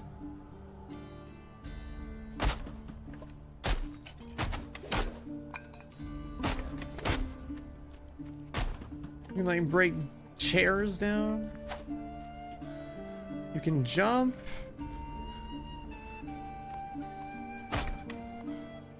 The following camera. It's alright, I guess.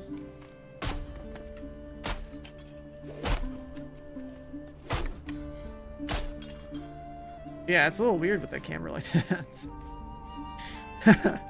It's a little weird. What's the Cardinal one do?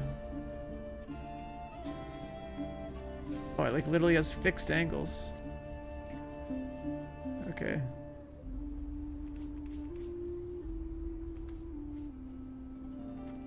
So you can say a custom angle like this. Hello.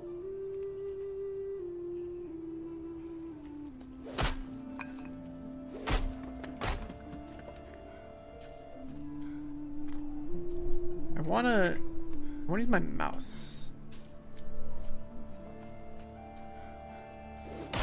Yeah, I can like double jump and lunge. Like, look at this. That's actually hilarious for an ARPG. I just like, just like do aerial lunges. That's actually so funny.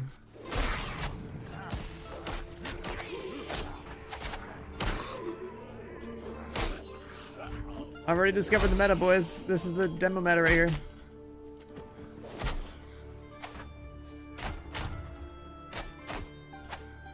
Like, why stab normally when you can just lunge?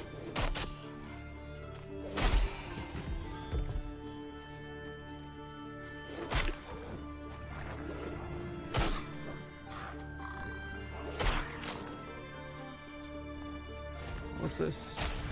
You gotta break the crystals. Is that like a mana crystal?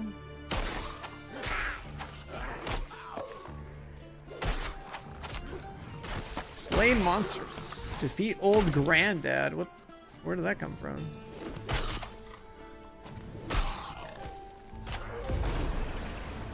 Level 2.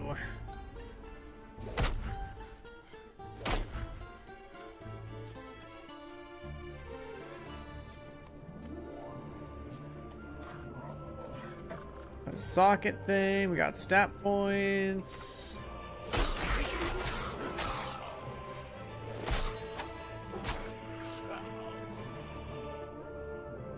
Mana stun. Strength for attack. Chance of inflicting blunt crits, resisting blunt and lightning crits. Dex is slashing and lightning crits. Resisting fire crits. Life is shadow crits and resist slash and cold crits. Magic is fire and cold and resist shadow. So you can do like a shadow build? That sounds like it's probably pretty good. If that means you can increase your life and do more damage, vitality has to be the best stat in the game.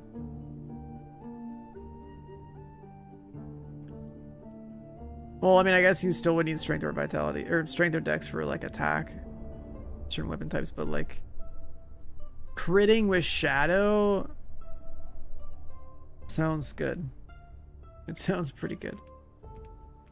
Skill tree.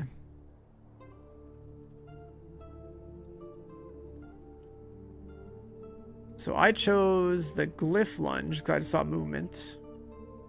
3 glyphs form a spell. Trigger spells with evocation skills. This is an evocation skill. Basic melee weapon damage witch. Cast dexterity range witch. Base attack, melee weapon damage, which cast focusing. So it's like literally this.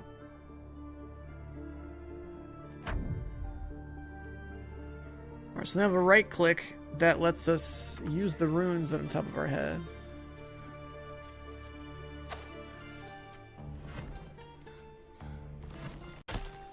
Is that it? Oh my god, the train's breaking.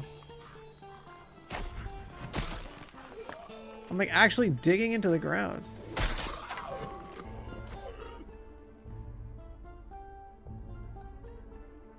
More armor, sure.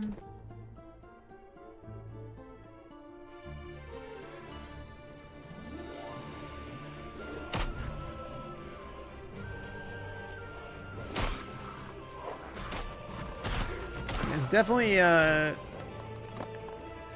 like an alpha or whatever.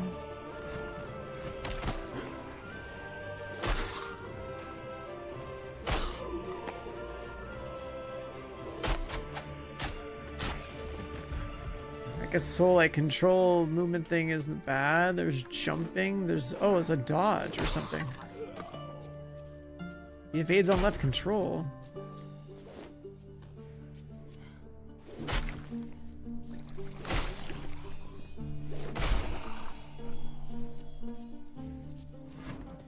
Everything just died one AoE there. That was crazy.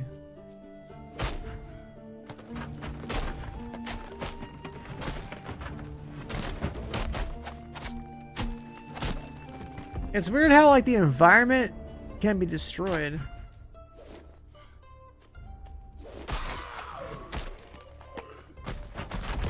That's like actually the point of my loadout. What the hell? There's a cave there. There's like a dungeon that just opened up down here.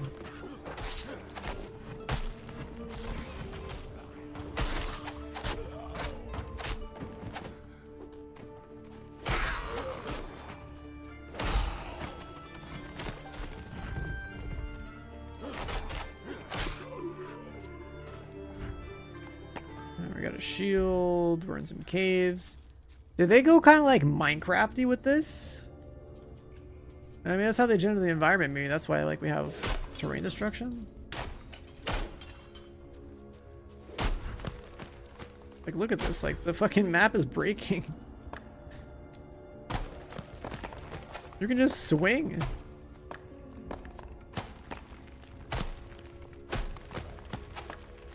Like, what? You can actually go digging for loot.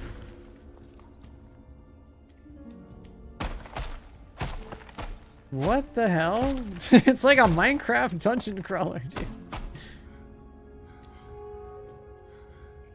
There's so much loot and pots and stuff right there. Oh, look at that.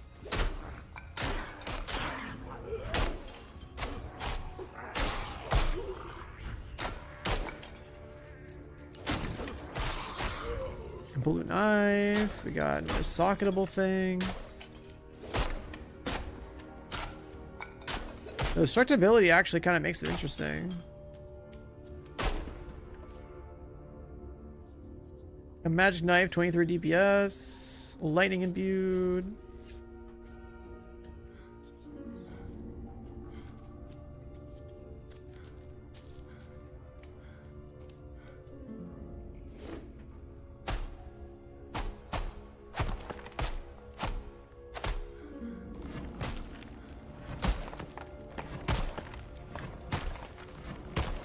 I'm digging.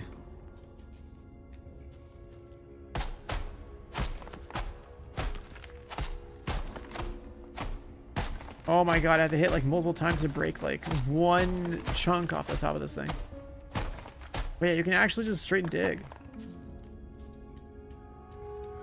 Do they have durability damage? No durability. You can sit there and just smack away. Yeah, I did not expect that. An ARPG where you can break the environment. I'm gonna eat ya. And then also you can double jump and like dunk on mobs, which is kind of cool.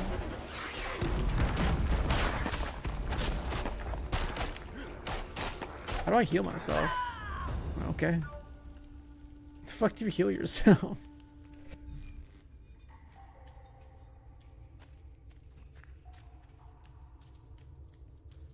I don't see a health potion. I don't know. I think the idea is cool. Of an ARPG with like a destructible environment. I think aesthetically, obviously, it's very, very, very early of a game.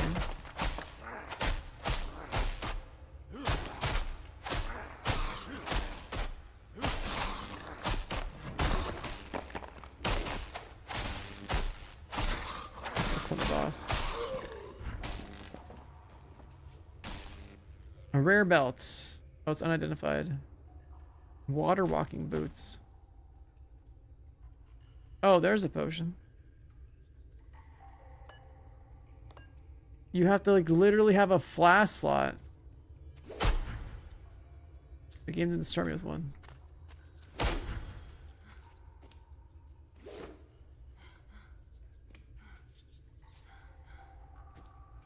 Alright, we kill the Den of Evil in this game, I guess.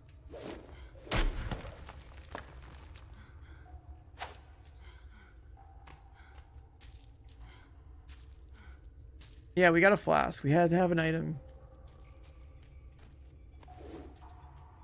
I mean, I think there's some potential. I think aesthetically, obviously, needs improvement. I mean, the game's early as fuck, so who knows which way it's gonna look by the time it's actually out.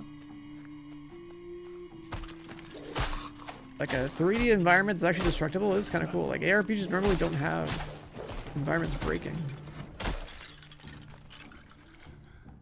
Right, be able to just like move in and out of combat, like that's kind of sick.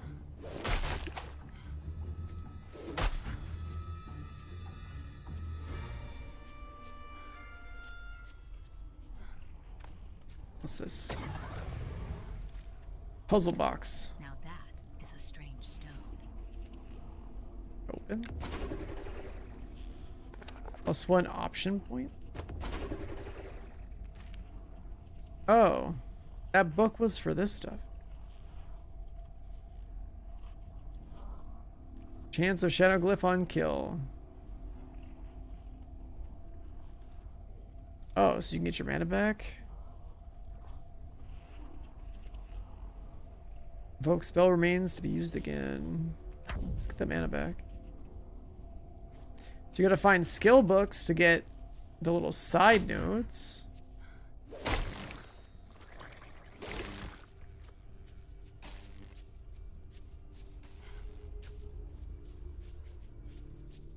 Kind of don't like how this thing slides in. I think it should just be instant. I don't like that transition.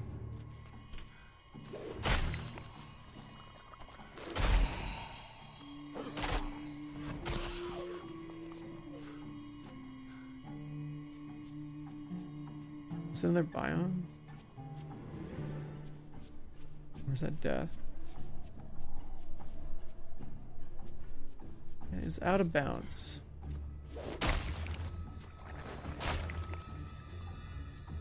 Is there a bigger map? The game has a day-night cycle.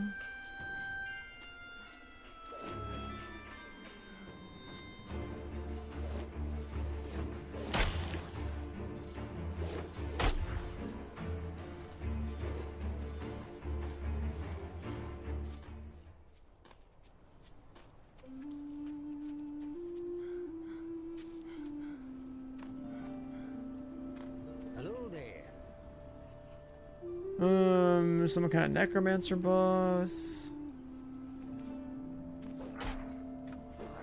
What the? I don't know. I think it's kind of cool. It definitely needs a lot of work though. There's like this is not ready for any form of real consumption. But like an ARPG with like a movable camera with like destructible environments.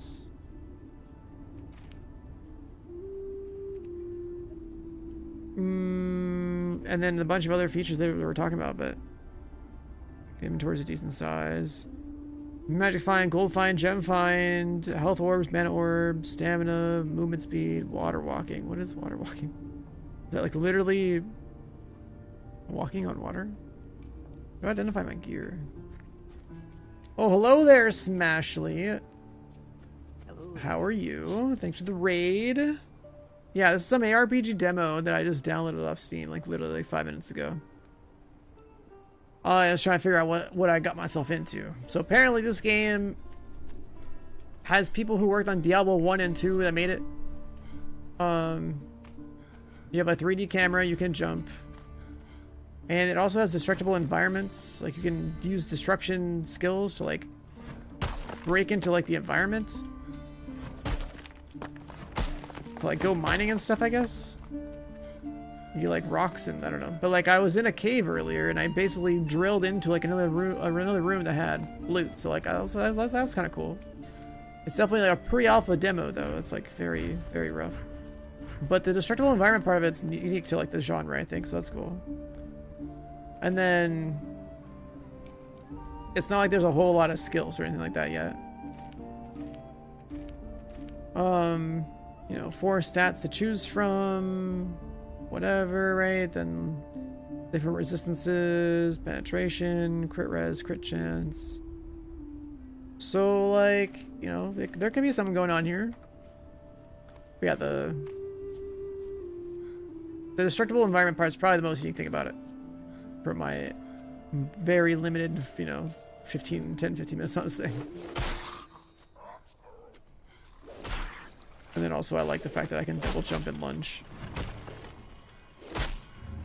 Just start just breaking their ankles, you know? I think that's kind of cool. I think that's pretty cool. I don't know how to identify my gear though. Armor, life, stun res. What's this? A new shield.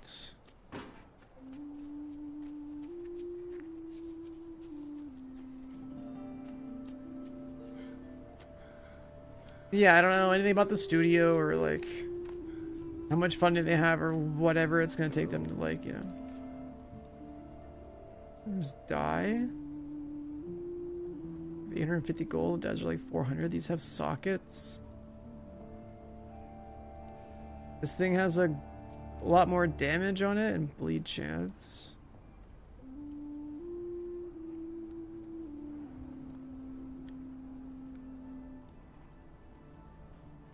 Level 16 lightning damage at 1.7 attacks a second.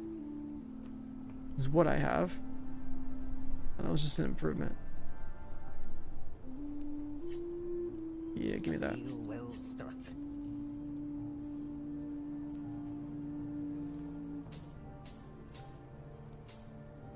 How do I...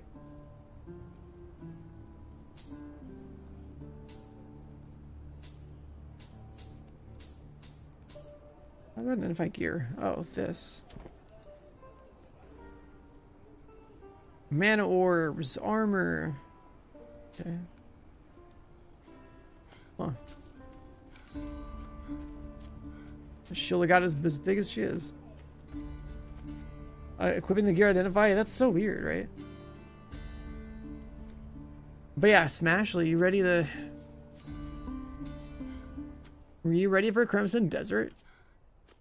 I feel pretty ready for Crimson Desert.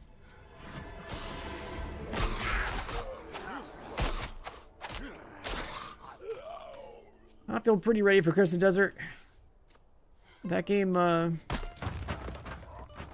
think all the mobs just respawned. Yeah, I think all the mobs respawn on the day-night cycle. So, it says, hey, thanks for playing. So it's like, what, one quest? If I trigger the quest. Wait, is it construction mode? What the fuck? Why can you build in this game? Huh? You can demolish? Oh, because of all the mining we did, we can build stuff.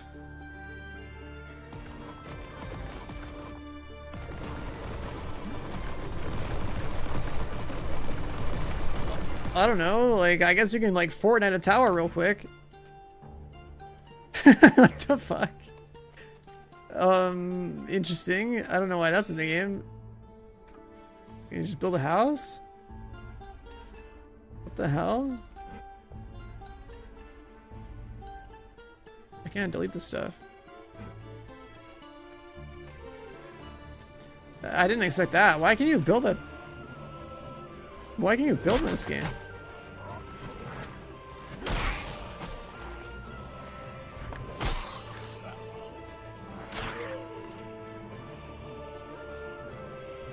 Huh.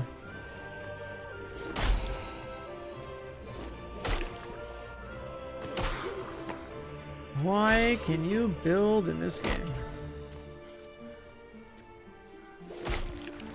It's gotta like serve a purpose at some point outside of just like, you know, building a house to build a house. Oh yeah, I've got water walking. I'm literally walking on water. That's dope. If I don't have the boots, what happened? Oh, she swims. Huh.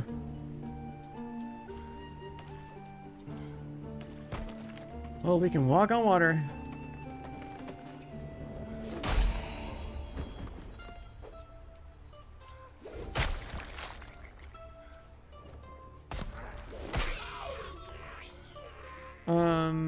New waypoint.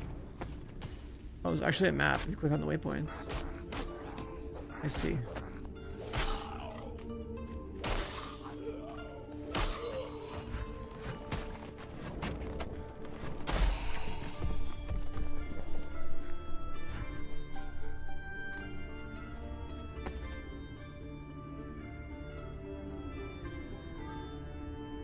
That one's like going purple or something? Why is that one purple?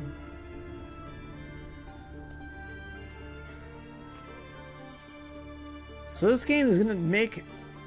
This game's gonna make like a biome... Like, I guess like a voxel map with like respect to biomes to try to make like a somewhat natural looking environment where you can destroy it. Can you chop trees down? No. No, this is like an ARPG, but it's gonna have multiplayer, so I don't know. And I suppose it's gonna have like PvP zones or whatever too.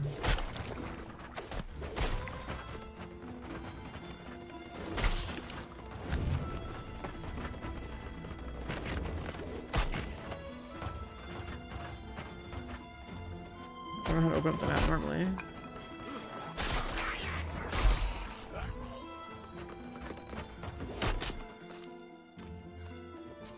Yeah, it's like super, like you can try the demo out for yourself, but it's like pre-alpha. Very rough and early and stuff, but like... They might be cooking on something here, they might be cooking something here.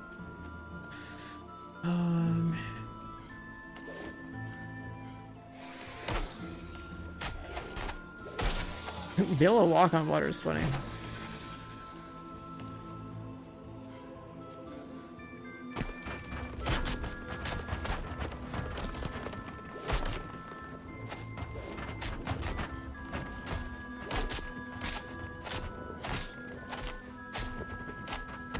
I'm like bleeding him. Yeah, that blade's really strong.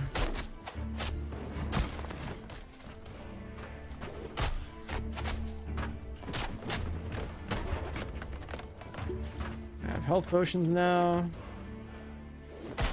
Got like charge base and cooldown base.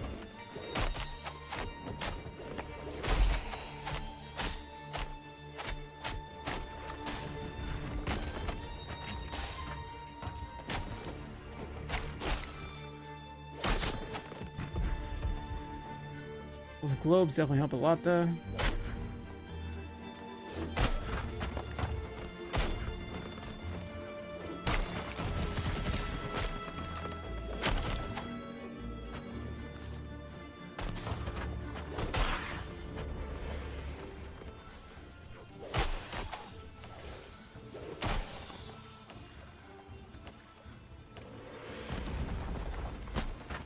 I don't know what this pillar thing is here. Got this guy's heart.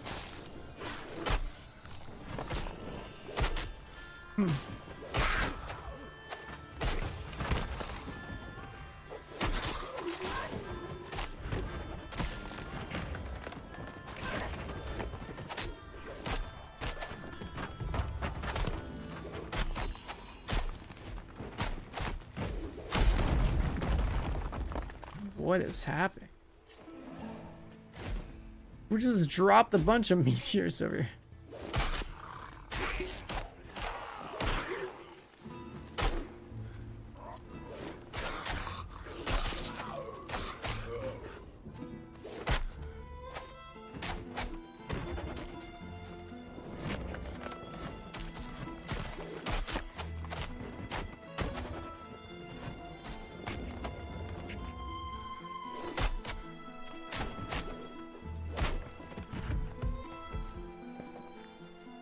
So yeah, I don't know. It looks like a more active, bit of combat and stuff for this one.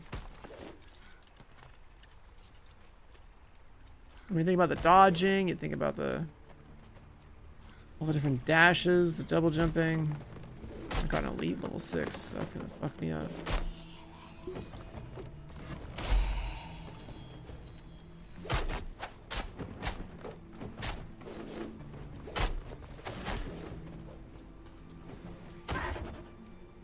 He hit so hard. 4-star, 5-star, 6-star, vampiric, fast.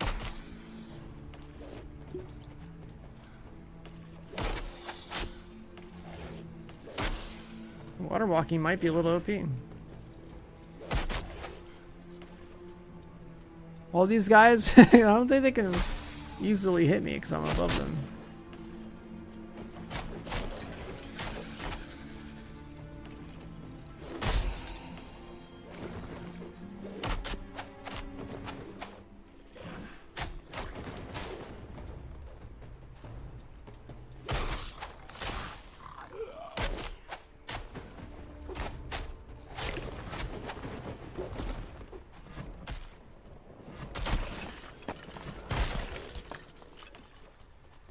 Oh my god, I'm digging out the pit where the water is at.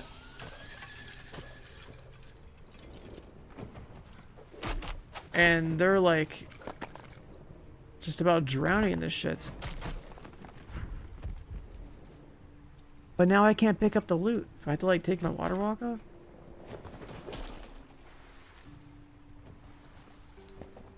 Oh my god, okay. I have to take my water walk off to reach the loot that's in the water. At the bottom.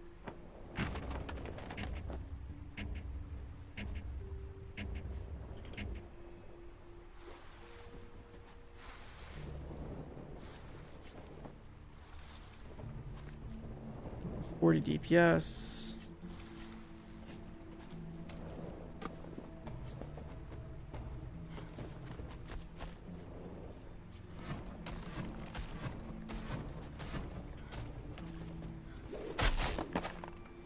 But yeah, definitely seems interesting as a new and upcoming ARPG. Definitely also very much a pre-alpha as described. This is as early as it gets. Not much more I'd want to play that. Either way. That's a little Darkhaven demo. I'm not gonna do much more of that. I need to see this game when it's like a more feature complete. But I think the idea of like this voxel biome based map generation with like destruction and for some reason has building, it could be cool. It could be cool. And then they said in their little description, right, that this game, the demo is basically opening the RPG play in sandbox worlds. You cap out level 8. One class with 6 skills, 3 separate trees. There's a world event that can be triggered with the main quest line. It transforms the world over time until it stops. Is that the purple thing I was looking at? I don't know. So it's like this idea like dynamic worlds.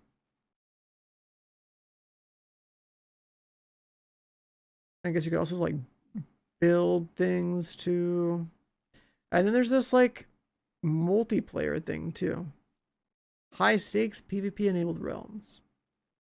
Means like more loot. Maybe you drop on death. I don't know. But yeah, chat. I think that'll do it for me. I don't know what else I really want to play today. I don't know if there's any other demos we should go check out.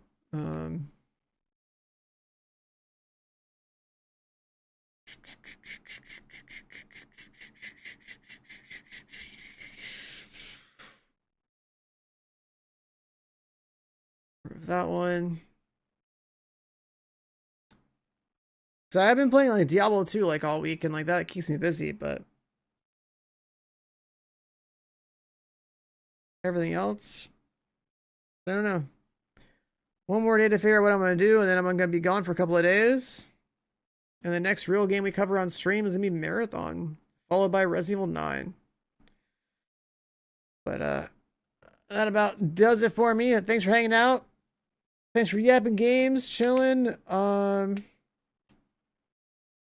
see if I can find something worthwhile to cover tomorrow. We could play TFD, I guess. That's true. Yeah, at this point, it's like I just need to kill time until my trip. I gotta kill time until my trip. And then we have big games coming. That's kind of like how I feel right now. Even as a gamer, it's like, dude, I don't know. Don't really want to do anything but play Crimson Desert, then start grinding some marathons, some Crimson Desert, some Division 2 anniversary stuff. But like, we just don't have any relevant things to grind right now. All right, boys. I'll be chilling around, looking at Discord and all that stuff. Other than that, I'll see you guys tomorrow, most likely. And then I'll decide like what we're doing tomorrow, I guess. All right. Later, boys.